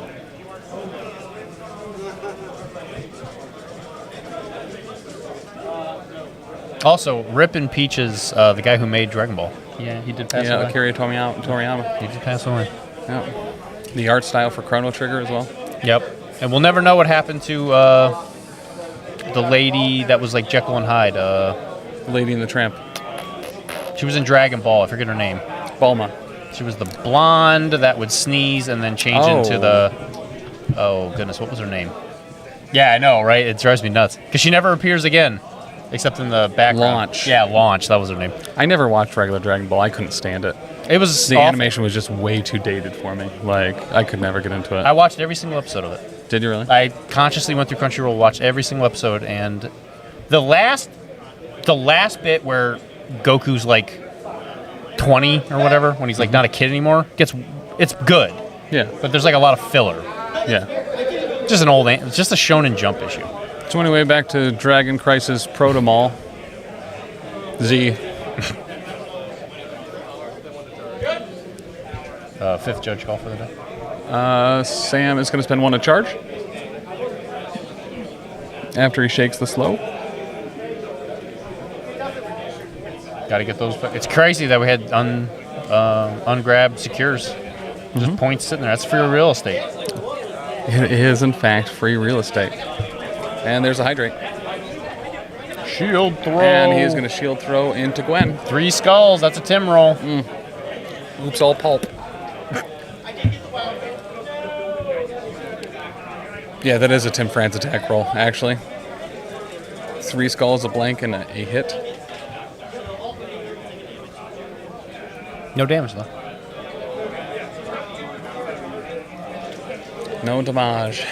It's pronounced Dumas. Mike, would you be able to bounce down the OEF side of the deck backs again? Thank you. Perfect. Maybe it's the cloth. It could be, yeah, maybe the cloth is moving.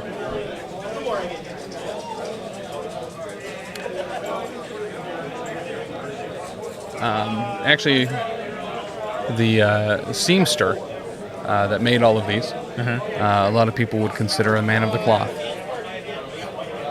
That's true. Nobody, by the way, Dad Joke Redeem is available. Yeah. It is a new redeem.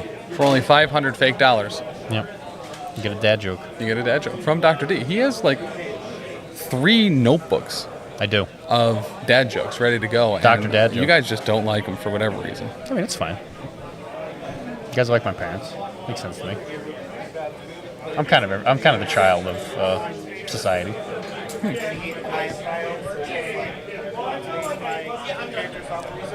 All right, so that is going to bring it back over to the Web Warriors. What are they going to do about it? I'll tell you what. They're going to put a measurement stick kind of on the table and pull it back, right? Kind of a web swinging back and forth between the thing there. Definitely a close game. Looks like he's going to be going for the back point with... So this is actually a new magic trick that taco trucks can do. They can actually turn movement tools into range tools. So you can see it kind of going in one end and coming out the other a little bit thicker. So it looks like Miles might be going for the back point after a kick. So kick him off the point, go to the point. Yep, okay, so he's swinging. Probably going to try and do his kick. I think so. Point. So all he needs a wild. Going into Falcon here. Doesn't even really care about damage. Looks like he spent on the Vibranium Shield to add 2. No wild. Oh, didn't get it with the crit. So no push. Oh, he did get the wild. He got the throw. Oh, he did scoop quick, but yeah, I think it looked like 5 on 1 block. Bro, what you talking about? This is Webhead. No, that's... I've been watching it the whole time. That's a Vibranium Shield defense roll. Then why didn't he push him? Because he did push him. He's up against the car, right? Did it get thrown? Yeah. What? Avengers are on the right side of the board. I'm thinking. I'm completely. I'm all over the place. Oh, you're fine. I'm Dr. Confused. Listen, sometimes, like our most recent follower, you get your energy warged. So, warged my energy. Thank you for the follow. Not sure if it's a Lord of the Rings reference, but you did it. All right, Tarnium's got your back. Go for it, Dr. D. Do your worst. He redeemed Dr. D dad joke for 500 channel points. I had one saved. Where's my phone? Oh, it's in my lap. The D is in my lap.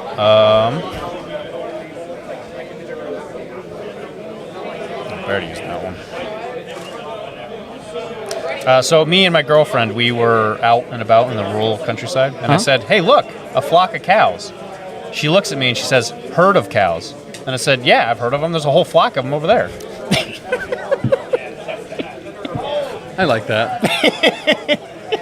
Another thing I like is one of the other gentlemen on the Outlanders is wearing some Captain America socks that they're like thigh high or calf high Captain America socks. I've seen them a few times today.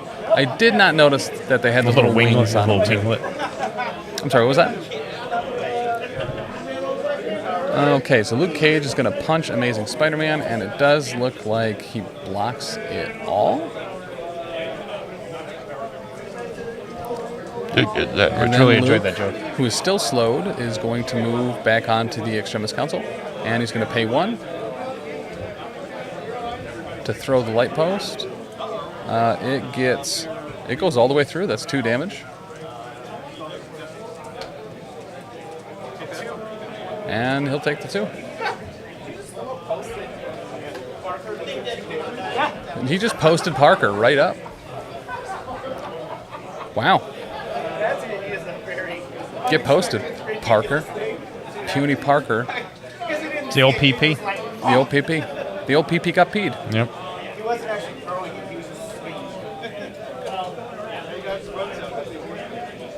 All right, so that is Luke Cage's activation for the Outlanders. So we're going to be going back over to Conan and the Barbarians. Should be noted, Ultron Grunts did pop up because of destroyed terrain. Any on-site grip and rip score updates? Let me see if I can narrow down where they are. They're not over on that side, so they've got to be somewhere through that sea of people in the very back. Unfortunately. 3? Table 3.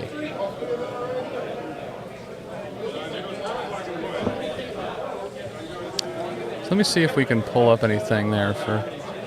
Okay, so they are on table 4. On the old long skanks. Can't say that. On the old long shanks.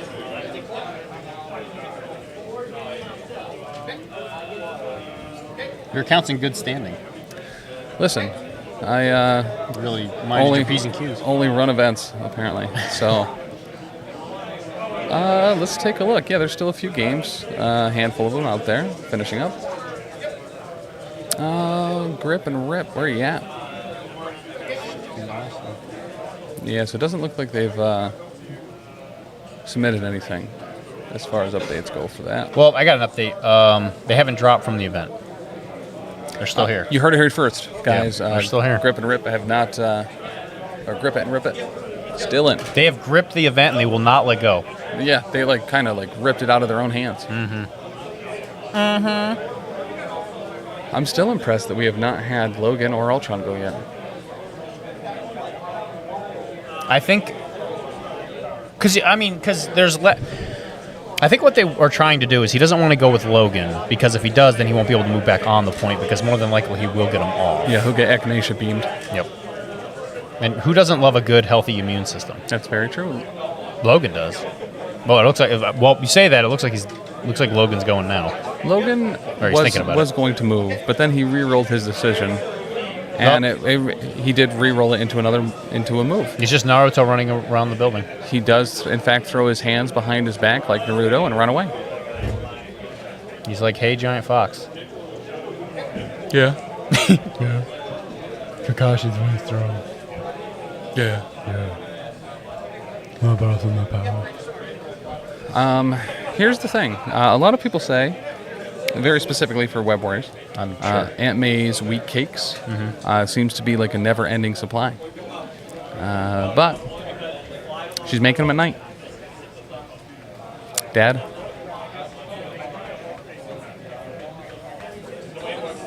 Are you quoting something to me? I can't figure it out. Is it an Asia song?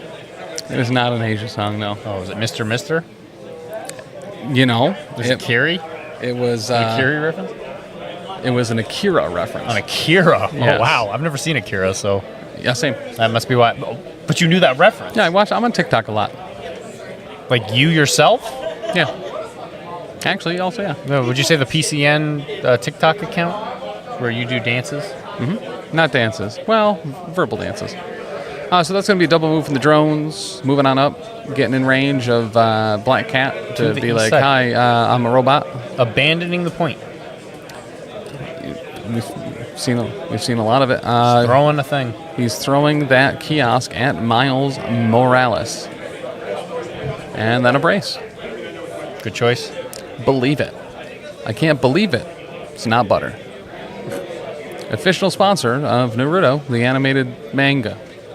Sure. Oh, stagger in a single move. Yep, thank you, Tarnium. Yeah, because the drones come in with stagger. With stagger when he blows something up or when something gets blown up.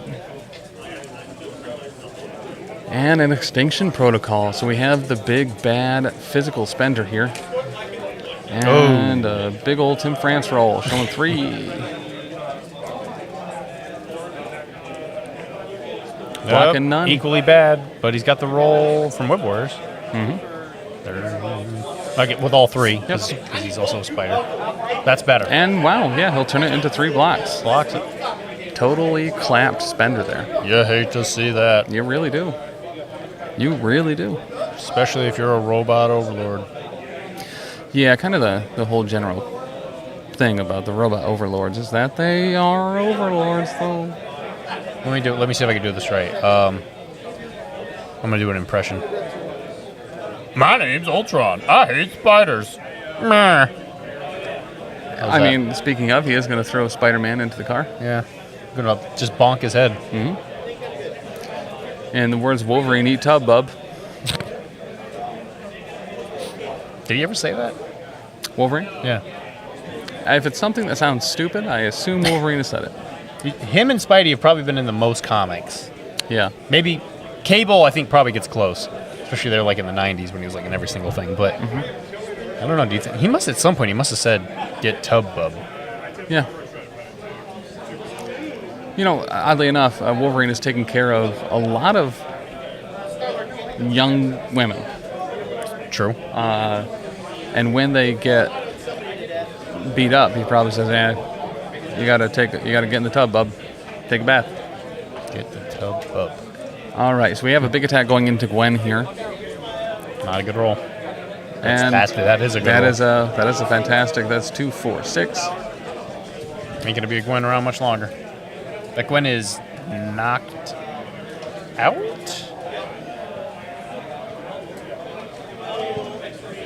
Dazed. Okay, so it's just dazed. Probably had like a couple health left. All right, I mean, only Spider-Man can beat up other Spider people like that. See, now that was a good Spidey move. That was a great Spidey move. Went for the objective, did a little spin. Web swing and move. Pretty safe over there. Yeah, I mean, that'll do it. Wolverine is actually infinite monkeys typing on infinite adamantium typewriters, which you'd think would be like really cool and that they wouldn't break. Also, the keys don't move. Oh. Adamantium, notoriously inflexible. So would you just make the joints out of a different metal? You could, but they didn't. That sounds like a waste of time. It was. It was. It cost the Canadian government $32 billion. With the B. Mm-hmm. Well, because it was infinite monkeys. That's true. Those cost a finite amount of money for some reason. And then we're going to get a move from Steve here. I'm not a Canadian money expert by any means, but that sounds like a good deal? Like Yeah. long term. Correct. Short term bad, long term good. Well, in Canada, infinite is $32 billion.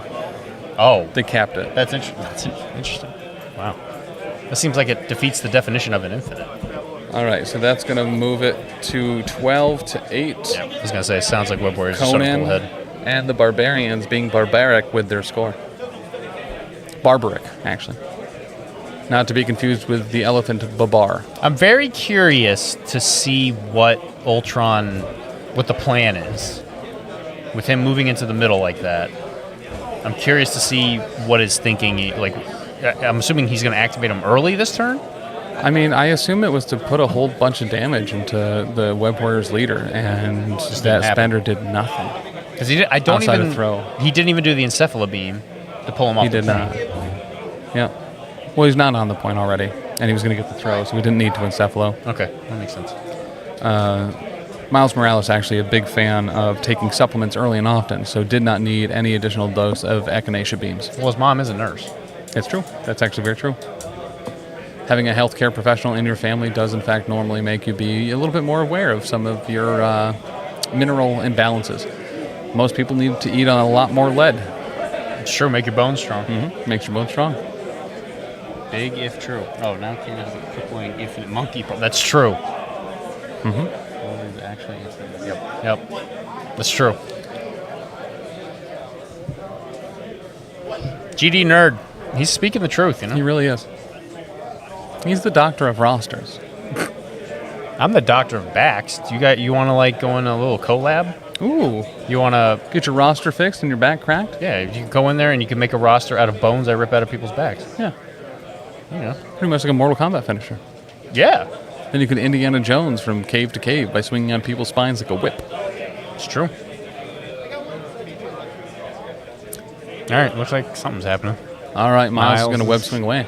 Probably has an objective, just running. Want to keep that point? Yeah. And he's going to kick Sam. Right to first. And that is going to get bodyguarded. Into Cap with a vibranium shield to give him a little bit more dice. Got the push. And yeah, got it all, baby doll. How much damage? I believe there was no damage, right? Okay. So he was just looking for the push. Yep, there's the dodge from the throw. He did get the throw. Yep. So there's some dodges there. Looks like everything going through. And was that a brace? No, mission objective. I think he rolled the defenses. I wrote my initials in someone's gallbladder. Roster doctor, that's dope as heck. Do you take money for ad space? Can we write an ad on someone's gallbladder? Oh, you probably take out the gallbladder. That's probably why you're in there monkeying around. Well, Like 32 billion Canadian dollars. As an actual doctor, I can tell you that advertising is very tricky as a doctor, and the board needs to open their mind to better possibilities. Personally, I'm bored by their politics. Got him. You probably have a letter on your way to your house right now. Oh, yeah, I'm sure I do. All right, what do we got here?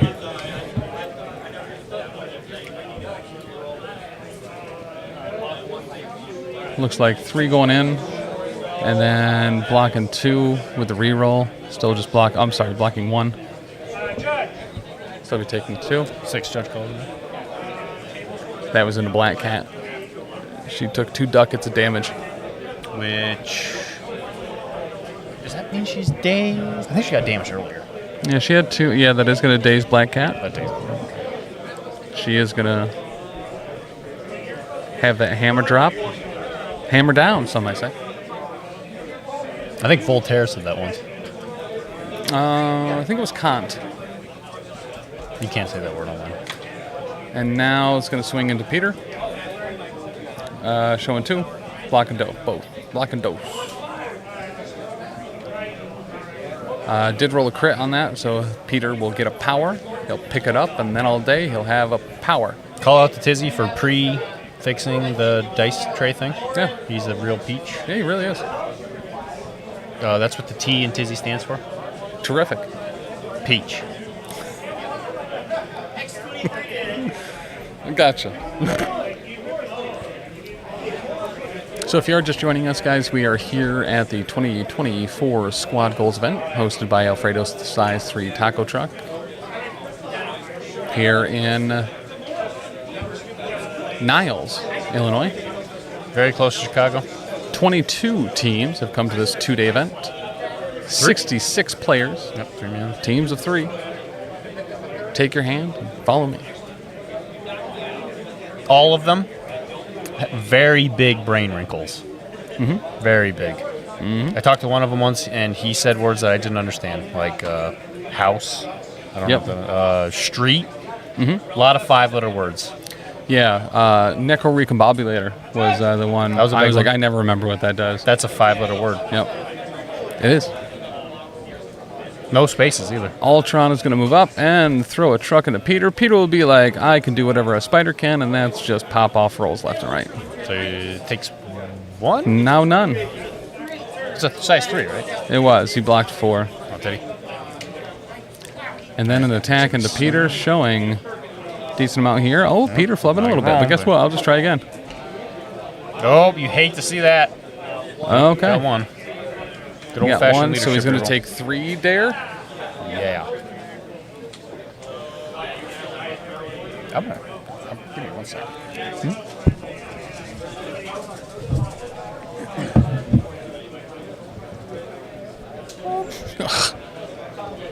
I was touched by an angel.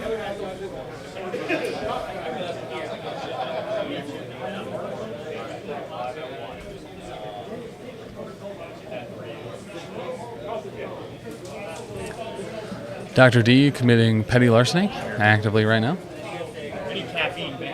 I do too, actually.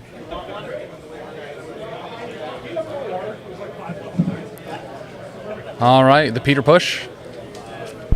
Echinacea beaming. Dreaming. Is there no dew? You want anything particular? Is there dew? There's 7 up. Oh, that doesn't have caffeine.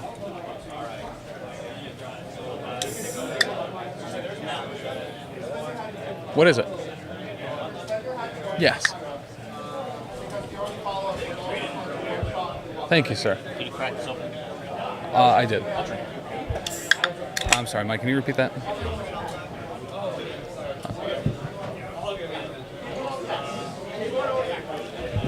Okay, so Peter moved, and then web line to pick up the hammer, and then moved again to get to safety.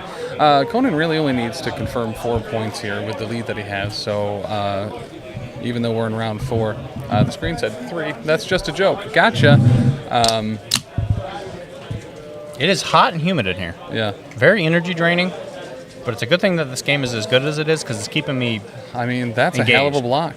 Did anything go through there? 1 on Black Cat went through on her. All right, that's a fantastic attack roll. Showing 2, 4, 6, 7, 8. Blocking 2. That's a Taylor attack roll. And that's a Taylor hammed Ghost Spider. She is off the board. She's going to the great web in the sky. Thank you for that. I was feeling real sleepy. Caffeine is a good thing to have. It is. Because I find that more often than not, when I'm feeling something, I know you're feeling the exact same thing, which is why in the middle of the day I'll just start weeping. Yeah. It's because we were born as conjoined twins. Yeah, that's true. Conjoined fraternal twins, which was very odd. Yeah, very strange. Very rare thing to happen. Almost a 3-year separation in our births. Yeah, and that's why we experience separation anxiety. It's true. Especially when I have Riot and you have the Venom attachment. Mm-hmm. Yep. And everyone always kind of redeems Toxin Tim. All right, Luke Cage is going to be double moving, looks like. On to that Extremis.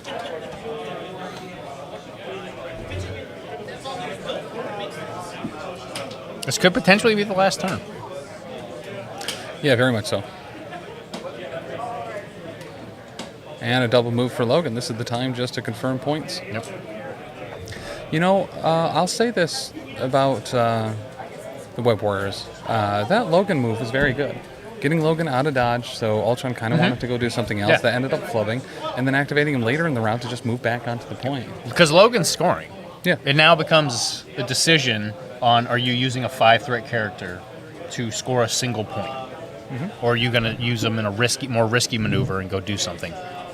Personally, would I have done it? Who knows, right? Because obviously there's a lot of factors like we're not aware of. But it's depending on his thinking, it could have been a big payoff if he took out the leader, because I think Miles had a hammer, so the differential would have been different. Okay, so all right, and then Ghost Spider web lines Logan off the point. There is a time clock, by the way. I'm not sure if people know that. We cannot see it from the angle of the thing. So does that mean it's 15 to 10 now? Woof. Yeah, real close. So if he had not done that and moved Logan, the game would have ended. Yep. So at this point, if I was the Avenger player, I would not be worried about winning. I would definitely be worried about point differential, if that matters for tiebreakers. I'm not entirely sure how it works for... It does. So it's strength of schedule first, and then it's normally victory points scored. Right. So in this situation, unless he has a incredible turn, we know that as long as the Web Warrior player scores a single point, the game ends. Well, and Amazing Spider-Man's already so far removed from everyone. It was very smart of the Outlanders to move Luke Cage up, so at least he's somewhat there. Yep. But yeah, moving Spider-Man to a corner pretty much seals the deal. It's tough. It's tough to get rid of him. Oh, it is team wins. Yeah, sorry, I was thinking Challenger, standard singles format. But great call. Roster Doctor. Okay, for the team events, it's team events. Okay, yeah, that makes sense. So, coming at it from an Infinity standpoint, I know nobody in this entire mall cares, but when you're playing that, the VP way of that game, that is the way it's scored is essentially you score more victory points for models of your own that don't die. Yeah. So in that situation, it's almost about you might take an entire turn just to tick up, find a spot, hide, keep a model alive kind of situation. But when you're in situations like this, instead of losing and tilting or losing hope or whatever, just think of your tiebreakers, because amazingly enough, it could be the difference between getting 4th, 5th, whatever. Yeah. Once you get around that middle area. Yeah, but the Web Warrior player definitely could just take 2 characters, run to the corners, and more than likely take the win. Well, then, yeah, I guess Sam could get up there, right? He could move and charge. Yep. He's definitely not out. Like I said, if he had an incredible turn where just everything goes right, there's definitely a chance. He's not out. And there's Ghost Spider. Yep. Doing her thing. Moving on up. To the north side. Yep, to the wall. And she's going to pull Spider-Man back into the brawl. took a note from Mortal Kombat. Scorpion, get over here. Get over here. I really hope that when Scorpion comes to this game, he has that ability.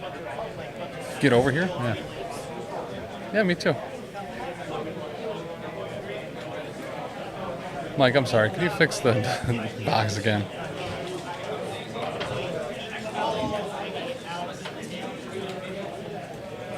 All right, so this is Logan into the Tron. Can we have a repeat? Showing 5. However, this time blocking 2. Ultron picked his head up that time. So 3 damage through. And then the throw. He's got 3 health left. Well, who knows? Let's Ultron 6, huh? Ultron no, he has 9 power, looks like. So he definitely has enough to make it all about his age.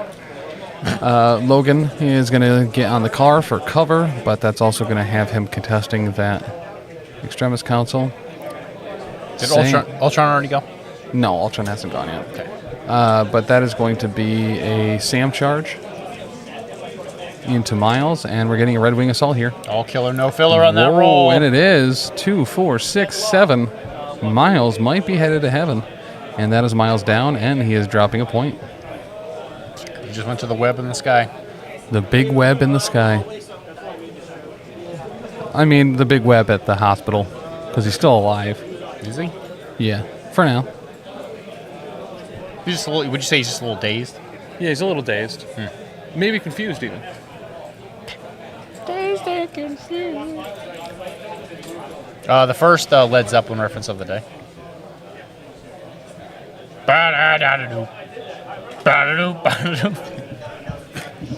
The Babadook is a Led Zeppelin reference? Yeah, it's the ocean. Yes.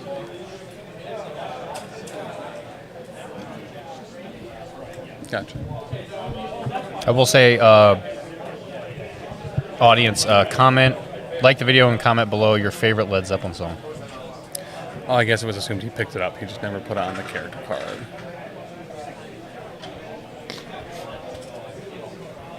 It cannot be Stairway to Heaven. That is cheating. Sam moves back after the charge. So he's still got to take down Petey. He's got to be worried about Ultron. But I don't know. I mean, denying your opponent a single VP is a huge task. Yep. It's still unlikely, but it is not impossible. Unless it is, and then that was a joke. Tee-hee.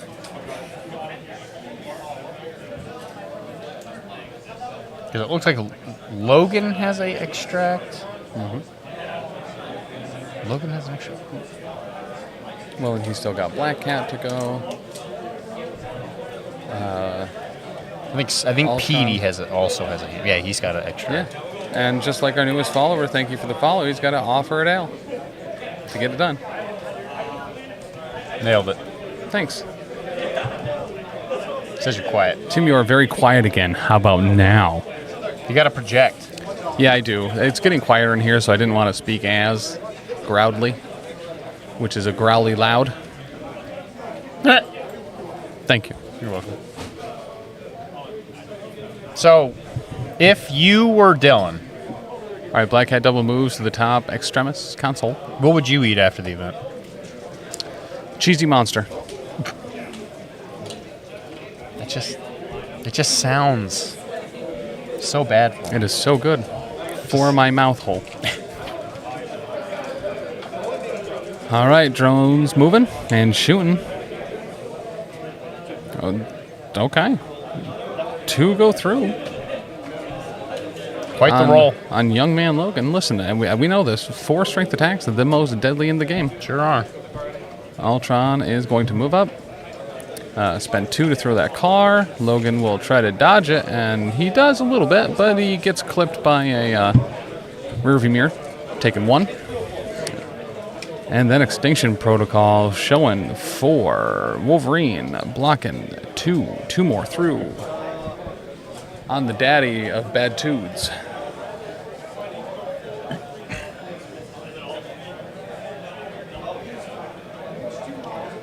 Dan, how do you know that? We ate a lot of it at Adepticon this year.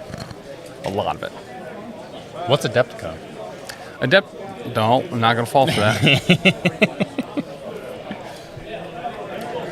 Adepticon is home of the Worlds tournaments for Marvel Crisis Protocol, Star Wars Shatterpoint, Star Wars Legion, Star Wars X-Wing, and Star Wars Armada. What about non-AMG games? Oh, yeah. All sorts of great, huge GTs, events, qualifiers, more. Bushido. I know one of their Grandmasters in North America is at that one. I know GW does a bunch of stuff. I don't think any of them is Grandmasters per se. 17-14 Conan. Listen, he made a good run to come back at that, scoring 4 in that last round. It was a good try. It was. That was a great game. Well thought out. Both players played really well. Some really unimpactful spenders. As they often are. For the Outlanders, what's that? As they often are. Yeah. But yeah, I mean, channeling your inner Tim France when you're doing a spender is not a good idea. I advise against it personally. I understand that people would like that. These two on the side. Yeah, you got to hold them at the same time. No, up and down. Yep, there you go. It turns immediately off when you hit them. All right, Tisdale going to go pee, bringing the earbud with him.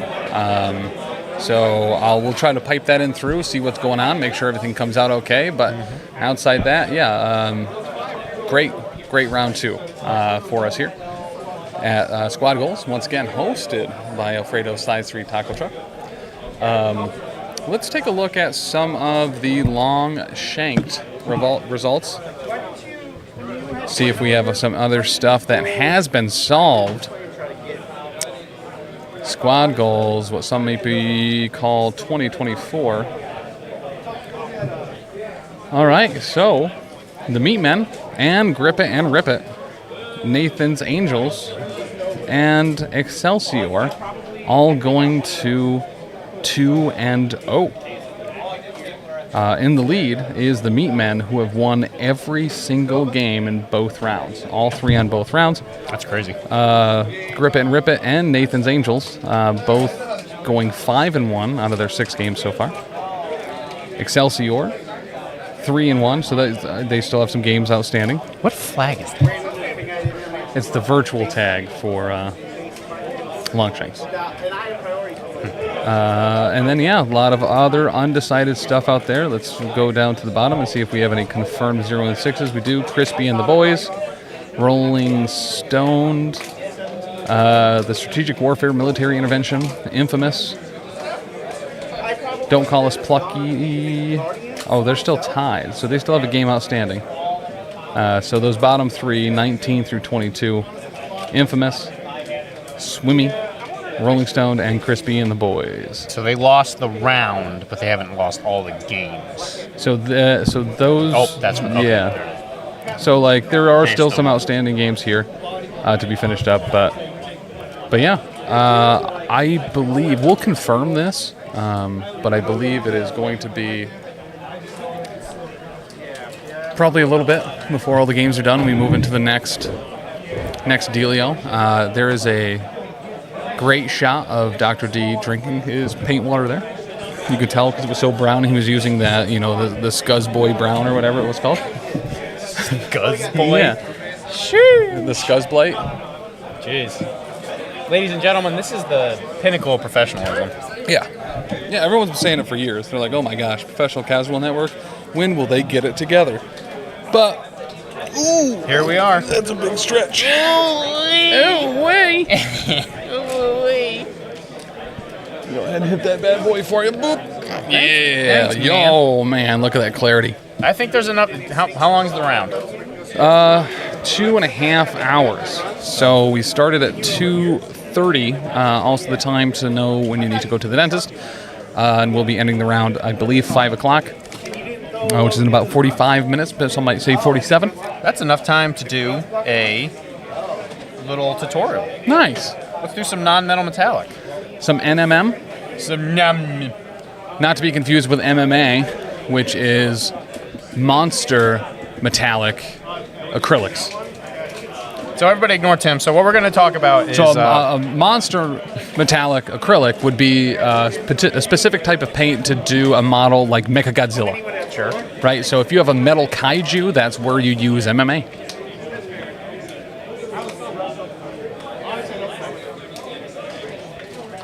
Are you ready? So Monument Pave is... Or a mecha monster like Mothra. Monument Hobbies. Acrylic paint would be used for that. But no, by all means, go for it. I'm sorry. So Monument Hobbies. That we don't have the monster metallic acrylics in stock anymore over at Monument Hobbies. They should come back. When they do, make sure to use that code Professional Casual at checkout to get 5% off your order and help support your favorite worst network. And you could use it to buy the new Flame On Painting Miniatures set. That sounds like a great time and place to use that. Because you're going to use it to do some NMM, some NIM for gold. It's very, very good for that. Whether it's specifically designed for that or not, I couldn't tell you, but it definitely seems that way to me. So we're going to start it off with a little dark green brown. It's very, very good for starting with a, not quite like a dark brown. It's a really good color for like base coating on anything you want to paint, like kind of as a yellow to give it like a bit of a metallic sheen to it. Mm-hmm. So he's got this little like wizard necklace on his neck. So we're going to give that a little bit of some NMM. All right, so that one's nice and quick. Thankfully, Tim wasted most of that time by yapping. So next, I'm going to pull out bright yellow ochre for the mid-tone. And then at the end of it, you're going to want to use something that is a bit brighter.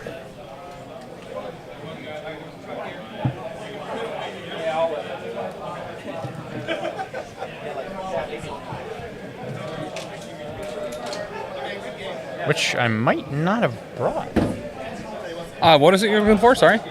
I'm just thinking the paints that came with it. I might have put it in a different spot and didn't grab it when I was leaving my desk. But you know what? We'll pivot, and you can use an especially light, a much brighter yellow for the actual like golden sheen. This is Phalanx yellow by GW.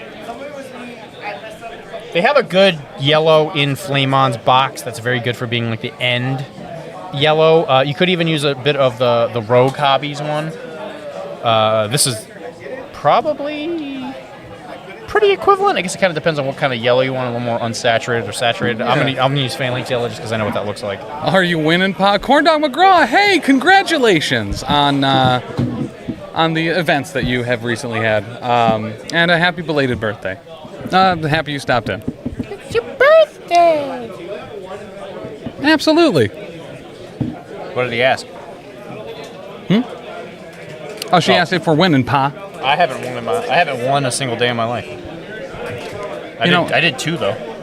You did two what? Wins? No, well I haven't won, but I two'd. Oh God.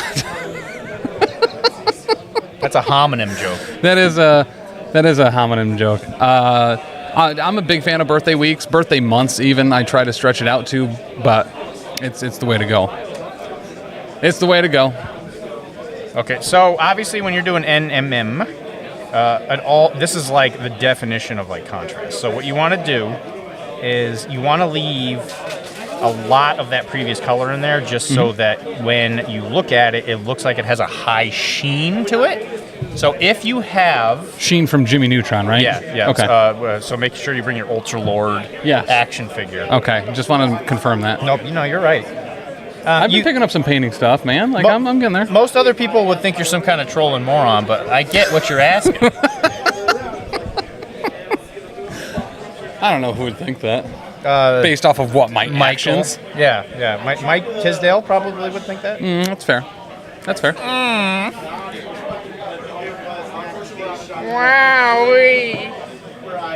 Speaking of, I'm going to go find him. I'm going to see what the other guys are doing over at the Star Wars Unlimited Store Championship. Can I trust you and leave you alone here alone? No. Okay. See you later.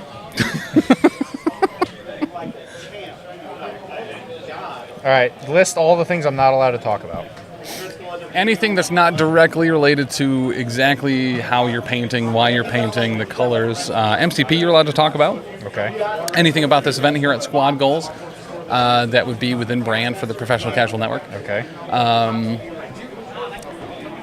you know, your personal eating habits, what you like to eat, food. I like pizza. Do you like pizza? I love pizza. I have a friend that hates cheese. Jeez. So we won't eat pizza, and I constantly forget. I was like, oh yeah, you don't like cheese, huh? I was like, wow, there's this great place that, oh no, there's cheese on everything there too. He's not lactose intolerant. He just hates cheese. It's something about the texture. I think he was slowly choked by a mozzarella stick from Burger King as a child. Sure. Which happens. You bite into that too quick and it's too hot. Like, you just get glue gunked in your throat. Go watch your baby game. Wow. Fine. Stone them? Okay, corn dog. Right out of the gate with the stoning. Can I talk about that? Whew. I'm just going to exit, I think. I'll be back. Bye. We'll see you in a bit. Bye. All right, so obviously we got a bit of a mid-tone there.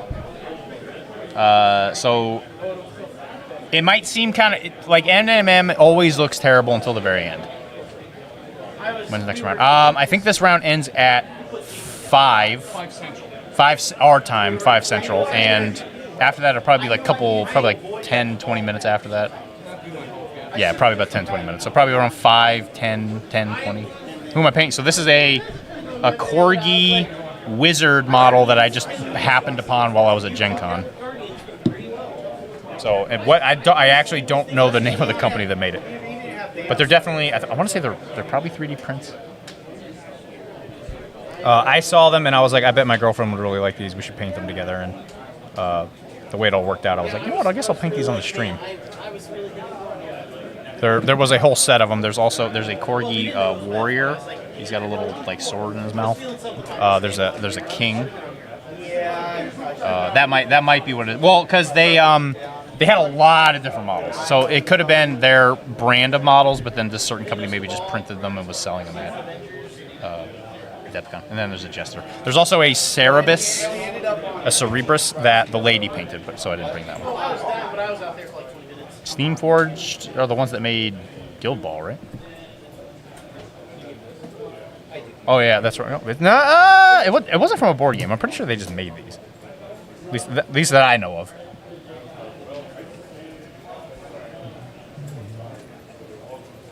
So, yep, all we're going to do is we're going to essentially just refine the color, and you really want to make sure you leave contrast, because the higher the contrast value for a NMM, it helps show the fact that it has a sheen to it, so that it makes it look like a piece of metal. Yeah, I've definitely heard of those. Like, I've seen those models at my local game store, and these weren't it. As far as, again, I could be wrong, but if they did it or not, well, they did. If they did do it, they did a great job. I love the models. And this little necklace has like a gem inside there, so we'll probably pick like a bright color for that. One of the good new colors from Rogue Hobbies is a bright green.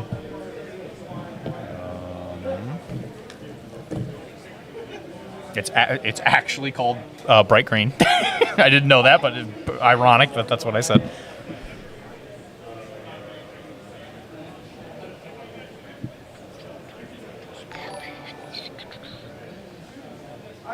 Thank you for the follow, Tokoscape.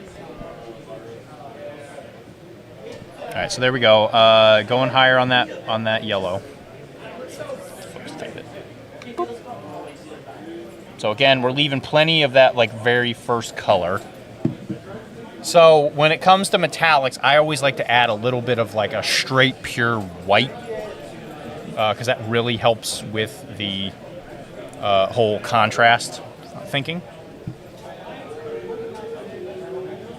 I don't want to use a lot of paint in this room because almost every single drop of it that goes into this thing is going to dry up almost immediately because it is humid in this room. Oh my God. I'm going to try and save that paint. Because we're not going to need a lot of it, thankfully. When you're only painting one model at a time, you can really save it on the paint. Because you're going to use a lot less of it than you think.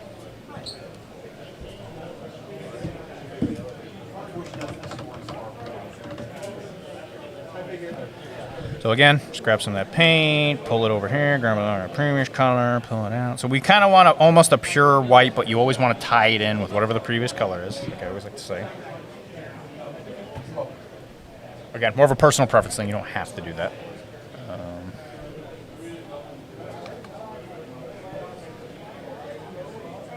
And again, I'm using a real junky brush.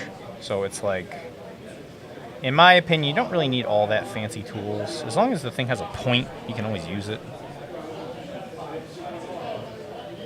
And in a weird way, a bad brush actually gives you the ability to do certain things, like certain textures that a good you may not want to use a good brush for. So, you know, sort of a bit of a personal idea in that regard. And then in this case, I will actually just use a little bit of pure white and just hit the very edges of it just to give it that real strong metallic sheen.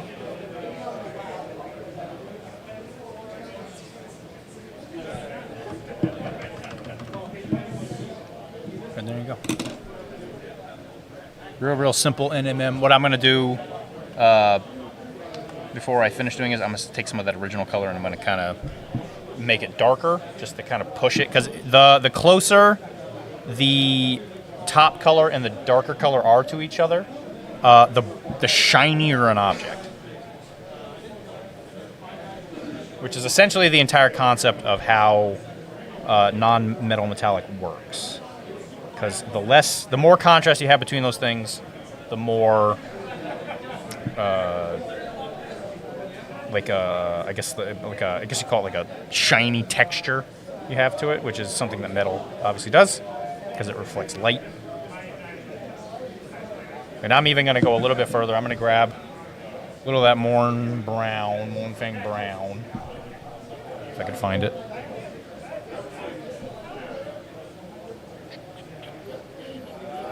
I can't believe you left me here all by myself. We can talk about anything. What do you guys want to talk about?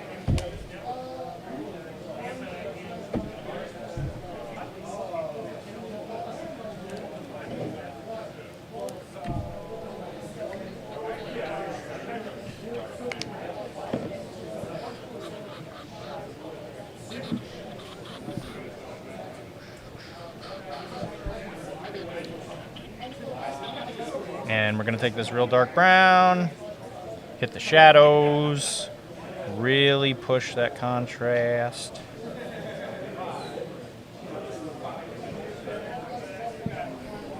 Let's talk about politics, yeah. Let's go with the... Yeah, for sure. I was reading a book about how rebellions or civil wars start. That was a fun book. It was kind of political. It was pretty interesting, actually. But for the sake of Tim's sanity, I won't bring it up.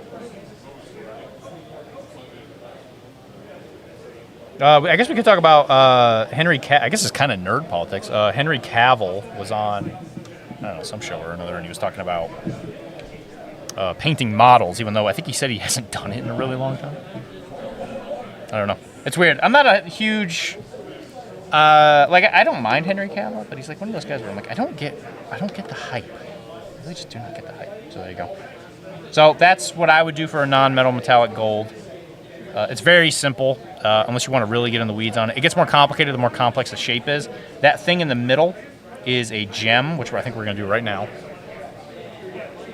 So what I'm going to do, just to tie it in all together, just to keep the color somewhat consistent, I'm going to do green in the middle for the gem, and then I'm going to paint this big vial here, because it looks like a life potion. It's okay. I think if it was a different room, because it's real hot and humid in here, so this thing's drying out real fast. I would say my review of it might be a little unfair, just because this isn't like an optimal painting situation. Like a wet palette in this room would be like top notch, but I think this thing is helping for sure. Like if I put paint on anything else, it would be like probably dry instantaneously, but this has helped a little bit. But I think but the room is kind of giving me an unfair assessment of it. I would probably use this at home, but I prefer wet palettes anyway, so it's kind of a null point to me. Is it worth $35? Yeah, I would say so. I paid $35 at the store while we were here because I forgot my palette at home, and yeah, I think it's worth it. It's pretty good. How's the baby game? Oh, I don't know. I just went over and bought caffeine. Where's my coffee? They didn't have coffee. You know what? You know what you don't have? A cooperative co-host. So let's talk about politics. Do you want to split this? Is that coffee? Yes? No! What was your favorite pizza topping? Politics. I love pepperoni. Pepperoni's like kind of the old standby. It's never going to be bad. Pepperoni with black olives. I'm an olive guy. Ugh, nope, now you lost me. Okay, let's talk about politics then. So what do you want to say? You know, actually what I like is a garlic pie with like chicken and bacon on it. It's like real good. Chicken and bacon. Yeah, that sounds pretty good. Yeah. Well, what kind of bacon though? Oh, great question. I assume crumbled. Where's my black green? Or chicken and sausage. That's a weird answer. Oh, redeemed. Yeah, white garlic. Yeah, with bacon and feta. Get out of here with feta. Get out of here. Get out of here. Get out of here. All right, I have this one prompted up. So I was at a restaurant. Okay. And I went there for a steak dinner, and I went there. I ordered it. It was very, very good. And the waiter came up and he said, "How did you find your steak, sir?" And I said, "It was really easy. It was right there on the plate next to the potatoes." Yeah. Yeah, you'll have that, I guess. Yeah. Oh, yeah. So, one of the teams here, called the Dice Daddies, sure, have been handing out stickers. They have little D6s with little hearts on them. I like it. That's so cute. Oprah Smash is a phenomenal Twitch name, by the way. It's right here. I'm staring right at it. Black green, probably one of my favorite colors. I have 3 of these bottles in my paint rack at home because of how much I use this stupid color. What application are you normally using it for? Anything green. Even things that aren't green, I'll use it to shade. It's just it's an amazing color. If there's a color that you order from them, black green, one of the best. Absolutely fantastic. So I'm gonna use it for this emerald thing or whatever you want to call it on his. On the brooch kind of. Yeah. Yeah. And I'm gonna paint that. So I'm also gonna use it to paint the life potion, which I should have painted the vial first. So I made a bit of a boo-boo there, but please forgive me. I think that would work for the dewormer potion. For sure. I don't know why I see dewormer or a medical salve of some form would be more of a greenish color because green means health, right? Yeah. Which, as soon as you go to your doctor and you tell them, that's the color you pee, they're all concerned. That is true. Life potion? You mean health potion? Wow, no. So they're different things. Health potions are different than life potions. Life potions heal your health. Health potions heal your health.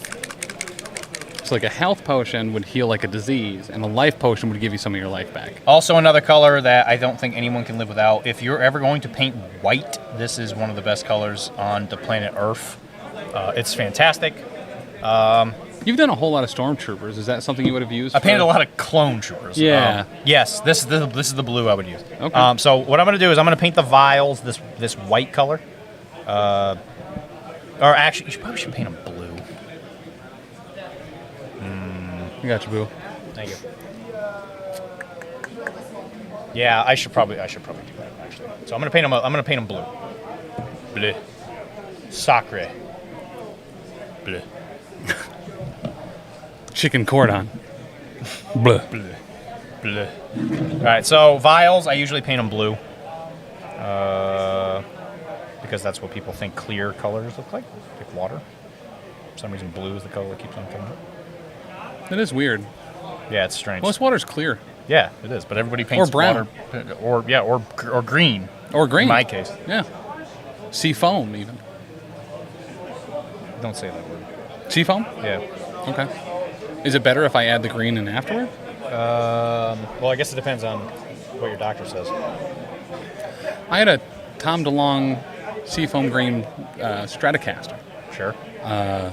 It was the first time I learned about the word Seafoam Green. Sure. And I'll never forget it.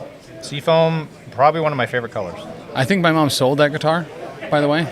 I was looking around for it, and I was like, where are you? So did you make it so that she doesn't have legs? I have never made a single person unable to obtain legs. So is that what the police report says? Yes. After I removed their legs until they put on there what I wanted. All right, Mr. France, you win again. Mm-hmm. Mr. Tim Bleu. Actually, I was going by my pseudonym, Tammy French Toast. So, really disguised my name. They had no idea it was me.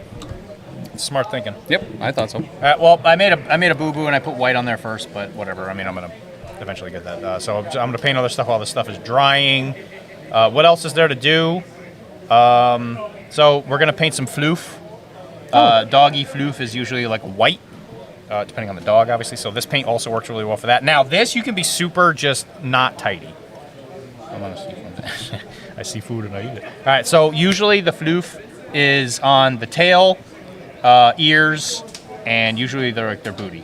Did I say booty twice? Their chest. Booty and chest. So this model actually has like little ear floof things sticking out of his ears. Honestly, both are synonyms for treasure for pirates. That's technically true. That is true, actually. All right, well, I'm going to go rethink my life. Yeah. Now that I know that. It happens. I'm going to go and I'm going to talk to somebody about that and be like, did you know that? And they're like, sir, this is a Wendy's. And we've been closed for 3 years. What are you doing in my adjunct house? I just really wanted you to know that. I mean, how can feet smell if they don't even have a nose? Are you telling me a shrimp fried this rice? You gotta wait for them to redeem.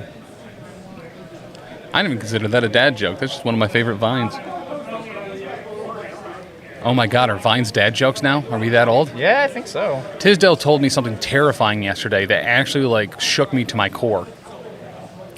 The PlayStation 3 came out 18 years ago. Jeez.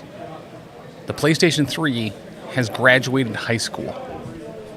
Sheesh. The PlayStation 3 is applying to Caltech.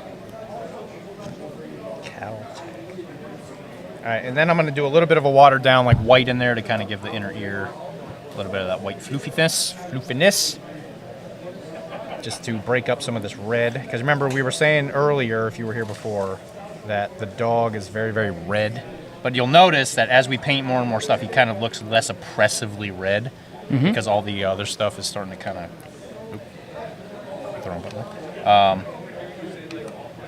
it's becoming like less and less oppressively red as the other stuff kind of starts to join in. So we need more chakra blue.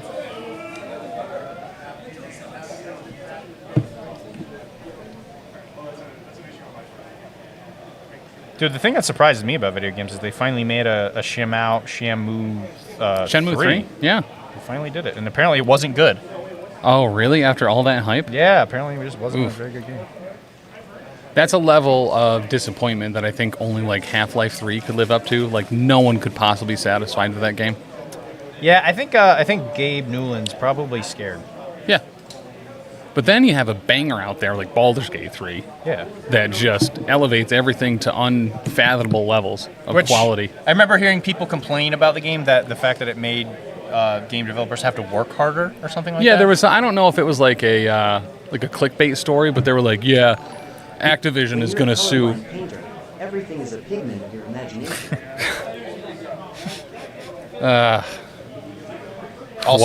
Also, the eyes are white.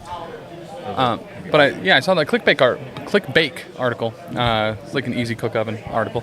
That Activision and EA were like going to sue Larian for setting the bar too high. That they would also now have to do that as well. I hope it was a joke, but it still doesn't. It still makes it funny. Yeah.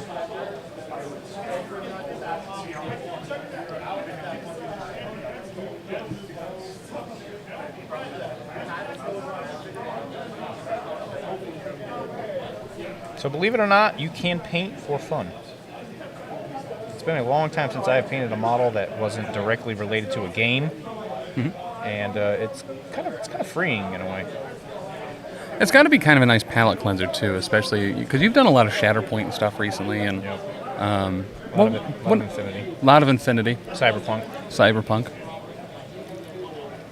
It's Is that what drew you a little bit more to something more fantasy and cute to kind of step away from science fiction, science fantasy pretty heavily? These are the things I wish I could just kind of paint whenever I want. Yeah. But at the end of the day, when you do this podcasting thing, right? Mm-hmm. There's a certain point where you're just like, I gotta paint for these games because you don't want to show up to these things without fully painted armies. Mm-hmm. So in a weird way, it's kind of like. It's kind of butts in some ways because you're like, you have, like, I guess I wouldn't even call it an obligation per se, but you have, like, certain expectations where you're just like, okay, I got to have all this stuff done. Yeah. Okay, so we're going back to the vials. Now I'm going to start putting the white on there. And so what you're going to do when you paint a liquid is you're going to leave the bottom where the liquid is going to be. You're gonna leave that really dark, or whatever the base color is, because you're gonna paint over it. But the white part is where the light is coming through. So now you have to think about liquid. Liquid conforms to the shape of whatever it is you're painting. So if he's standing straight up, you can't really see it, but if he's standing straight up, that vial is at a bit of an angle. Yep. So you have to think the goo or juice in there is gonna be resting at that same angle, unless he's moving, which he's not. So when you paint this, you have to think, where is that liquid going to be? Don't worry about it. But yeah, game dev, especially for larger like AAA blockbuster games, is really kind of in an awkward spot. And then there's World of Warcraft that just keeps putting out free stuff and other new game modes just for the heck of it. They have like a whole team now dedicated to just be like, hey, what would be fun? For the next 3 months, you can do this. And then you could put it on your Twitch. You could Twitch it. You could even put it in a boat. Dude, you know how much we've always wanted one of those. I know, dude. That's why I'm bringing it up. Okay, so again, just a nice rough paint job here. We're kind of just sketching. So as you can see, it's gonna it has like a bit of a volume, like a shape to it. Mm-hmm. So what you're gonna do is now you're gonna take the dark color. So in this case, it's gonna be the dark green because we're doing a deworm potion, and you're gonna paint the bottom of the vial up. And what you want to do is you want to create the impression that there's a liquid. So what you're gonna do is you're gonna take it. I can't really show it on camera while I'm painting it. You're gonna hold it. And then you're at where the liquid would rest, you're essentially going to draw the line there and color in everything below it. So again, if the thing's at an angle, it won't be equal. If that makes sense, I don't know if that makes sense. Equal distance. It'll be equilateral. It's going to have to conform to the shape of the bottle, unless you want it like sloshing around or whatever. Okay, so there we go. So in this case, there's this shape. Now, there's a concept in liquids called the penumbrum, which is essentially the point where the dark and light meet.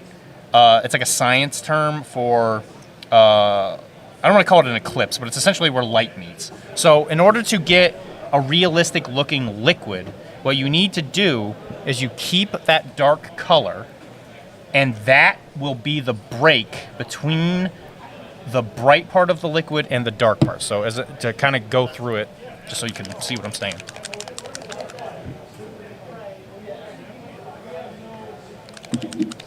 Are those the same green or different green? No, it's a different green. This is bright green. This is the new one. Okay. So this is the old and the new green. So this is bright green and then green. I absolutely love bright yellow green. It's probably one of my favorite colors. I think I'm going to actually kind of poop out and not use the new green because I love this one so much. Mm-hmm. So I really just love that bright, because again, I'm addicted to contrast. So the concept, not the paint. Wow.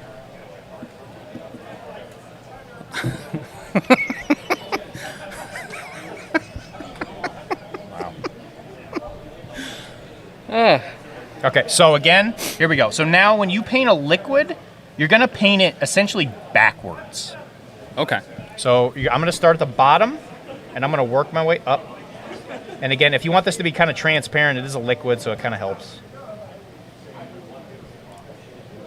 And the key here is you are really going to want to keep that, essentially like that meniscus, that penumbra, and you're going to want to keep it between the vial color and the liquid. And what this does is it essentially forces the perspective to have a liquid, for it to essentially be around, because it's an object with volume. It's not like a flat surface.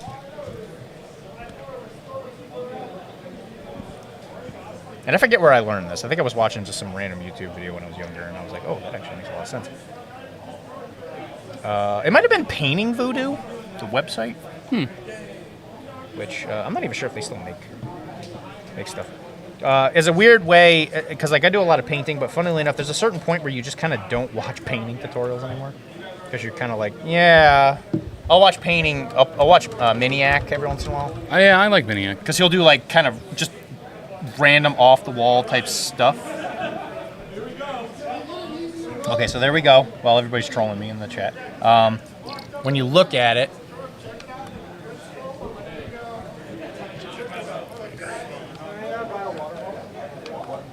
So if you look at that liquid, you can tell. Oh yeah. That it looks more like a liquid. Yeah. And your eye just kind of catches right onto it. Yeah, it does. So you have to leave that dark. If you meet it, what happens is that the bright colors are essentially going to conflict with each other, and your brain's going to be like, I don't know what I'm looking at. I don't know what it is, but I don't like it. So. See everybody looking at their phones and coming back in. We might be getting ready for round 3. Yeah, round 3 is up.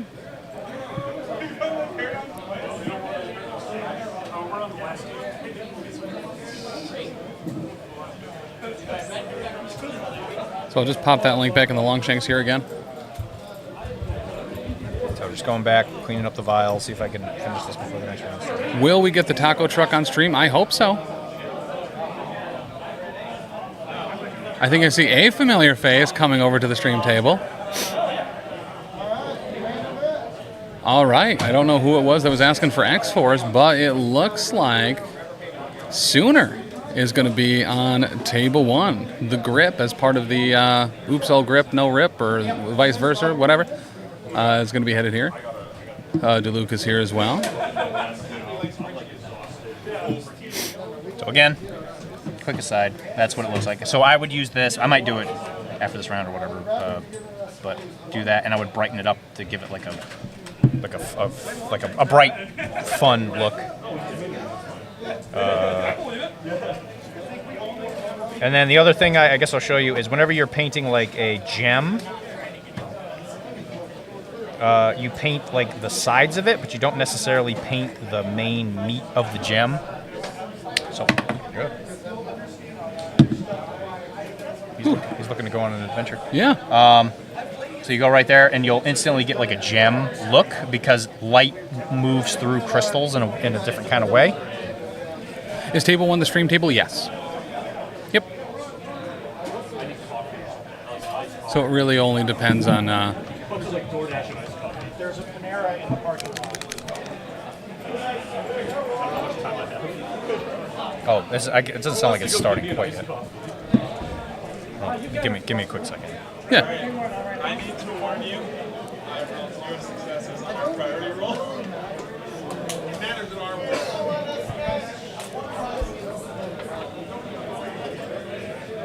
Those are double cops. Yeah. Oh. That's a bad omen.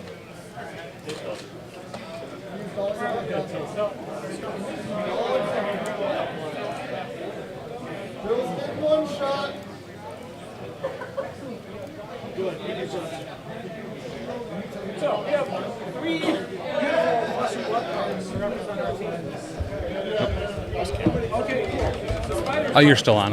Okay. I can't see where it is. I'm hoping this is in front of it, but as you can see here, you have like a sharp contrast between those colors, and then with the liquid, as long as you're like kind of pulling it up, it'll look like some kind of like I guess like a bubbling liquid. Yeah, so right there. So I'm gonna add just a tiny bit of white. I'm ready to one-shot Bill. Don't get caught in traffic. No, I can walk. Right outside. Oh, I saw it. Go. Do you want to draw anything and get tables set up first, or do you care? It's up to you. Why don't you just go? Let me do it when I get back. Yeah, just go. Sure. So I'm thinking about it. All right, so we got like a 10-minute. I don't think it's that. You want to see if they can grab you a coffee while they're headed over there? What? They're headed to Panera. Do you want to see if... Oh, yeah, that'd be great. Hey! Sooner. You going to Panera? You're not. You going with them? Can you grab a coffee? Whatever. Just some kind of coffee with cream in it. Can you give me a coffee with cream in it of some kind? Yeah, like a coffee with cream in it. I don't care. Coffee with cream in it. That's all I care about. Okay, do you want iced, hot, what size? Give me iced. Okay, Because it's hot as balls in here. Trust me, I feel it. What size? What large? Great. Big. I'll pay you back. No worries. You want anything, Tim? I'm good. Thank you, though.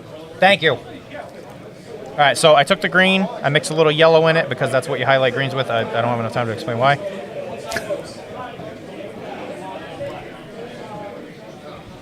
So now, if you paint this green in the vial, even like a little unevenly, it represents the fact that it might be like a magical kind of potion. Is it like kind of wiggles away, wiggles around and does magic stuff.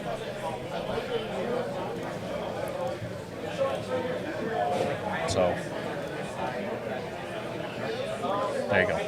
So high contrast on that gem gives it a very like shiny effect, and then when you look at the liquid, again, because this all comes down to texture, which people make fun of me because I say that word all the time, but as you can see, it gives it that depth while also not letting the white from the vial take away all the contrast. Then you take a little bit of pure white. If it doesn't dry immediately on the palette because it's hot as Satan's butt crack. Like it is in here. Sure is. You take some of that white.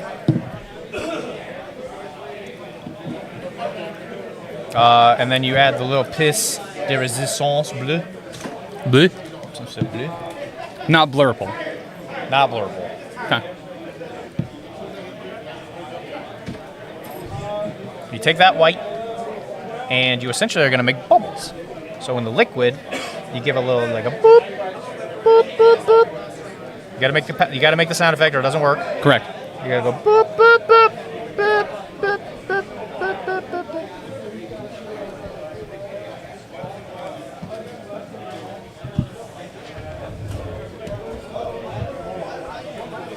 And then in the corners of the gemstones, you add like a reflection line. And what that does is it creates a strong contrast. And then you take your darkest color for the gem, and you're gonna like really, really watered down. You're gonna go into the middle of the gem. And you might even want to add black to that. Or anything just really dark. And there you go. That's essentially how you do a gem. Now, if it was mine, once I varnish this thing, I would go back with a gloss, and I would actually make it glossy to give it even more like kind of a contrast. And when you go in there for that liquid, if you do that, they look like little tiny bubbles for the liquid. In all honesty, like we don't even have to put stuff in those other vials because they actually don't look terrible like that. But you could take some white and just contrast it because again, people for some reason in their brain when they think of clear, they think of white, or they think of like a whitish blue essentially.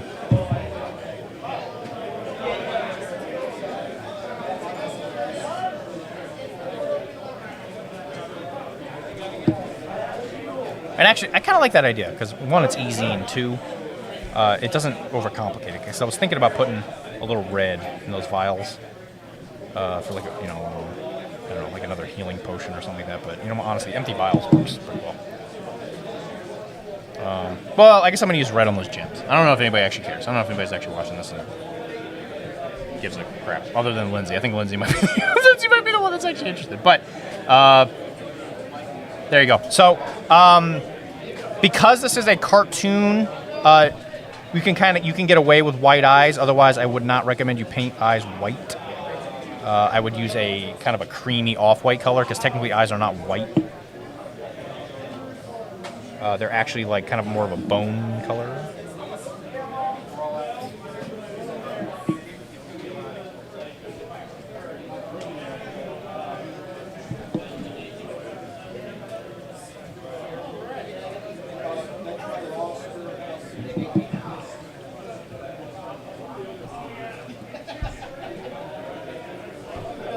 So I'm going to try out the new Satin Black, which is in the new Adepticon Painters set.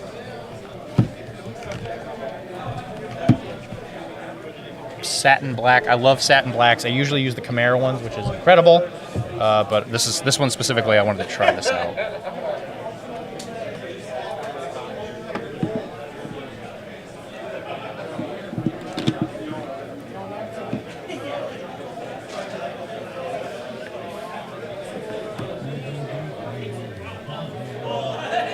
And I'm doing stuff I wouldn't usually do, but I'm trying to save paint here. So we're going to paint an iris. This one you actually probably do want a really sharp brush.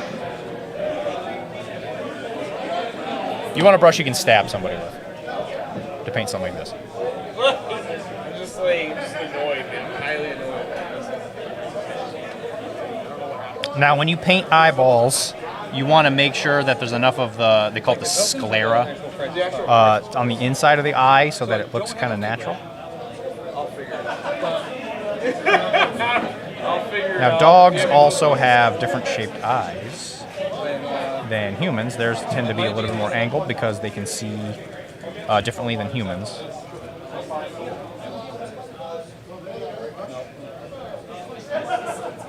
But you want to make sure that the eye goes all the way up to the top and the bottom,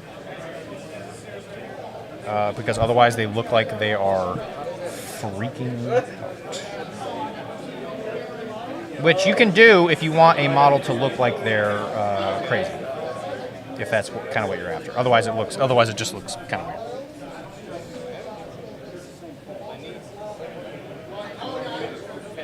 So yeah, there you go. That's how you paint an eyeball. I'll just borrow this one. I'll just remind me. Just clean it up a little bit. Get those edges nice and straight.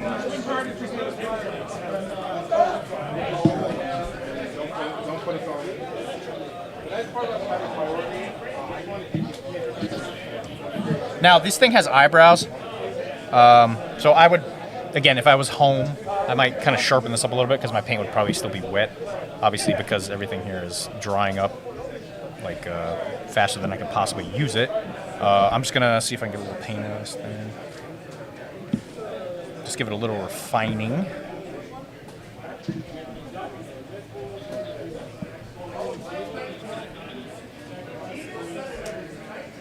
Does this help you get your break? Like me doing this help you guys get breaks between the rounds? Yeah. I mean, whether we go to this or a waiting screen, either one's fine. Like, if you get tired, like, by all means. I don't get tired painting. Alright.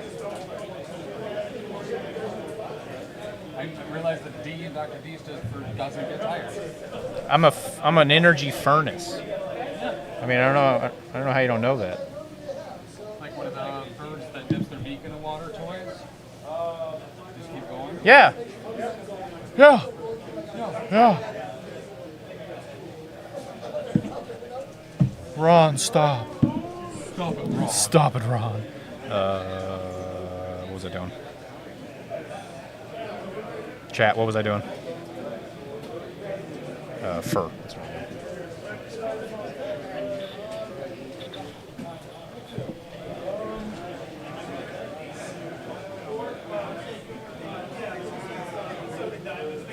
And again, I'm not trying to go for any painting competition on this thing. I mean, I'm just going to look at this thing in my house when I feel lonely.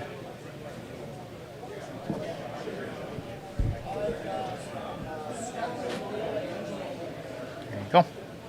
So obviously, the face will get a little more refined once we start adding the black, because dog noses are usually black.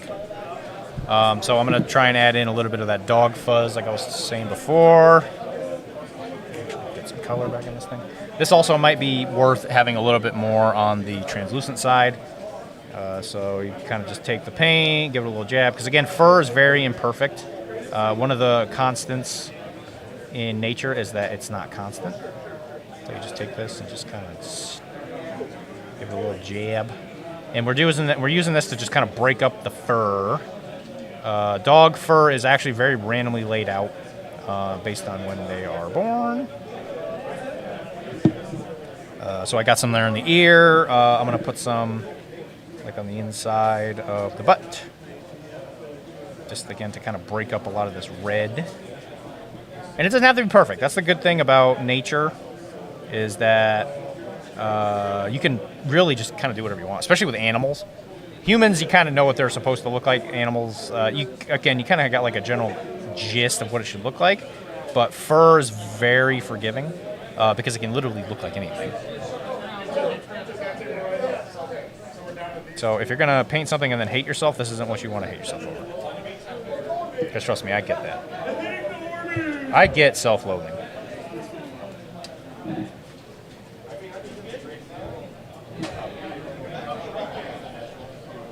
They say you can't truly loathe somebody else until you learn how to loathe yourself. That's true. I think RuPaul said that.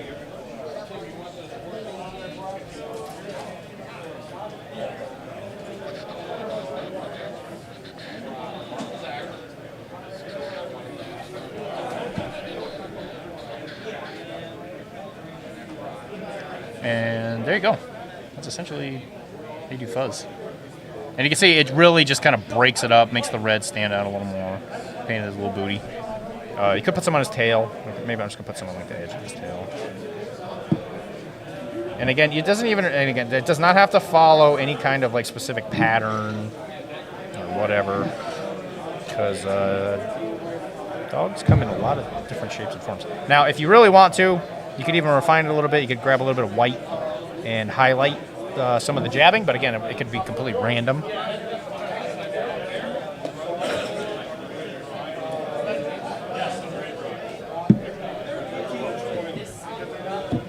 Thank you very much. God, thank you.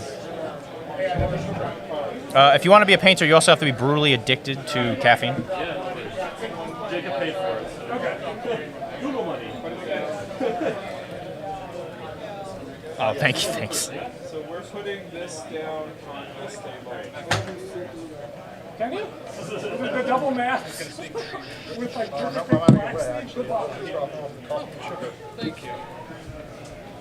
Do you want to sit this one, Tizzy? No, you want to do this more? Does Tizzy want to do Eye in the Sky? He said no. Do you want to sit or Eye in the Sky?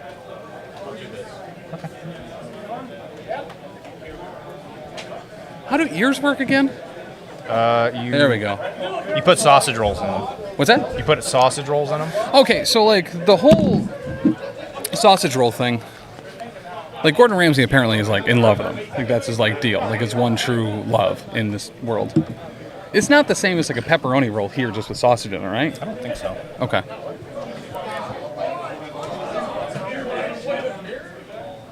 Dude, I've been getting crazy interaction from people with the painting. Yeah? No. Got him. Got him.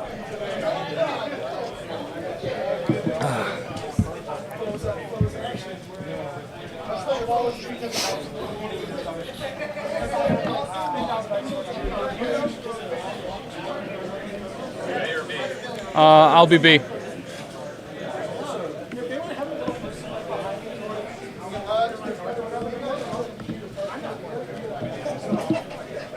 It's not paired yet.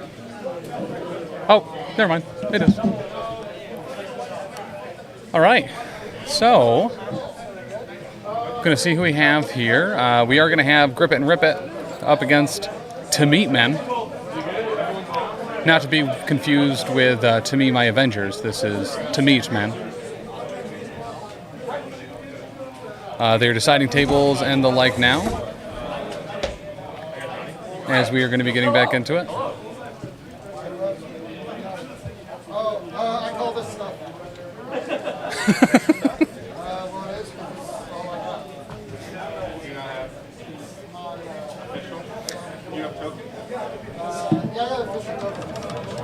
So, looks like we do have Sooner going up against Schmid. So that's DeLuca's team, right?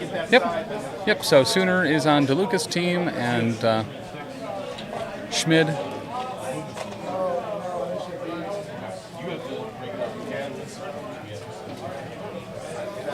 Up against Schmid from the Johnny Pastrami team.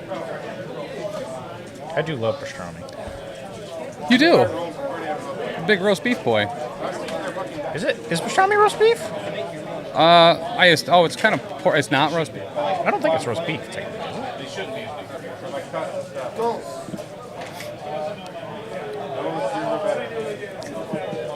All right, Mike, if we can once again readjust the oh yeah down a little bit. Thank you.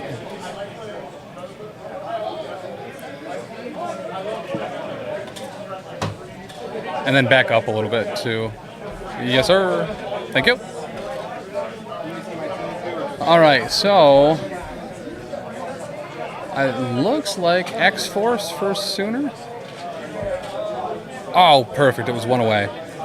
And then for Schmid, cannot see his models yet, so he could be anything, even a boat. Oh, could be defenders. Defender. I do enjoy a good game of Defendable. You know, if that's what it ends up being, X-Force versus Defender is usually kind of a good match. Especially under New Daredevil. Everything's a little bit more lethal than it had been. I was going to say, it's definitely a good, attrition. Yeah. Yep. Attrition game. All right, now, as someone who, before I put this away,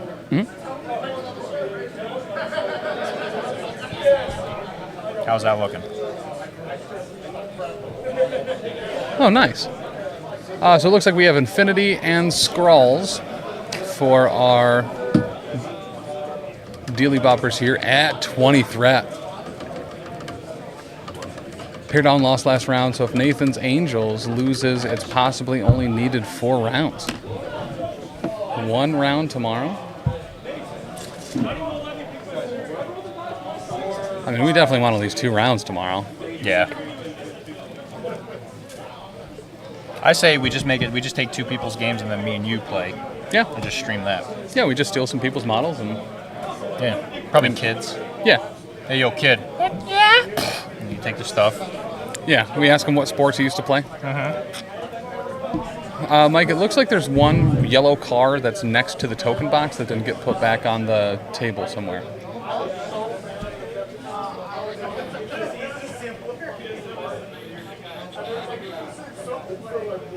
Nice.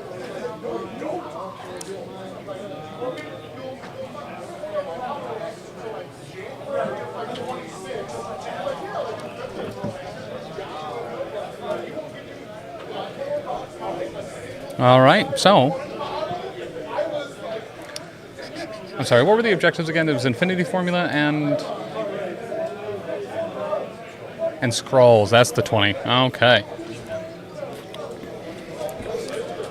With Schmid on the right, Sooner on the left. Grip it and rip it, going up against the Meat Men.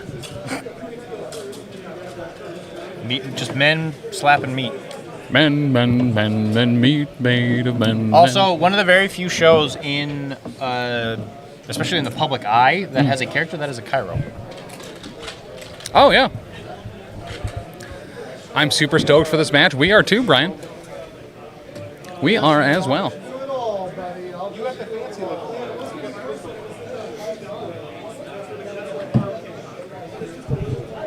As a podiatrist as well, Sooner and you both touch a lot of feet. That's true. I touch a incredibly surprising amount of feet on a daily basis. Each person has at least one. Yeah. Like I treated your dad a little while ago. He came in and I had to have him leave. I was like, sorry, I can't do anything. Yeah. The whole feet surgically stapled to the knee thing. Just, yeah. He told me that he killed Fitty Men and everything. He did. He had killed Fitty Men. It's crazy. Honestly, good on him. A super nice guy. Honestly, good on him. Super nice guy. So a story I think I've told a few times. One time I walked to the studio for a stream. Like 2.5 miles away. Which was fine. It was a great walk. Decided to walk back after Dave, standing up and doing MCP stuff, and another 2.5 miles back, and my foot was just really hurting. Had this baseball-sized blood blister on the bottom of my foot. And great podcasting here. Never used moleskin before. Sure. So I was like, okay, I'll Google how to use moleskin. And this face comes up that looked insanely familiar. And I was like, who is that? Where do I know this guy from? Oh, that's Sooner. He taught me how to use moleskin on a YouTube video. He's a podiatrist in Texas. Really? Yeah. Small world. What are the chances? I don't know. Look it up right now. MCP Carl. Carl! Hey! Well, good morning, Carl. Carl! You know what's going on, me man? I don't think so. When they see over there. No, not really. But yeah, yo. Carl of the infamous. And by infamous, I mean famous. Carl Con. Oh, that's that Carl. I think so. Wow, congratulations. Yeah. We had him on stream playing Hellfire, I think, at LVL this past year. Yeah. It was a great interview afterwards. Yep. Good dude. Great opponent gifts at conventions. Yeah, that Carl. Hell yeah. I heard he has machine guns for eyebrows. He does. Is that true? Yep. Oh my gosh. Congratulations, sir. Mm-hmm. We don't all win the genetic lottery, but you did it. Yeah, I had a Derringer as a pinky toenail. That's useless. It was absolutely useless. Absolutely useless weapon. He laughed at me. Yeah, it is at you. Yeah, that's like everyone else. It's and to be fair, it's kind of one of those like superiority things. Like when you have machine guns for eyebrows, That's you true. have to look down on everybody. That's true. Because you can't keep your eyelids open because they're too heavy. God, it's so heavy. 50 caliber bullets are so heavy. Do we know who is playing on stream yet? Yes, we do. We have Sooner over for Grip It and Rip It, and we have Schmid here for the Meatmen. Sooner obviously is a common name on people's lips when it comes to MCP. Mm-hmm. It's like that canny, Sooner Relators. Never heard of them. It's like think of a Starburst if it was really bad. Oh, okay. Because you try to bite into it and you just pull out fillings, but also don't make a dent in the candy somehow. Okay. Do you think he has like a tie-in, like maybe people were stepping on him and damaging their feet, and that's how he got the podiatrist gig? 100%. So over there for the defenders, for Schmid, looks like we had Sorcerer Supreme Strange, Mordo, Ultron, Tyrant, Wong, Juggernaut, and what's that other one I was missing, Tiz? Closest model to you? Oh, model. Mini on the board, not instead of card.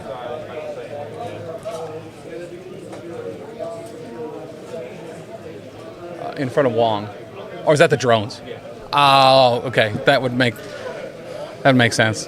In your Sacrifice, Do You Know Who I Am, Age of Ultron, Ironbound Books of Shumuga Wrath, and Brace for the defenders. I'm gonna tell you right now, I look at that and he's playing combo. Yeah. For Sooners X-Force, we have Deadpool, Domino, Cable, X-23, and Crimson Dynamo, and Bullseye. A mirror match convo. For Tactics cards, Cat and Mouse, Exceptional Healing, Brace, Fallback, and Sacrifice. Sorry, what were you saying? I was saying it's a mirror match convo. It was a joke that Domino's and Convocation's not. Gotcha. All the other models were, though.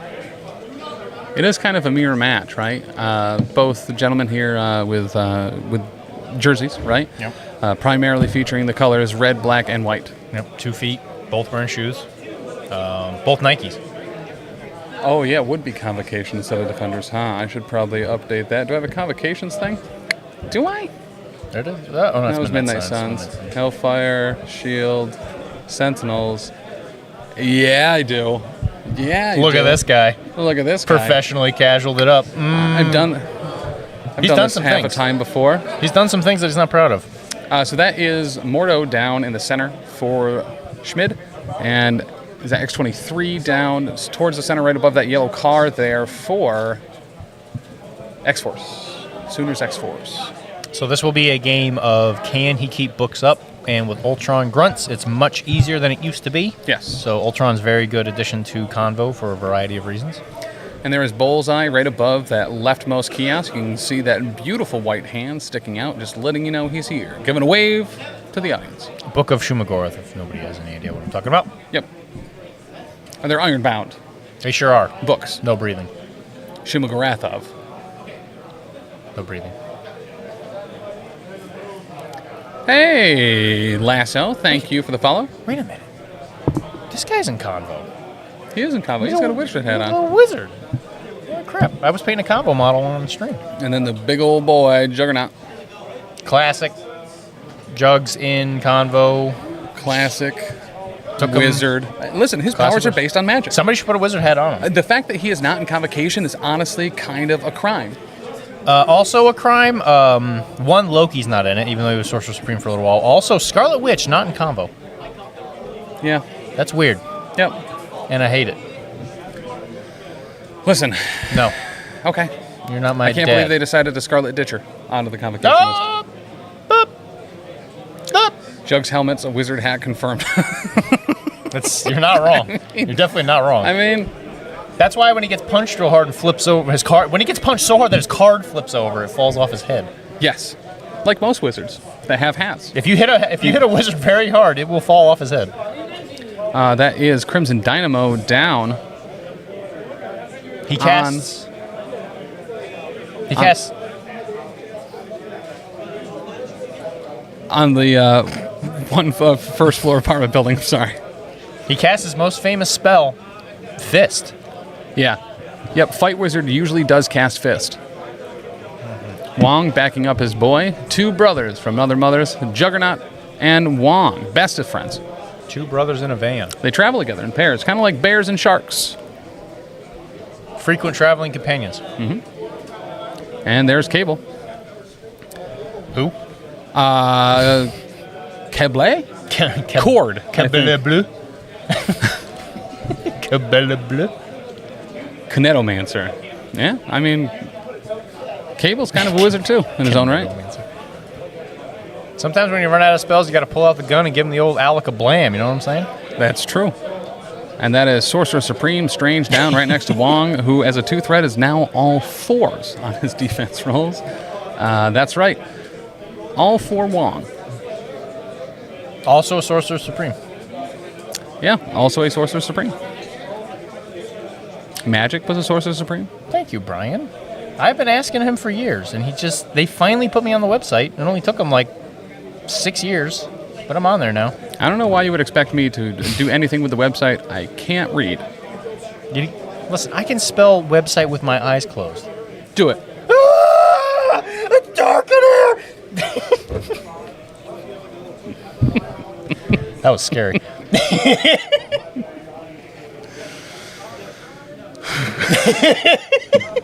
And that is all drawn down towards the top.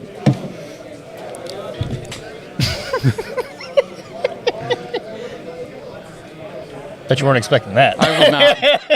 I was not. The scream wasn't out of place, but then to make it into a bit that you couldn't see and that's why you're scared, yeah, that was... You really kind of brought that around for me. Thank you. Dr. D, not a wizard confirmed. Oh, no. Ah, nuts. Ah, crap. Well, shucks. I do play one on TV, though. And honestly, probably one of the most common models we see in X-Force, Domino, who does not have stealth, but she will on stream as she's behind Josie's Tavern.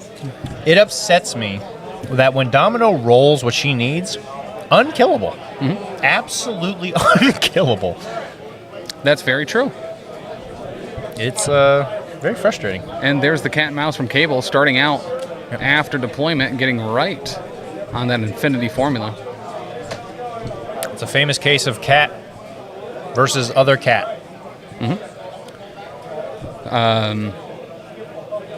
Oddly enough, Kitty Pryde, sometimes referred to as Cat, started a Christmas tree farm. Interesting. Called her Katniss Evergreen. Katniss Evergreen. Interesting. I don't get it. Katniss Evergreen. Oh! Yeah. Oh my gosh. Mm-hmm. That makes me hungry. Yeah. I could eat 3 bites of a burger and then be done. I don't know, maybe 3.5. Obviously, not everybody in this chat has ever actually hung out with Tim in person, but he has weird eating habits. Yeah. Yeah, he eats really strangely. Yep. He'll take 3 bites of a sandwich and he'll just leave it there and he'll be satisfied with that. Yep. All right, Crimson Dynamo. Going for what looks like a double move. Might be stopping back at that back infinity formula. That's first. Double moving to the scroll. Did he bring Age? I don't remember hearing you say it. I don't believe he brought Age of Ultron. Because I think, honestly, by the time he would die, his use is kind of dried up. And when you're playing Convo, your book slots are vital. Okay, so he does pick up that scroll, and it looks like he will not be pushed. I get that call. Me too. Me también.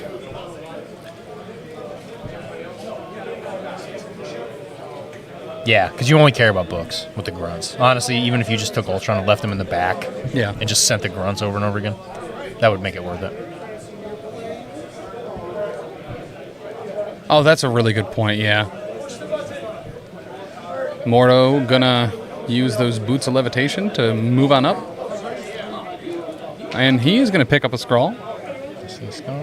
He's moving. And he is gonna get moved. Where am I going? A very interesting matchup in the fact that with Skrulls you have to roll physical defense. Wizards, notoriously known, other than Wizard Juggernaut, notoriously known for not having great physical defense.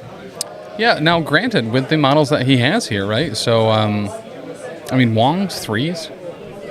Strange, I think, is 3. Juggernaut's 4. Ultron's 4. Like, for a wizard-heavy list, he's got a lot of physical defense. So after that move from the scroll, he is going to use his second action to move back to a little bit of safety, relative safety. The strongest ability in Wizards is the fact that they have a affiliated 2-threat. Wongers makes the lists even playable because it helps you just keep your affiliated bonus. So you could bring Wizard Jugs and Ultron in this case. Who would be Wizard Joe? Or who would be John Wizard? John Wizard? Oh, that'd be probably Doctor Strange, right? Yeah. I mean, he's got a sword that he calls a scalpel. That's a pretty John move. That is a very John move. Yeah. So we have Deadpool up there. Might be Bats. Oh, the Ghost Hound would be John PCN? Or John Convocation? John Wizard. John Wizard. Listen, third time's a charm. Because when I was playing a lot more consistently, I was bringing John Hydra with his grunts. 1 for books and 2 because he's just a wrecking machine. Yeah. You don't see him very much anymore. Yeah. It's been a while since I've seen Johnny Schmidt. It is... At least that version of it. He was talking about Johann Schmidt. Let's go. Not you specifically. Oh, that's true. That is your name. Schmid. That sounds close. That could sound pretty D close. versus 2, yeah. X-23 going to move up. John Jacob. Yeah, you're right.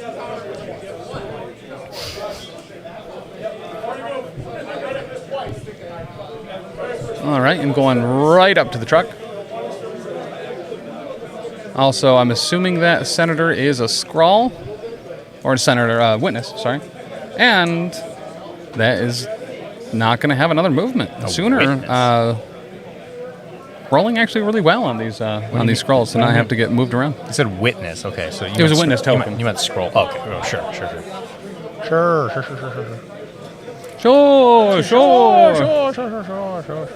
I'm going to take that scroll the Aki way. First, you take the scroll out of the game. Then you roll your physical attack dice. Then you put the hash browns on the grill. What movie was that? It's a TikTok series about a bodega in New York City. No, yeah, that is similar. I was thinking of the one from the comedian from Planes, Trains, and Automobiles. John Candy? Yeah, John Candy. Because he was like, shore. Well, that's what the meme is from. I didn't realize that. Yeah, I think pretty sure that was him. Juggernaut's going to short move up. Get some power. Going to make you holler. All right, roll that dodge. Oh no, he Juggernauted through it. I think he's just moving. Yep. No, he's you can't stop. You can't stop. You give him the bump. He's going to crush it. Chest bump. Because Juggernaut's size 4, right? He is size 4. Yeah. You big old boy. All right. He only destroys size 3 and down, I think. Big old Jugger punch. X-23 going to roll 1 crit and then has the Assassin's reroll. Looks like she's going to be taking actually not as much here. He cast Fist real good on that one. She's going to take 3 from that, I think I heard? Yep. Nice. Okay. Listen, it's not a one-shot, but it's not. That's also going to give him enough power if you want him to bump again. Real good on Domino. But if you did another bump, you would do enough damage. Right. No, did he It not should make be it with the alive on bump? Did he do damage with the bump? He did not make it with he the didn't bump. make it, okay. So he's Domino sitting on 2? X23 is sitting on 3 damage. Oh, that's taken. Oh, I'm sorry, I thought that was Domino. 4 damage taken. Oh, she did get bumped. Okay. Hey, Wargaming Dad, how are you? Hi. Hey, out of curiosity, are you Big Fat Polly? I'm Louis Anderson. Looks like he did get the first bump. I read that as fist bump at first, Dean. I think it works either way. You don't want to get bumped by Juggernaut's fist. Sure don't. Or his chest. You know what? No, I mean, I wouldn't want to be bumped by his little pinky toe. No, that not would even. Break me in half. Yeah, and his pinky toe is a derringer, just like mine. He's a wizard. He casts Alakablam. Mm-hmm. Alakablam. Then I put on my robe and wizard hat. Domino's going to move up to that back infinity formula. Man, I am feeling this more than I am caffeinated. I'm here. Yeah. I'm here to commentate. Yep. Tell me what to say. Tell me what to say, I don't know, but it's a double move. So she is still contesting that infinity formula, and she's right next to her friend Crimson Dynamo. They are gonna score some points. Now, we'll say that Convo absolutely adores the infinity formula, just because it does enable them to do a lot of their stuff. Scalpel of Strange, probably still one of the best powers in the game, in my opinion. Yep, completely agree. Because you're just like, get out of here, nerd. So we have an Ultron activation here, so those drones are going to move up. Unless, of course, it's Juggernaut, then you can't move them. You can still scalpel Juggernaut, right? Because it's a superpower. I think you can only push. I'll look it up, but... the drones double moving up. Ultron going to move up as well. I think you can do it to a friendly, just saying, if you're an opponent.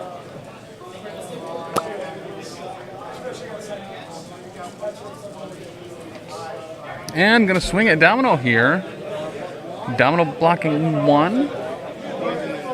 Ultron rolling 4, so it looks like she's taking 3. Heavy first hit. Oh, yeah, I guess it is, since it's a place. Yeah. Yeah, place. Bleed and poison as well.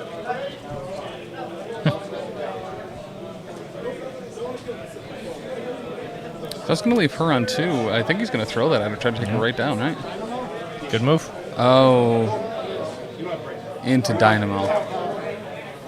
He doesn't have the power for brace, but he blocks 3 on it. Good roll. Takes 1 damage. Okay.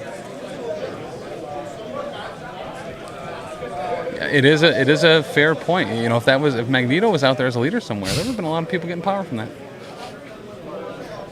Instead, no one got power from that throw because he didn't take any damage. Or he took 1 damage. So, yeah, Dynamo got a power from that. What a wasted opportunity. Better lucky than good. There's a bullseye. Don't you hate it when you're like midway in a game and you're just like, I wish I had Magneto leadership right now? I think there's a lot of games I think people play where they're like, man, if only I had Magneto right now. That character would have won if I had magnetic refraction. It's true. Man, I really wish I could Asteroid M over there right now. Can't do it though, because you didn't bring him. Because everything your dad said is true. That's unfortunately accurate. So Bullseye going within 2 of X-23 wants to make sure that even though Magneto and Mystique aren't here, that X-23 cannot be Deception. It's true. Good move. Mm-hmm. You never know what, because she could be there. She could. She could just be a wall. Very much. She's so. blue. You don't see her until it's too late. You know what I mean? Dabba-dee, dabba-die. That's true.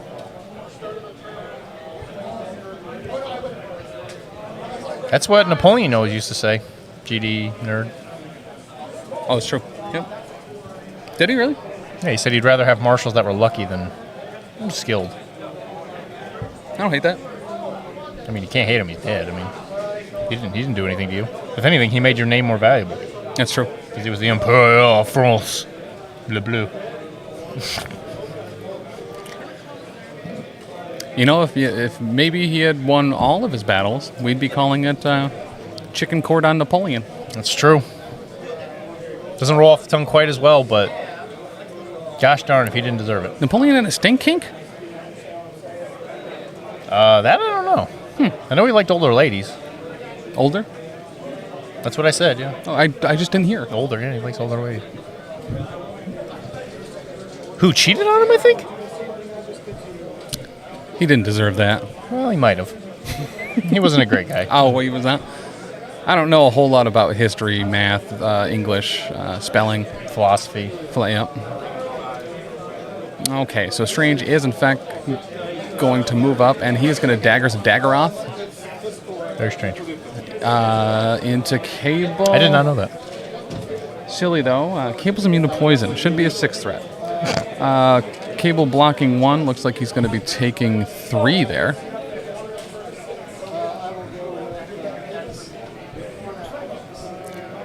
And Cable's going to activate. Oh, weird. We're getting a body slide. And then shooting a wizard, probably. Can only move once. Cat and... Yeah, but he has a body slide. Other cat. No, I know. I'm just saying. Oh. He can't move again. So he might not be able to get on that point. Well... Yeah, I guess it depends on what he's going for there. I guess he could still shoot if he wanted to. I mean, it's range 5. Like, he could stay on the infinity formula and shoot twice. Well, I was going to say, does he shoot twice or does he go for the objective? Well, he could do both with body slide. Will he make it to the objective with just the body slide? With that size base and a 2-play, I don't know. I don't know. I don't know. Louis Anderson. Louis Anderson. Are you a big fat Polly?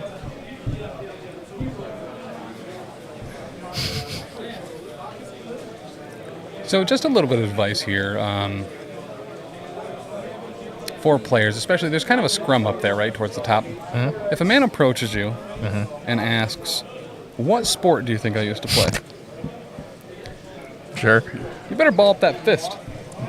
Okay. Get ready for some punching. I don't trust any daggers that don't come from Daggeroth. Ben, how are you, man? Oh, he's going to walk and pick up the skull. Okay, we might as well get both. You know what, Oprah Smash? People are into different things. And that's okay. Especially when the Emperor of France. Yeah.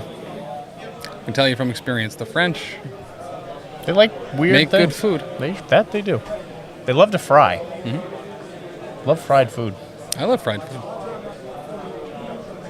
I don't think I've eaten anything since being here that wasn't fried. That's America, baby. Even the dirt. Hail America. God, fried dirt, so good. Got some daggers from Hammersburg. Dang, things were too sharp.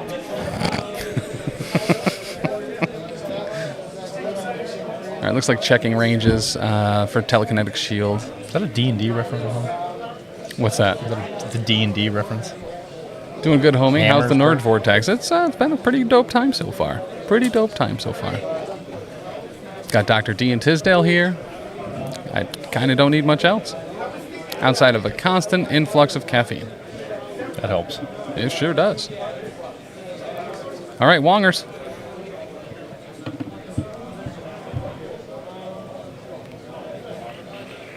So he's going to advance up onto that infinity formula.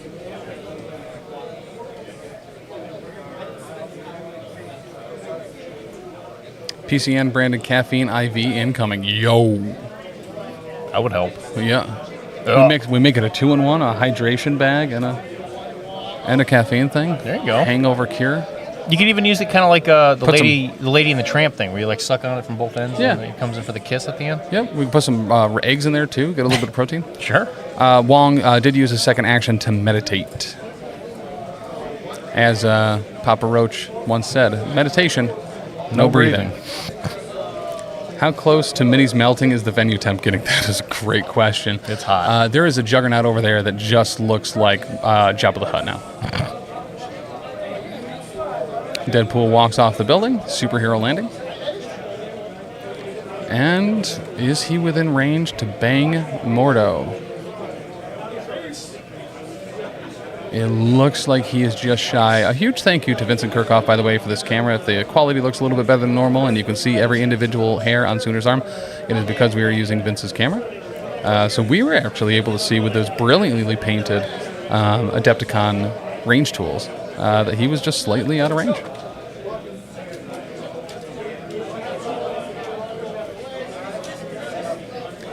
Is this Sooner versus Schmid? It sure is.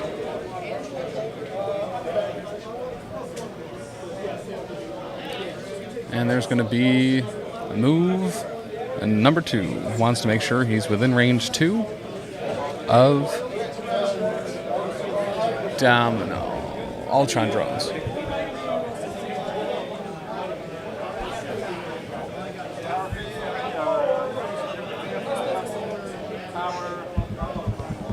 All right, so that is going to end round 1. Grip it and rip it. Sooner on the X-Force, having 5 victory points, going up against Schmid, the Meat Men, with 3 with the Convocation. So obviously setting parity first round, very, very important, especially a 2-point lead on parity. Looking very good for Sooner. Yep. Obviously knows what he's doing. X23 versus Juggernaut, honestly, is probably a good matchup for Sooner in this regard because of the threat imbalance between a 3 and a 5. Yeah. And X23 it can be notoriously difficult to put down with that whole healing factor. Juggernaut what? Sorry? Okay. So, Convocation with priority here. He is going to do the electric slide directly into Laura. And Ironbound Books is going online. What was the roll for? Was that a scroll? Oh, to pick up the scroll. Yep. And he will get moved. Yep. Probably chest bumped. Yep. Just probably still got two actions. Yeah. This is no actions used so far for Juggernaut.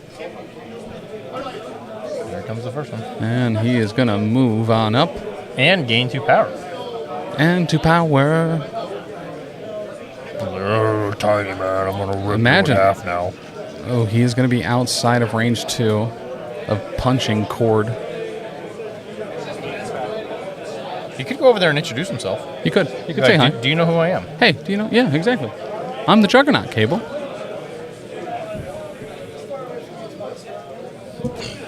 And he will go for the points. Let's go for the point. Is he going to throw? Nope, he's not. Oh, well, he can do that whenever he wants. Because of the way that card is balanced. Much like a Web Warrior, perfect balance. As all things should be. Great man days for free here. Getting 23 in Cable would be a nightmare. But just not close enough. Had he not rolled poorly on the scroll, he would have been in Cable's face.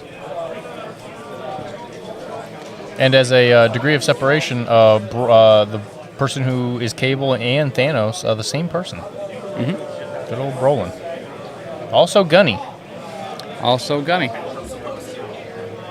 James Bond. Was he James Bond? Brosnan? Yep. GoldenEye. Oh, yeah, I guess it was. Yeah, that was him. Oh my gosh, he looked way different in that. Yeah. He gained 40 years all in the wideness of his chin. Yeah. Between then and now. Yeah. He could probably stab someone to death with that thing. I don't think it's sharp. It's just broad. Well, okay. He could smash somebody to death with that Yeah, Pierce Broad chin. That's what his friends call him. Behind his back. No, yeah, you don't want to tell Mostly him. Behind his chin. You know what I'm saying, Fryman? Oh, so that is going to move over to Sooner. Ripe with choices here.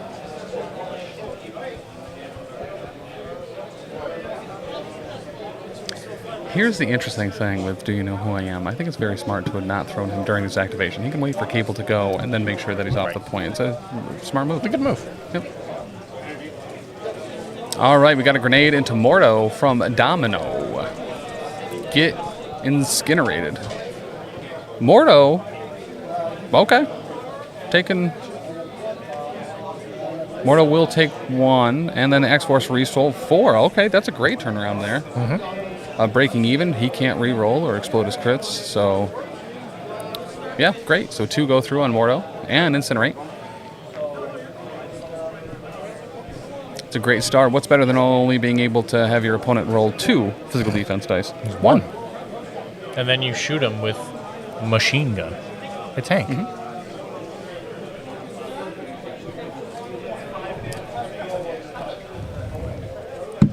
Bye, Tim. So what are we going to talk about?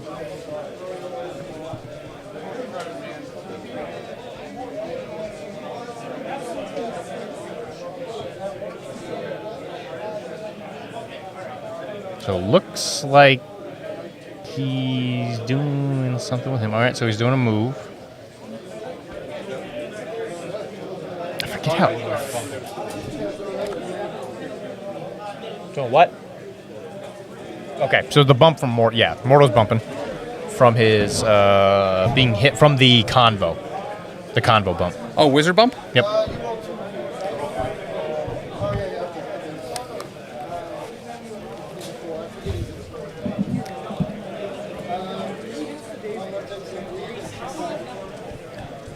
A basic attack into Mordo. Live on 1 or 1 damage through? 1 damage through. All right, so Mordo's taken 3.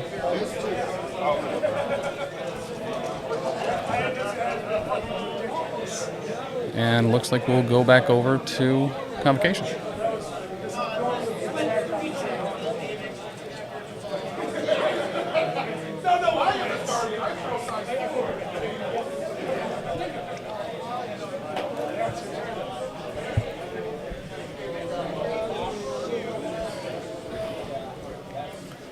So some choices here, right? Does he keep trying to go after Cable at all? I mean, Bullseye is kind of a sitting duck target.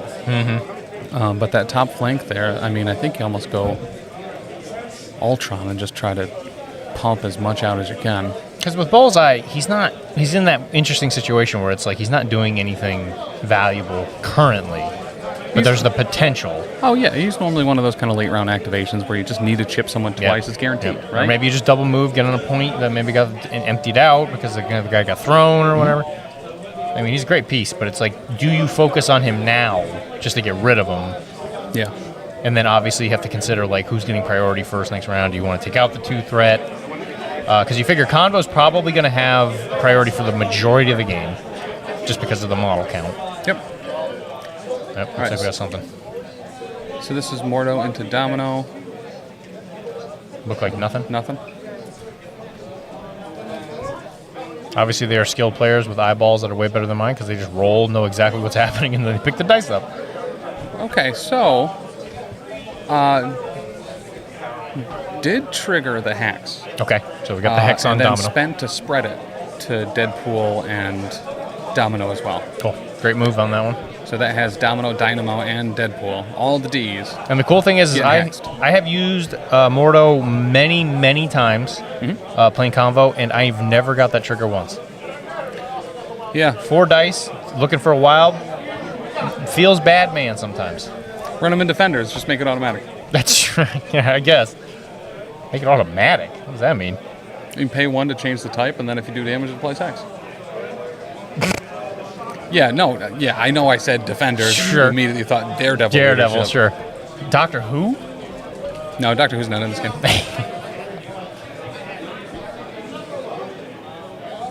There's 4 Mystics, so yeah, it's probably into Deadpool or Crimson Dynamo. But it looked like it didn't do anything. And of course, Dynamo is a Russian, so he has a 4 Mystic.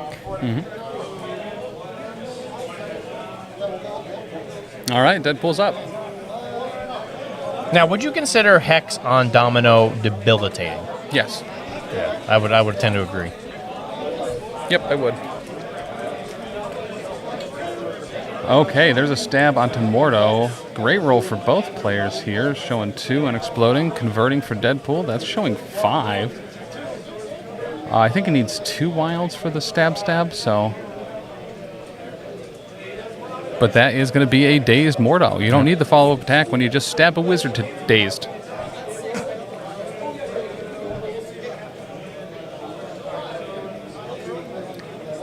And he's going to pick up the scroll. Will he get pushed? The answer to that riddle is no. And that was Deadpool. Yes, that was Deadpool.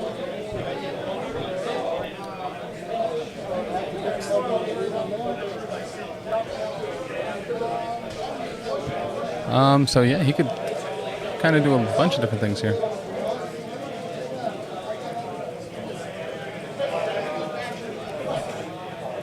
that comment finally clicked, GD Nerd. That's fair. Yeah.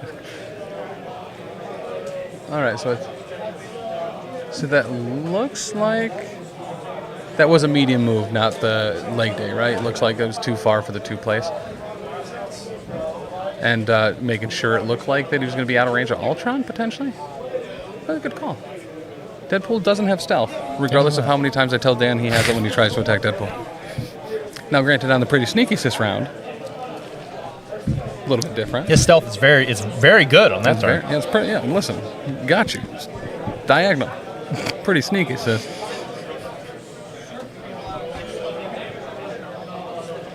So that's going to bring it back over to Convocation. Mordo's Dazed Juggernaut has been activated. We have Strange, we have Wong, and Ultron, who's kind of strong. Saving the power on DP. To drain all. Yeah, that's a great call. Now, granted, he does not have Age of Ultron, but Merc with a Mouth is actually very good to be able to drain that power off before finishing somebody off like that.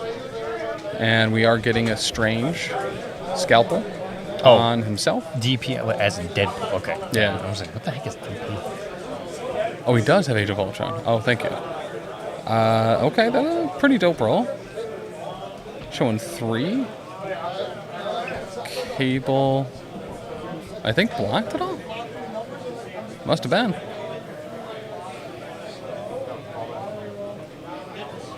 That was a telekinetic shield on there to get all of those Mystic dice. Or maybe that's just regular Mystic defense. But does get the throw?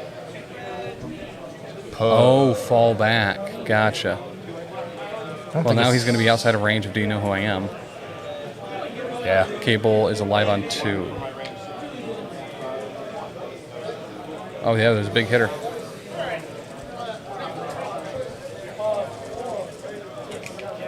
Into Cable again, showing 3 with a crit. Make it 4. They're small. And good. Cable's down. That was the Spender. Spender?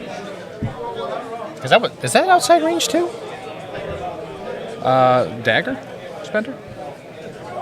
It is technically a Spender, yes, but okay, that was Doctor Strange. Oh, because he's right there. Okay, now I see. And he's going to drop that scroll? Yeah, Deadly Daggers cost 1. That sucks. That's going to hurt X-Force pretty bad. But he's immune to poison. He is immune to poison. Deadly Daggers causes poison. Very inefficient. That's probably actually kind of what happened there, is Cable has a little overconfidence knowing that poison might be coming his way. All right, Bullseye going to come back and get the center. That's what he's there for. You can always count on Poindexter. You always can count on Poindexter. He never misses. He does not. Very, very dependable when it comes to throwing things. He does not get moved either. OP. That is kind of one of the most common spellings of Bullseye, is just OP. Sure. If you have a roster that has more than one Bullseye on it too, they say, oh, he's got the ops. Sure. Yeah. So. You've been sitting on that all day? Nope. Just for an hour or 2. Oh, jeez. Oh, that's good. All right. Big Dad Wong. Coming with the Wongers. And that's going to keep him on the Infinity formula and put him within range 3 to be a faithful assistant. Obviously.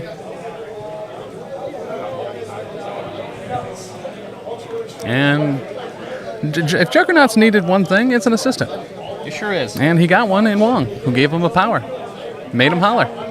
And he's always there to provide some heals if ever necessary. Correct. Jugs loves being healed. Jugs loves being, yeah. Damage reduction, always very good with healing.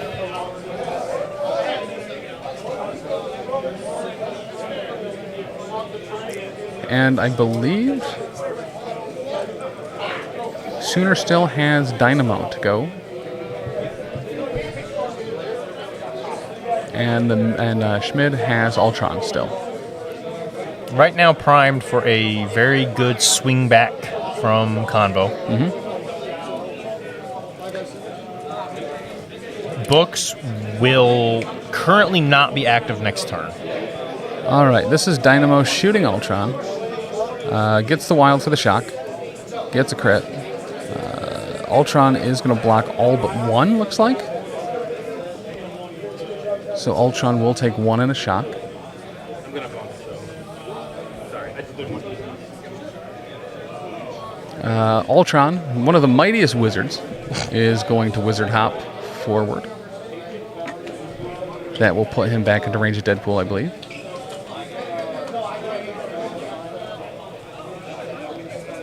And this should have Schmid maintaining priority. Yeah, for sure. And by that I mean, just kidding. Because he has Because he has Ultron left. Because he has Ultron. It's the opposite of what I said. Because Domino went first. Okay, never mind. Mm-hmm.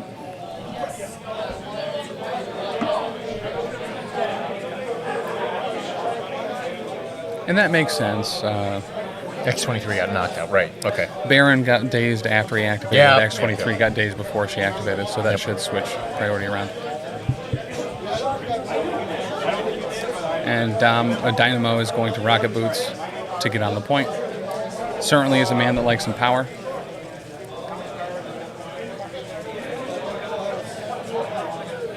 Deadpool has 4 power. Merc with the Mouth costs 3, I do believe. Yep, 3 to remove 2, I believe. Yeah, that makes sense. Jones are going to shoot Deadpool.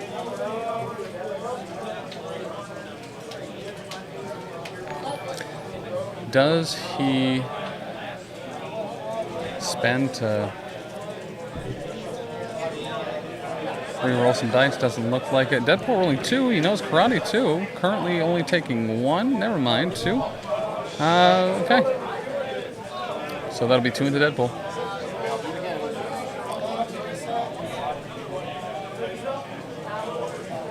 And then he'll do it again. Oh, that's super lucky for Deadpool. Yep. Okay, Deadpool not going to take anything with that. Because on front side, he has 4. He does have 4 on his healthy side. So he's, what, down to 2? Mm-hmm.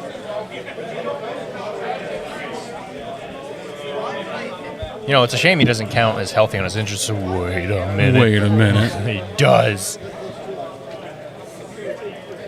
All right, I think we're going to have some Ultron shenanigans here. So the question is can he get his books back? All right, Ultron going into Deadpool. I think the builder's 6. Yeah. It is? I think so. I mean, poisoning and bleeding a Deadpool. He has 2 left. Exceptional healing still on the board, so he could kind of force it. Oh, for sure. But only rolling 2. Oh, Deadpool. Roll the crit. Knows Karate. Oh, he did the reroll. He didn't do the crit. Oh, he's hexed. Yeah, that whole side of the board is hexed. That was a great call to do that. Deadpool alive on 1. Exceptional healing. No longer going to get him out of a scramble. Depending on the roll. It will get him sunny side up. Depending on the roll, Hex can be the most irritating affliction in the entire game. Yep.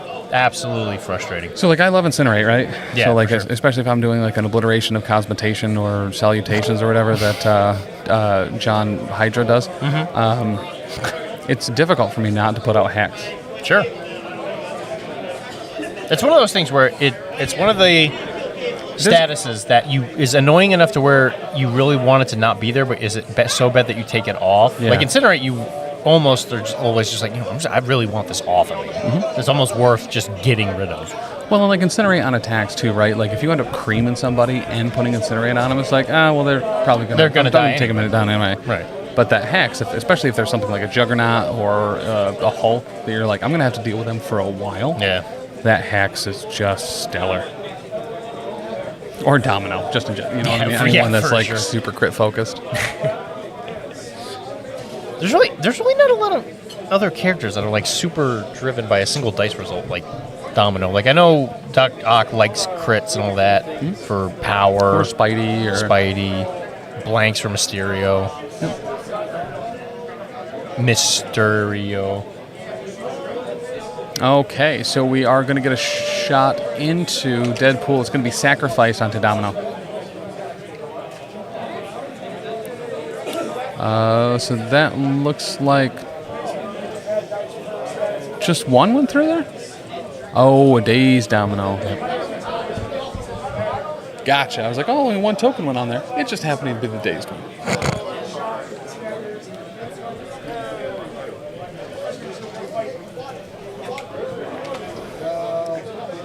I'm gonna throw that car at Dynamo. Took one from it. Okay.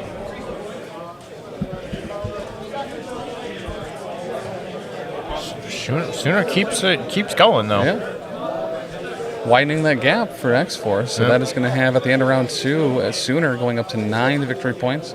Schmid going up to 6. Schmid is very much putting the hurt on Sooner, but Sooner's still grabbing those points to keep that lead up and expand it a little bit. Removes Domino's Hex and gives her health for the next round. Exactly. Yep. What's Juggernaut going to do? Punch Cable into the future? So we can go see Hope again? Yeah.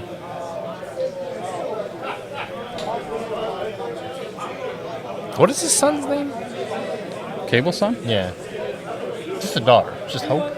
No, Hope's not. Hope's like an adopted daughter. Yeah. Hope is definitely someone else's kid that he just stole to the future. yeah.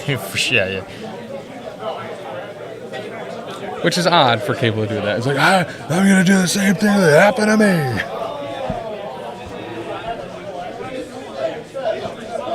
Listen, if you had to deal with Strife all the time, yeah, you wouldn't necessarily blame him. Brother. Did they announce Strife? Okay, Domino's going to get a lucky strike. Not the cigarette, but the spender.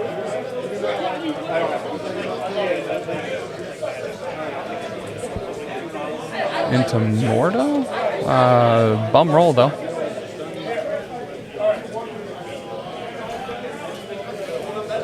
Oh, Ultron. And it will stun Ultron. Did books come up? I don't think they did, because the drones never came out and died. Yeah, drones never died. There was no dazing. No book. Well, it only happens on kills.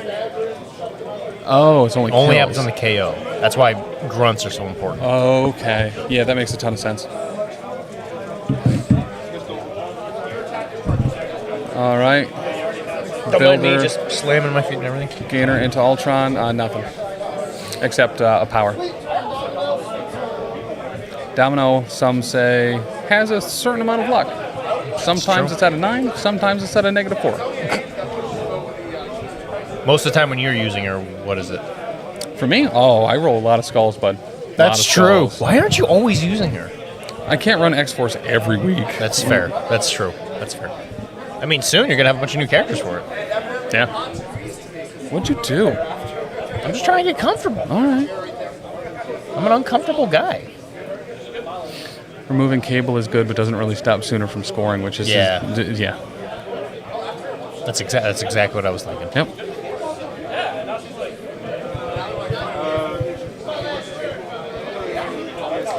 I mean, do you find yourself in a position with Ultron and the drones on convocation where you just end up throwing something at them to kill them, do some damage, get some power, and then also get books back? I definitely could see it happening. I feel like I remember something on the rules forums about order of operations as far as throwing something, a character being removed. It's like, can I throw something at my drones and have them immediately come back out?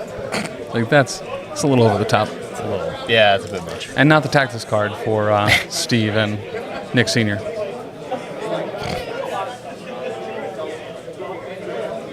That was a great topical joke. That was very good, yeah. Namor's not even out yet. You're already getting excited. That's the Revengers card, right? For that, their like new affiliation. Is that what they call them? Oh, Invaders? Yeah. No, Over the Top is, I don't even know what it does. It's one that came out in that box. Over the Top? Yeah. Oh. Ernest goes over the top. Yeah. It's a World War I Ernest movie. Yeah. Classic. One of my favorites. Stumbling through no man's land. He's like, oops, and he falls. It's funny. Bayonet somebody. Your shoes untied, Hitler lips or whatever he says. Yeah. What's the discussion going on right now?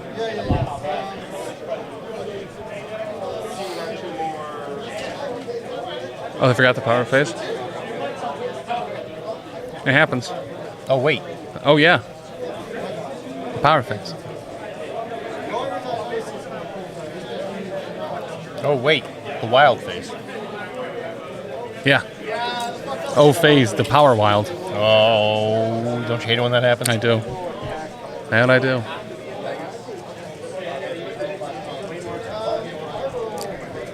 All right, Strange into Bullseye here. And he's going to get telekinetic shielded by Cable.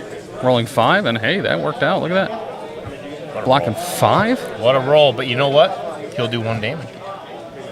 Oof. And Agamotto not helping him out there. Did get the pierce, but when you only do 2 damage, turning 5 to 4 is not enough.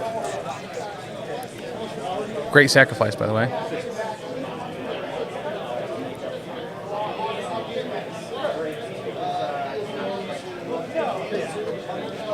And he'll parting shot away. Finger guns and throw stuff away. He's not going to do that. Took it back. Agamotto on his action there. And nope, never mind. Guess what? 3rd time's the charm. Parting shot. Confirmed. Parting shot unreconfirmed.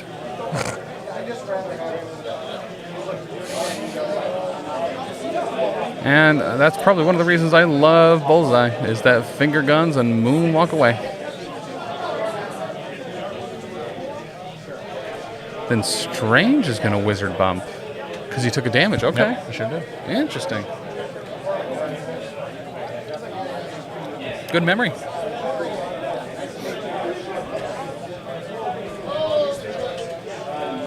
That was really, yeah. I like it.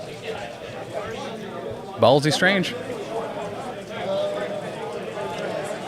The ball's in his strange, as they say. Who said that, though? Wong. Sure. It was a basketball court thing. So we're getting Strange into, I assume, Bullseye again. Getting telekinetic shielded again. He's blocking 3. Okay. That's a good eye. I helped him. Okay, so the pierce, he's going to block 2 out of the 4 and take 2, I think. Yep. And he's going to parting shot again. Did he only do 2? Yep. He rolled 3 defense, that is a good defense roll. 4 hits, and yeah, that was good. Telekinetic shield doing work there. Even with the pierce. Man, you hate to see that. You hate to see it, Chuck, and that is going to get him out of line of sight, out of range, out of cage, out of being paid.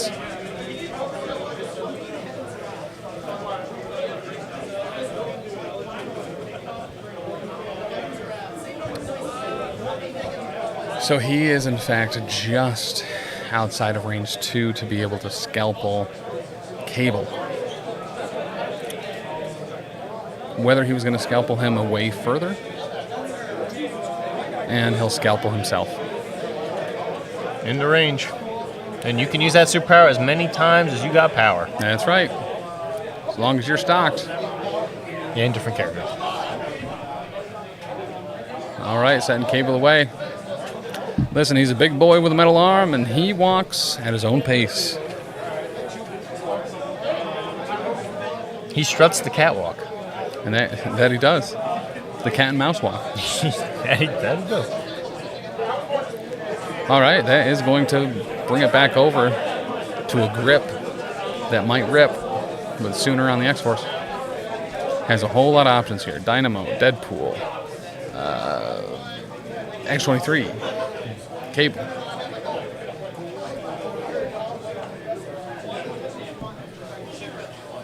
They haven't announced Strife, right? They haven't even announced it yet, right? No. That last wave. Warlock. Yeah, Sunspot and Warlock.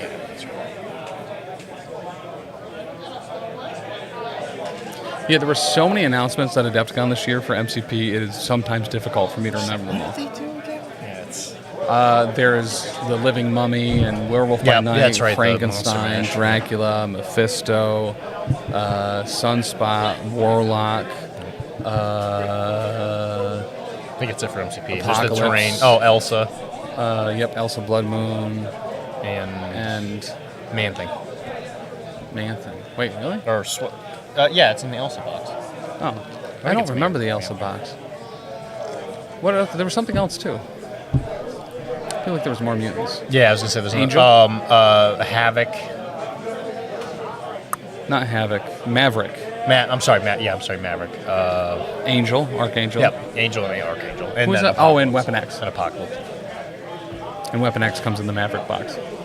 Yes. Oh, right. Another Logan. Right. A third Logan. Only model that's not a leader that's got multiple versions?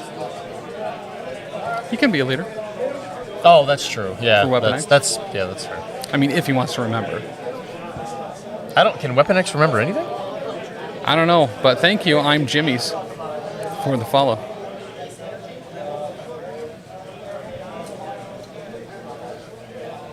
Because I'm assuming that thing on his head is him playing Galaga.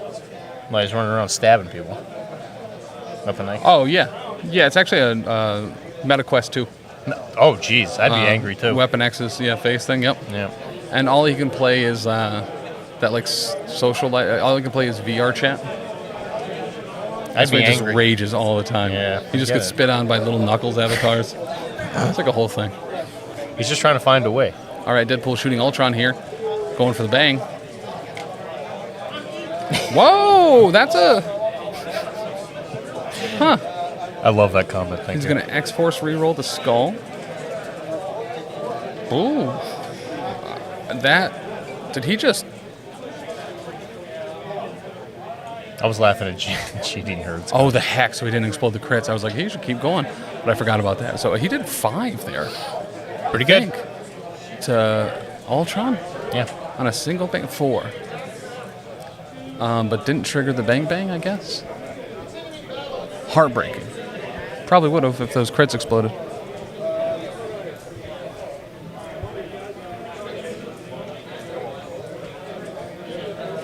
Did he move before doing that? Is that Deadpool's full action? No? Okay, Deadpool's...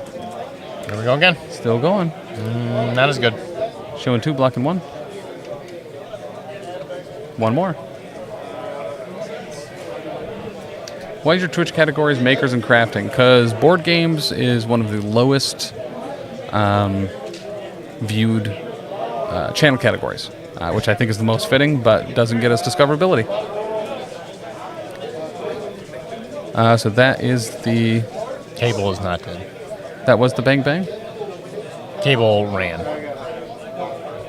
He's just chilling in the back with a... I'm pretty sure he has a scroll, right? I think Cable has a scroll. I believe he put him back there to tempt him with the ring Frodo. Wow. Can you really be using that kind of language? Oh, yeah, probably. Wizard bounce. Oh, okay.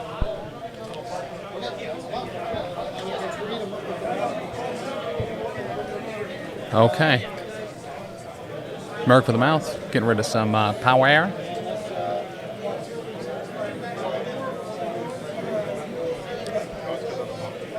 See, and he'll fast healing too. Oh, he's still on his healthy side too, isn't he? Good for him. Good No, for brother, him. we already told him what you said. Yeah, he didn't handle it well. Cable didn't run though. Doctor Strange teleported him away.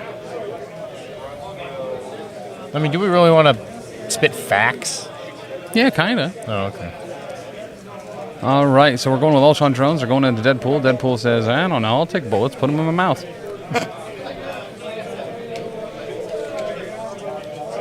And I know karate into nothing. So Deadpool is going to take, look like 2. We're just going to put him back alive on 1.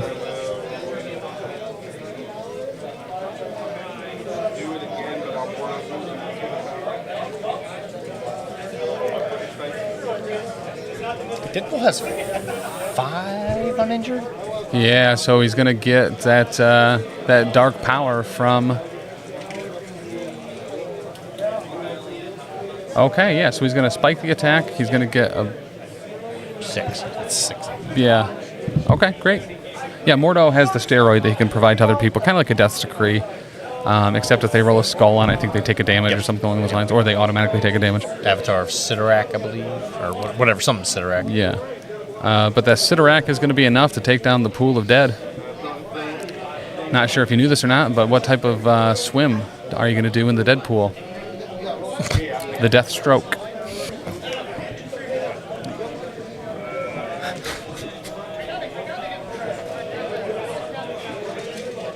So I believe he picked up a senator there and then rolled to see if he was going to get moved. Skrull. And he did, in fact, not get moved. So looking to give a Russian some echinacea. And he will. Making sure that he'll still be in range. It's a Mentat the Mind Taker. Wade's definitely done a stroke to death at least. Read the sentence, Tim, before you speak. Read the sentence. That was a good one, though. Not mad at it. Mad I fell for it. Well, they're married. Oh, it is auto damage. Gotcha. Who's the player I need apologizing to? Sooner. Yeah. And the sooner you do it, the better. Nope. Nope. Nope. Nope. It's been a constant stream of water down from his eyes since I told him. All right. Ultron is going to be shooting a domino here. Oh, critting. Oh, can't crit. Thankfully, it didn't convert. Wow, Domino just being like, nah, whatever. Put bullets in my mouth, too. It looked fun when Wade did it. And that's also going to bleed and poison her.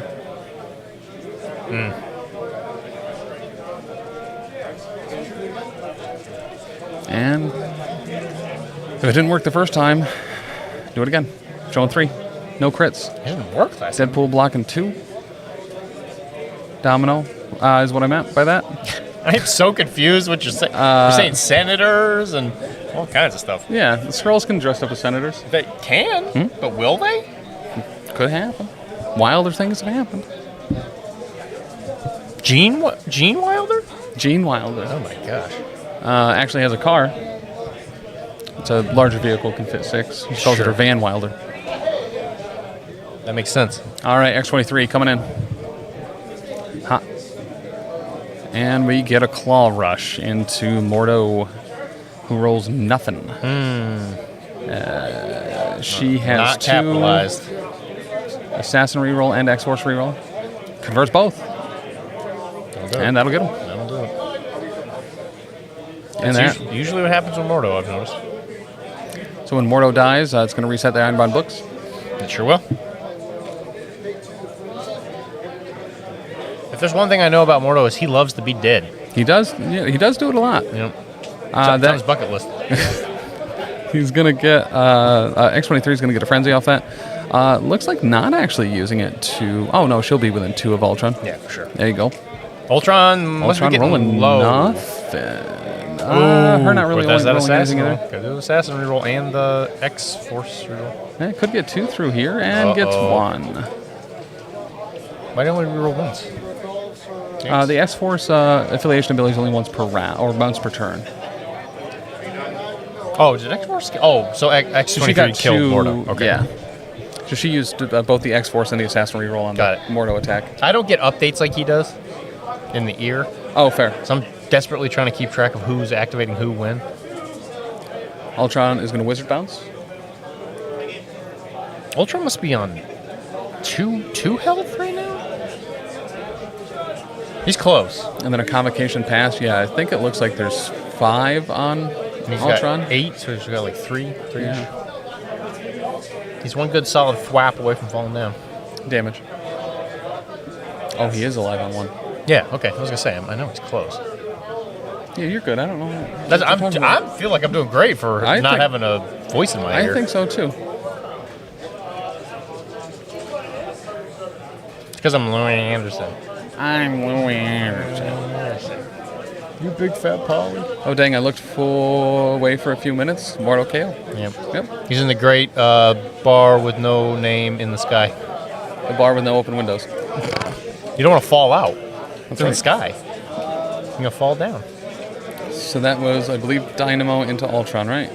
And looked like nothing. Ultron refusing to just give up the ghost. Ultron really refusing here. Because he's a robot. To stay alive. He doesn't. That is going to be the one to take him down. He does not have a soul because he's a robot. Cannot become a ghost. He's got a holy with no soli. Boop. Boop. Senator is going to drop. Sooner's going to drop it right next to X-23. Well, there was 10,000 billion possibilities. 21,600 minutes.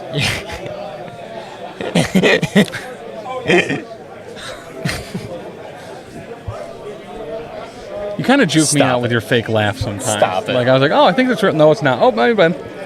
Or maybe he fake laughed himself into a real one. Never happened. I'm a miserable guy. Yeah. I don't lulls. Yeah, you do really like that show, El Miserables. Toast! Jeff, hey! We miss not having any pork roll here, guys. Yeah, but thank really you, man. Poor showing from pork roll. Yeah, a poor showing protocol. Got him. But, yeah, thank you, Jeff. Tell him that if the one guy, I forget his name escapes me, the guy that plays Dormammu, if he showed up, he would have gotten Best Dormammu at this event. Yep. Now, is there a Best Dormammu prize? No. But if you are the Best Dormammu, you walk away with that in your heart. I heard we didn't win a single game at Squad Goals. I heard that, too. Bad. Wong is walking up. He could have walked away. He's going to heal that Strange. He could have walked away. He could have walked away. And that's it for Wong. Moving off the point to heal up the boy. Cable might be ready to actually do something here. And by that I mean Bullseye. It's hard to tell from this angle, but if he does get shot, if Cable shoots before moving, does the damage but doesn't take him down, he could potentially Wizard Bump out of 5. Yes. Hard to say. It looks like it would put him out of 5, but it's hard to say from the angle.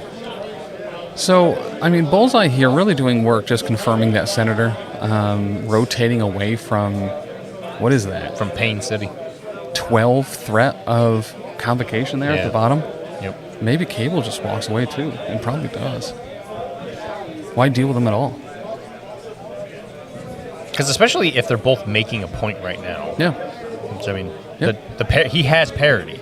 Convo has to make the move. Yeah. They have to be the thing that makes something happen. There's only one person that has more parity right now than Sooners X-Force, and it's Weird Al. Get ready for the joke. Okay, well, it already happened, but... And it's Weird Al. Yeah? Why is that? Because he has more parodies. He has multiple albums. Like a parody. Like, that kind of... It's a homonym joke, Taylor. Yes. Yep. Got it. Not to be confused with a homunculi. I mean, I don't know what this has to do with anything. It actually has to do with multiple things, usually being crammed into one. Sure.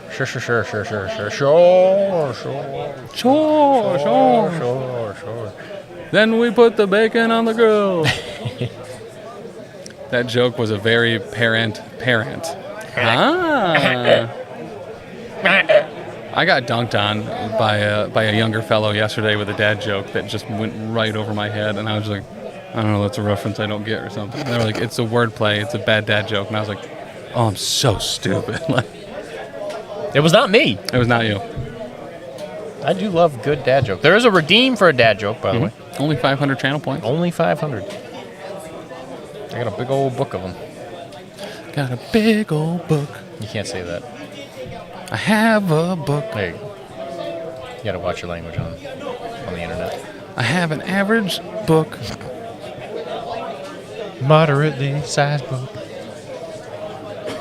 I have a large print book that's rather short. Because I can't read.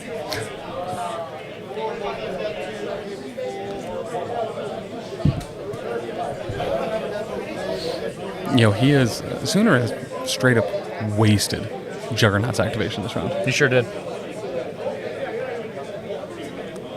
Jug's on a big base. He loves moving around. But if you can't get the one hit in... I guess he could rotate back. I mean, it would really take bad. Juggernaut kind of out, but if he went back to get that. So Juggernaut is going to electric slide through that car. I don't know. I just don't know if pulling Wong off the thing to heal Doctor Strange was the move. A lack of power disbursement there, by the way, too. Yeah. From not having Magneto. Yeah. Yeah, for sure. Big issue. I'm still waiting for my dad to come back with the milk, so let me hear a dad joke, please. He went out to get some Lucky Stripes. Oh, like Fruit Stripes gum. Yeah. That's the yummy fruity one. It sure is, buddy. All right. Looks like we're getting another bump.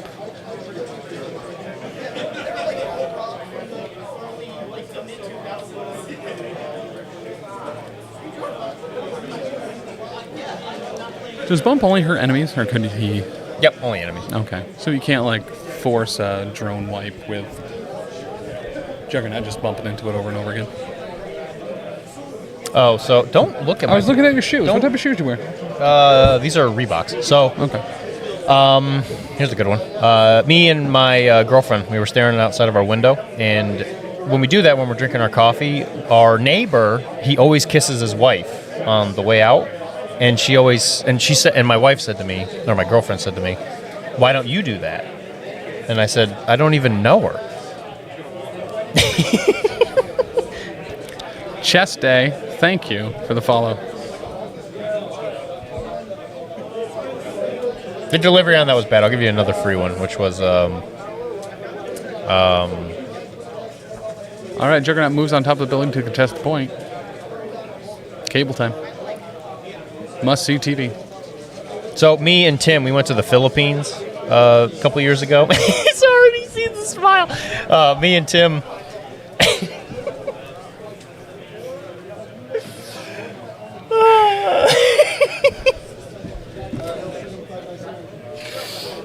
You know what? I'll spare you that one.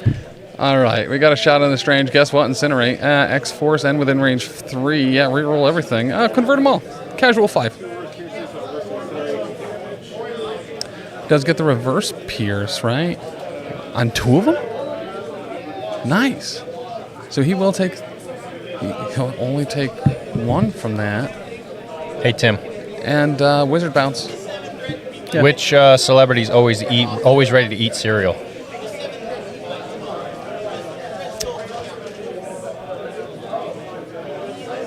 Sarah Kellogg. That's a good guess. It's Reese Witherspoon. Yeah.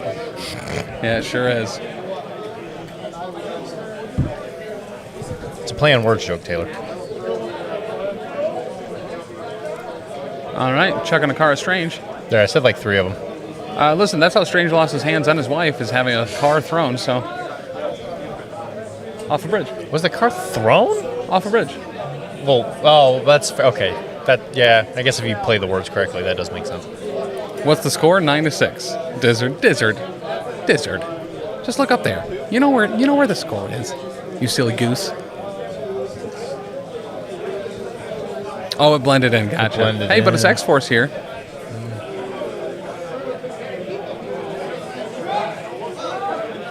All right. I will say, doing this casting will really make me appreciate an air conditioning unit. So I think I might just sleep on top of the air conditioning unit in the hotel. So if anybody has a problem with that, buzz off. Nerd.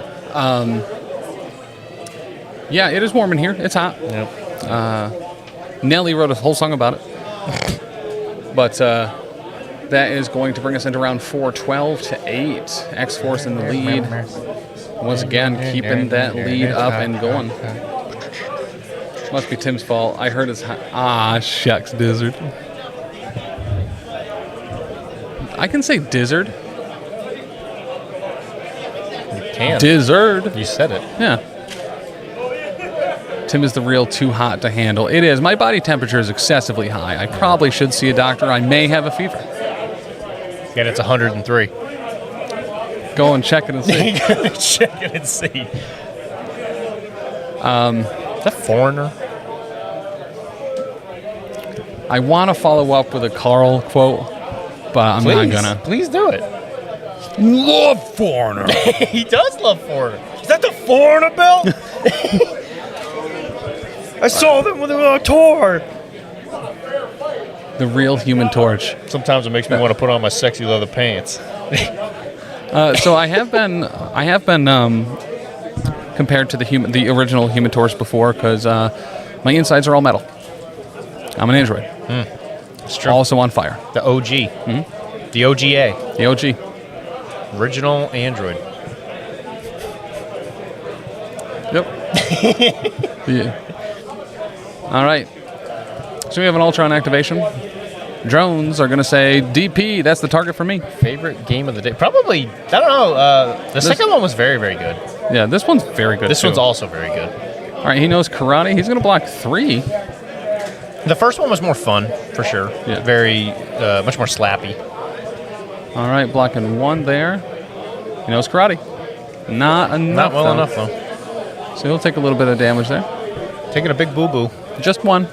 Just one little boo-boo. Just 1. Just 16.7% of his total life on this side. A lot of people might call that a 6th. You could say that. If you said that, I'd say you're a coward. Oh, you're right. 16.7 repeating, of course. I'll be back in a bit cooking some stuff. Yo! Dude, cooking stuff, maybe even more than one stuff at a time to have some stuff, I think is a great call. Good luck with the bathroom hooch. So, all right, and then the Echidna Beam knuckling X-23 off the point. Juggernaut, hold up, let him cook. Juggernaut looks so strange standing on the building. Just no. So he's thinking about it here, thinking about recalibrating, not quite a matrix, but messing with. Okay, so we will spend the rerolls. And So, that's a spender, so that must be an extinction protocol. Only blocking 1.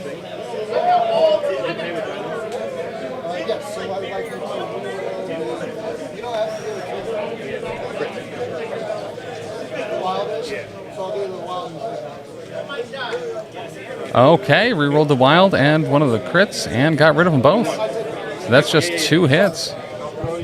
Great use, great follow through. Gotta say, this is gonna be the turn. If Convo doesn't make something happen, Sooner's gonna walk away with us. Yep. So he does get the proc there. He throws X-23 into the drones. The drones end up popping from that. X-23 will take 1. X-23 will take another 1, as will Crimson Dynamo and Deadpool from the explosion of those. That's going to have Ultron gaining 3 power. Domino is KO'd from that. She was alive on 1.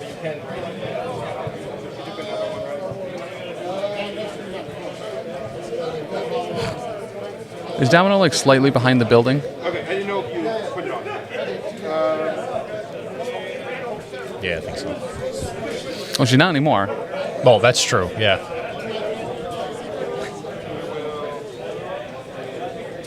So that was attack number 1 from Ultron, I believe.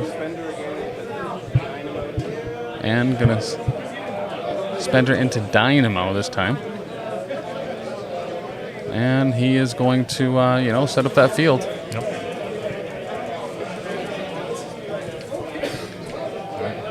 Showing just a crit. Okay, poor rolls from both sides here. He could. 1 damage? If he re-rolls just the wild. Yep. Okay. There you go. So blocks it all. And then he's going to throw Dynamo into X-23.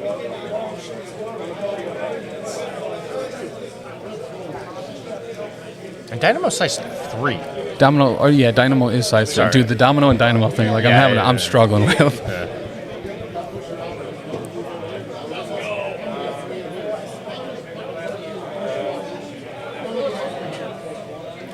You could say Dizzard is the man who cooks. He is the one who cooks it. And he's going to brace X-23 here. X-23 must be on like 2 health? Yeah, she is... She's low. Okay, X-23 spender into Ultron. We have a claw rush. There's the Pierce, but that's about all. Assassin. So now we're showing 2. So 1's going through. That was a good I think Tim roll. after the Pierce. And then she gets the medium move. One big old medium move.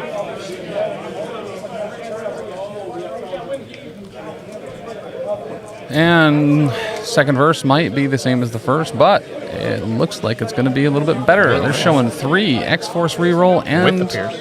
The Assassin. That's going to do it. Pierce the block in 2 after that. So he will take 3.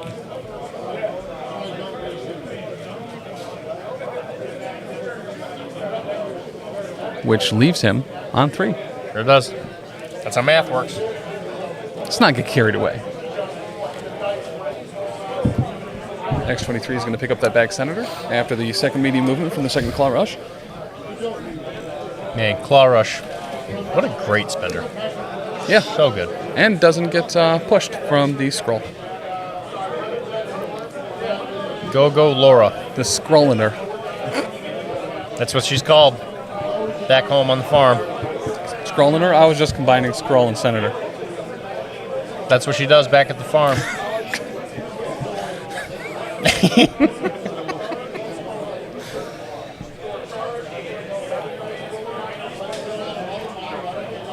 There's a certain pomme de terre of committing to the bit, you know what I mean? Yeah, for sure.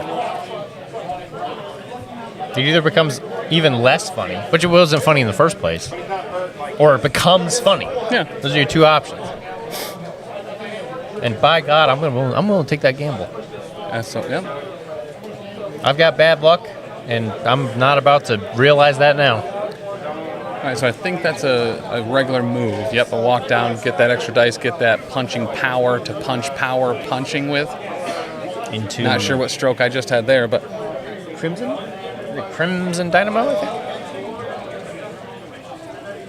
all right, so 8 dice into Dynamo. Dynamo is going to pay the 2. He's going to roll his 4 physical here and roll. Pretty okay roll. Yeah, you got a Pretty couple. okay roll. But there's something about the power of Pine Sol, baby. When behind Juggernaut's fist, it's going to make you wish that you still had teeth to kiss.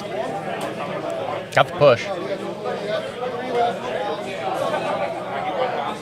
Or throw. Is it throw on Jug?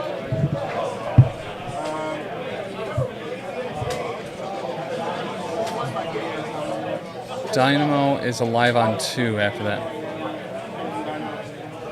Doesn't the builder have a throw on it? No, builder has a push. The spender has a throw. It's a push. Right. You got the push. All right. Do you know who I am? He's gonna get splattered. Looks like.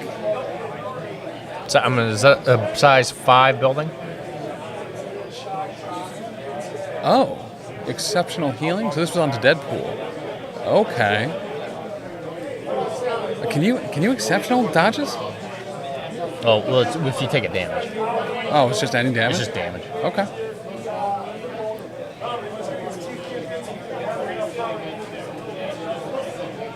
So it must not have, because he's dropping a scroll.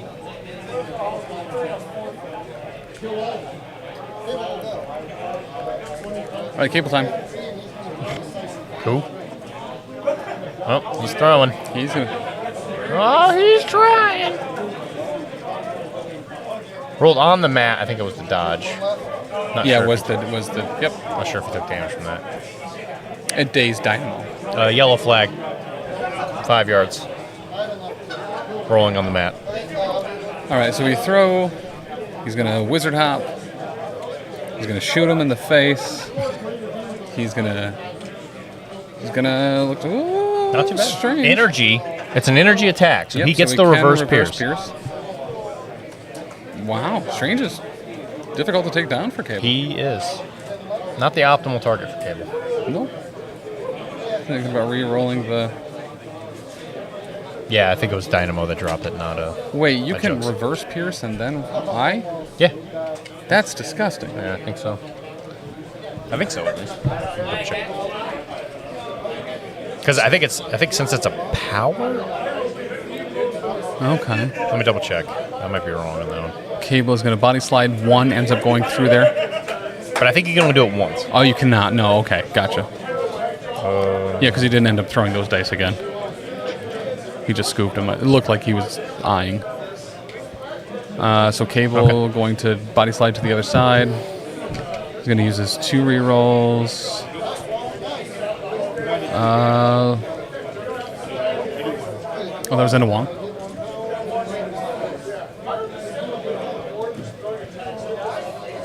Okay.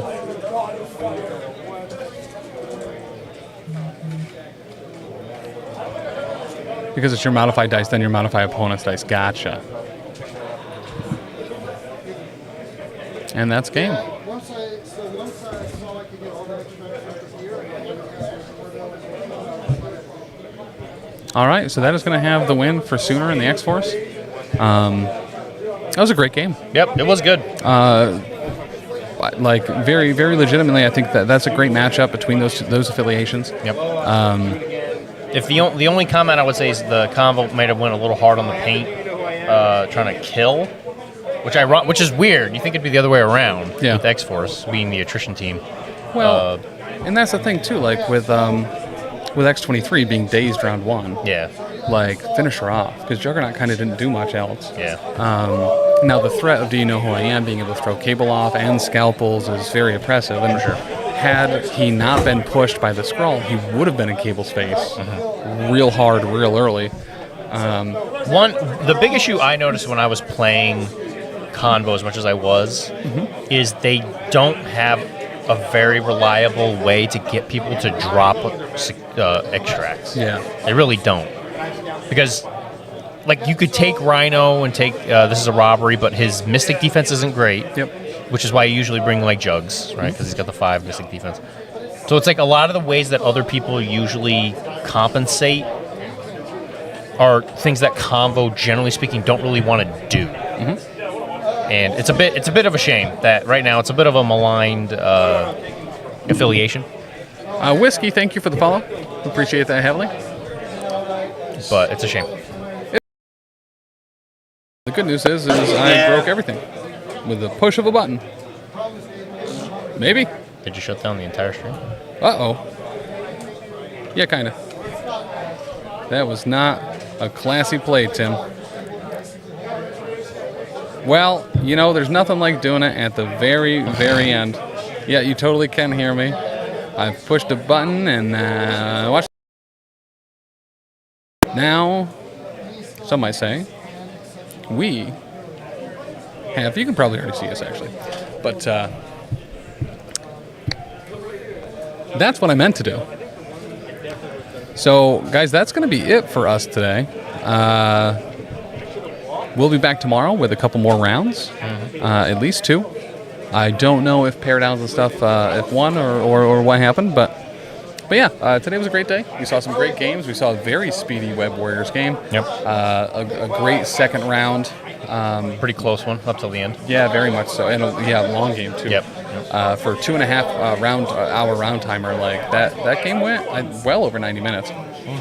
This game too was just fantastic. A constant back and forth, counters on both sides. Cable going into Strange just being like, nah, I'm going to reverse Pierce and still count those as successes. And Juggernaut smashing people. Deadpool staying alive. Yep. Did a good job. A long time. Classic case of high-level MCP play where a single move can literally decide the parity of a single round, and then that sets the tone for the entire game. Yeah. And much like Weird Al has shown us in the past, like you can kind of set the tone for the entire album with what you do for the polka. Oh, sure. But actually, if he's down for it, I want to talk to Tisdale here real quick. Sure. Yeah. Come on over. Let's take a look at. Let's take a look at some of the other games here too. You want me to go get him while you're doing it? Yeah, if he's going public. No. Okay. Never mind, I guess. But yeah, let's see where everyone else is at here. So we have a couple 3-0s, and it is going to be Conan and the Barbarians, as well as Nathan's Angels. Grip It and Rip It still has some games out there. We have a couple 2-1s as well. Although it might just be this one. I was going to say, have they recorded? Well, it looks like our top contenders going into day 2 are going to be bare minimum Conan and the Barbarians as well as Nathan's Angels. Once we have the other stuff submitted, we'll see whether Grip It and Rip It are also going to be good for that.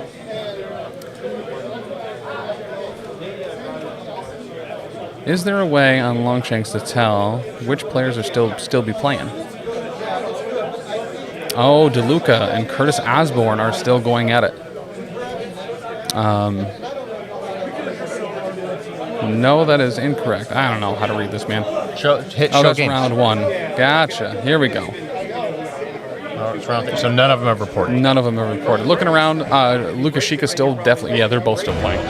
Everyone from this particular matchup, the Meatman and Grip It and Rip It are still all playing. Hey, thank you so much, by the way. Smadix. Thank you so much for the sub. Guys, we actually really can't be at these events doing this type of thing without your support. So on any of the Bits Redemptions, Patreon subs, and subs right here, as well as gift subs on Twitch, go a long way to allowing us to come to these and provide this coverage. So we really appreciate all of your support there.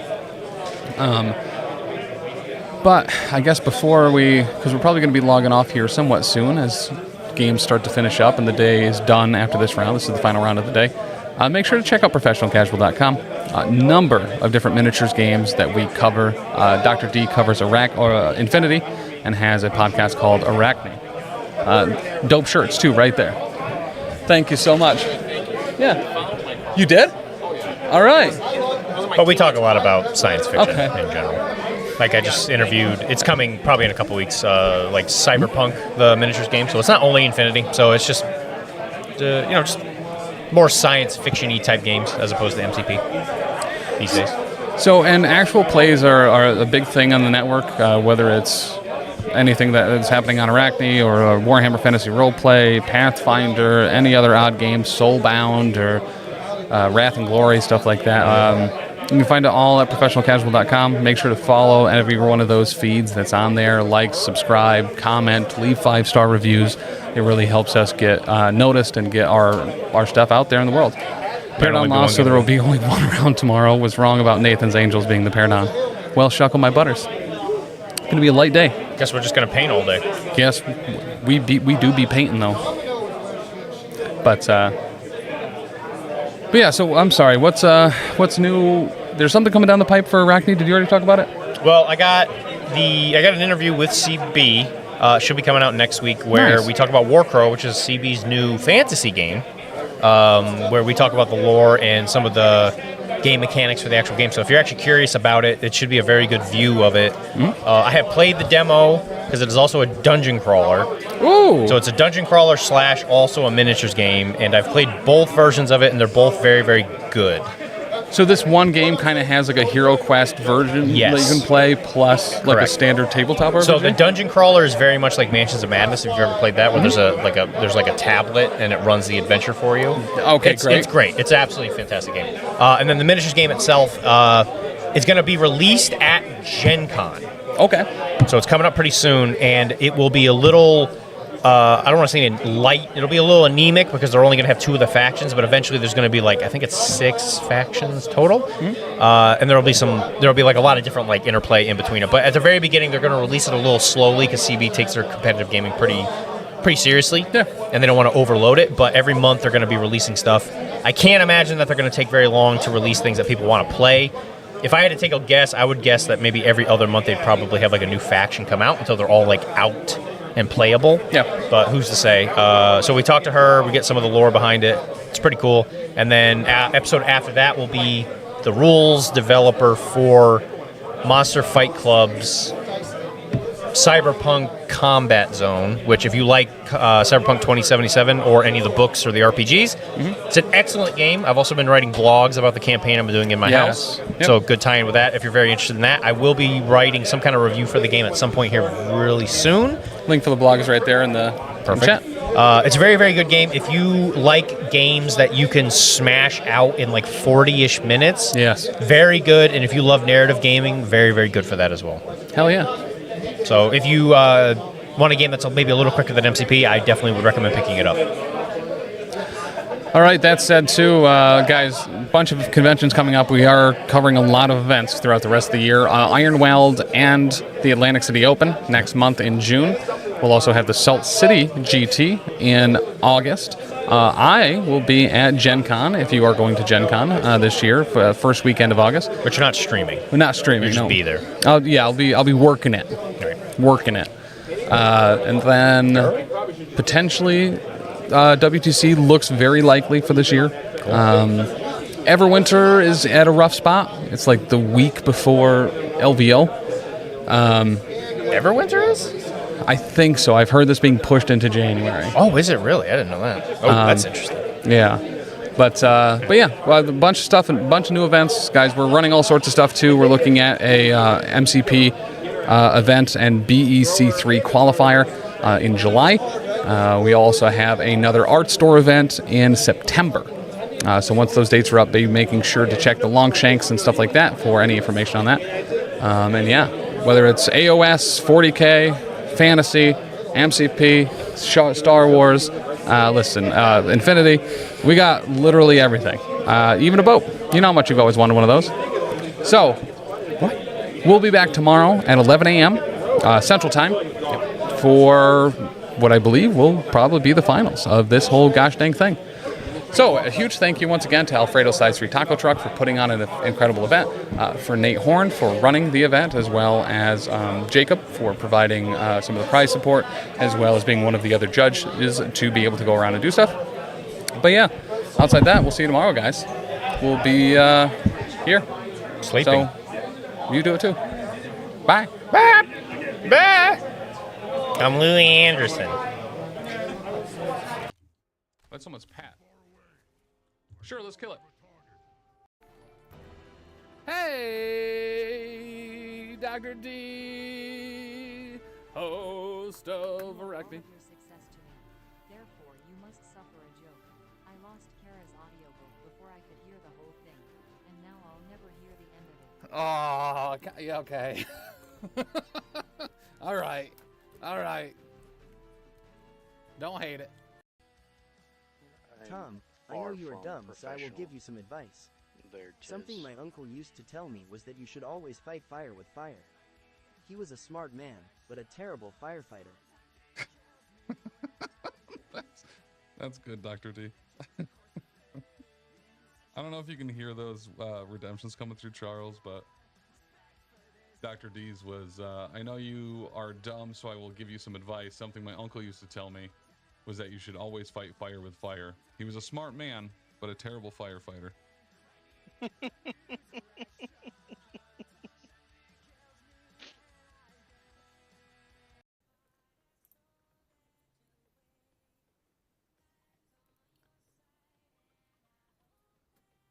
Oh, is he gonna buy this, play that, play this, play this?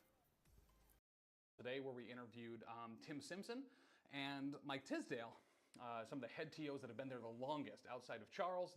Those are the three that did MCP the first year, and they've been there every year since at Adepticon. Nice. So we had a great talk about that, talked about the new venues, how the events went, and what we're excited for. It is you! That's me, that's you. What's up, Tim Simpson? All right. Lowercase Tim. Let's... Uncle Tim. Oh, sorry. It's Uncle Tim. Tim. Uncle Lowercase Tim. I rolled my thing. I got a crit and 2 hits. Which is kind of brutal, especially when you have somebody like Toad who's like, I'm just going to hang out back here, snap that one objective, and then run away. Yep. He now can't do the runaway piece. So it's kind of like Black Widow's the same way.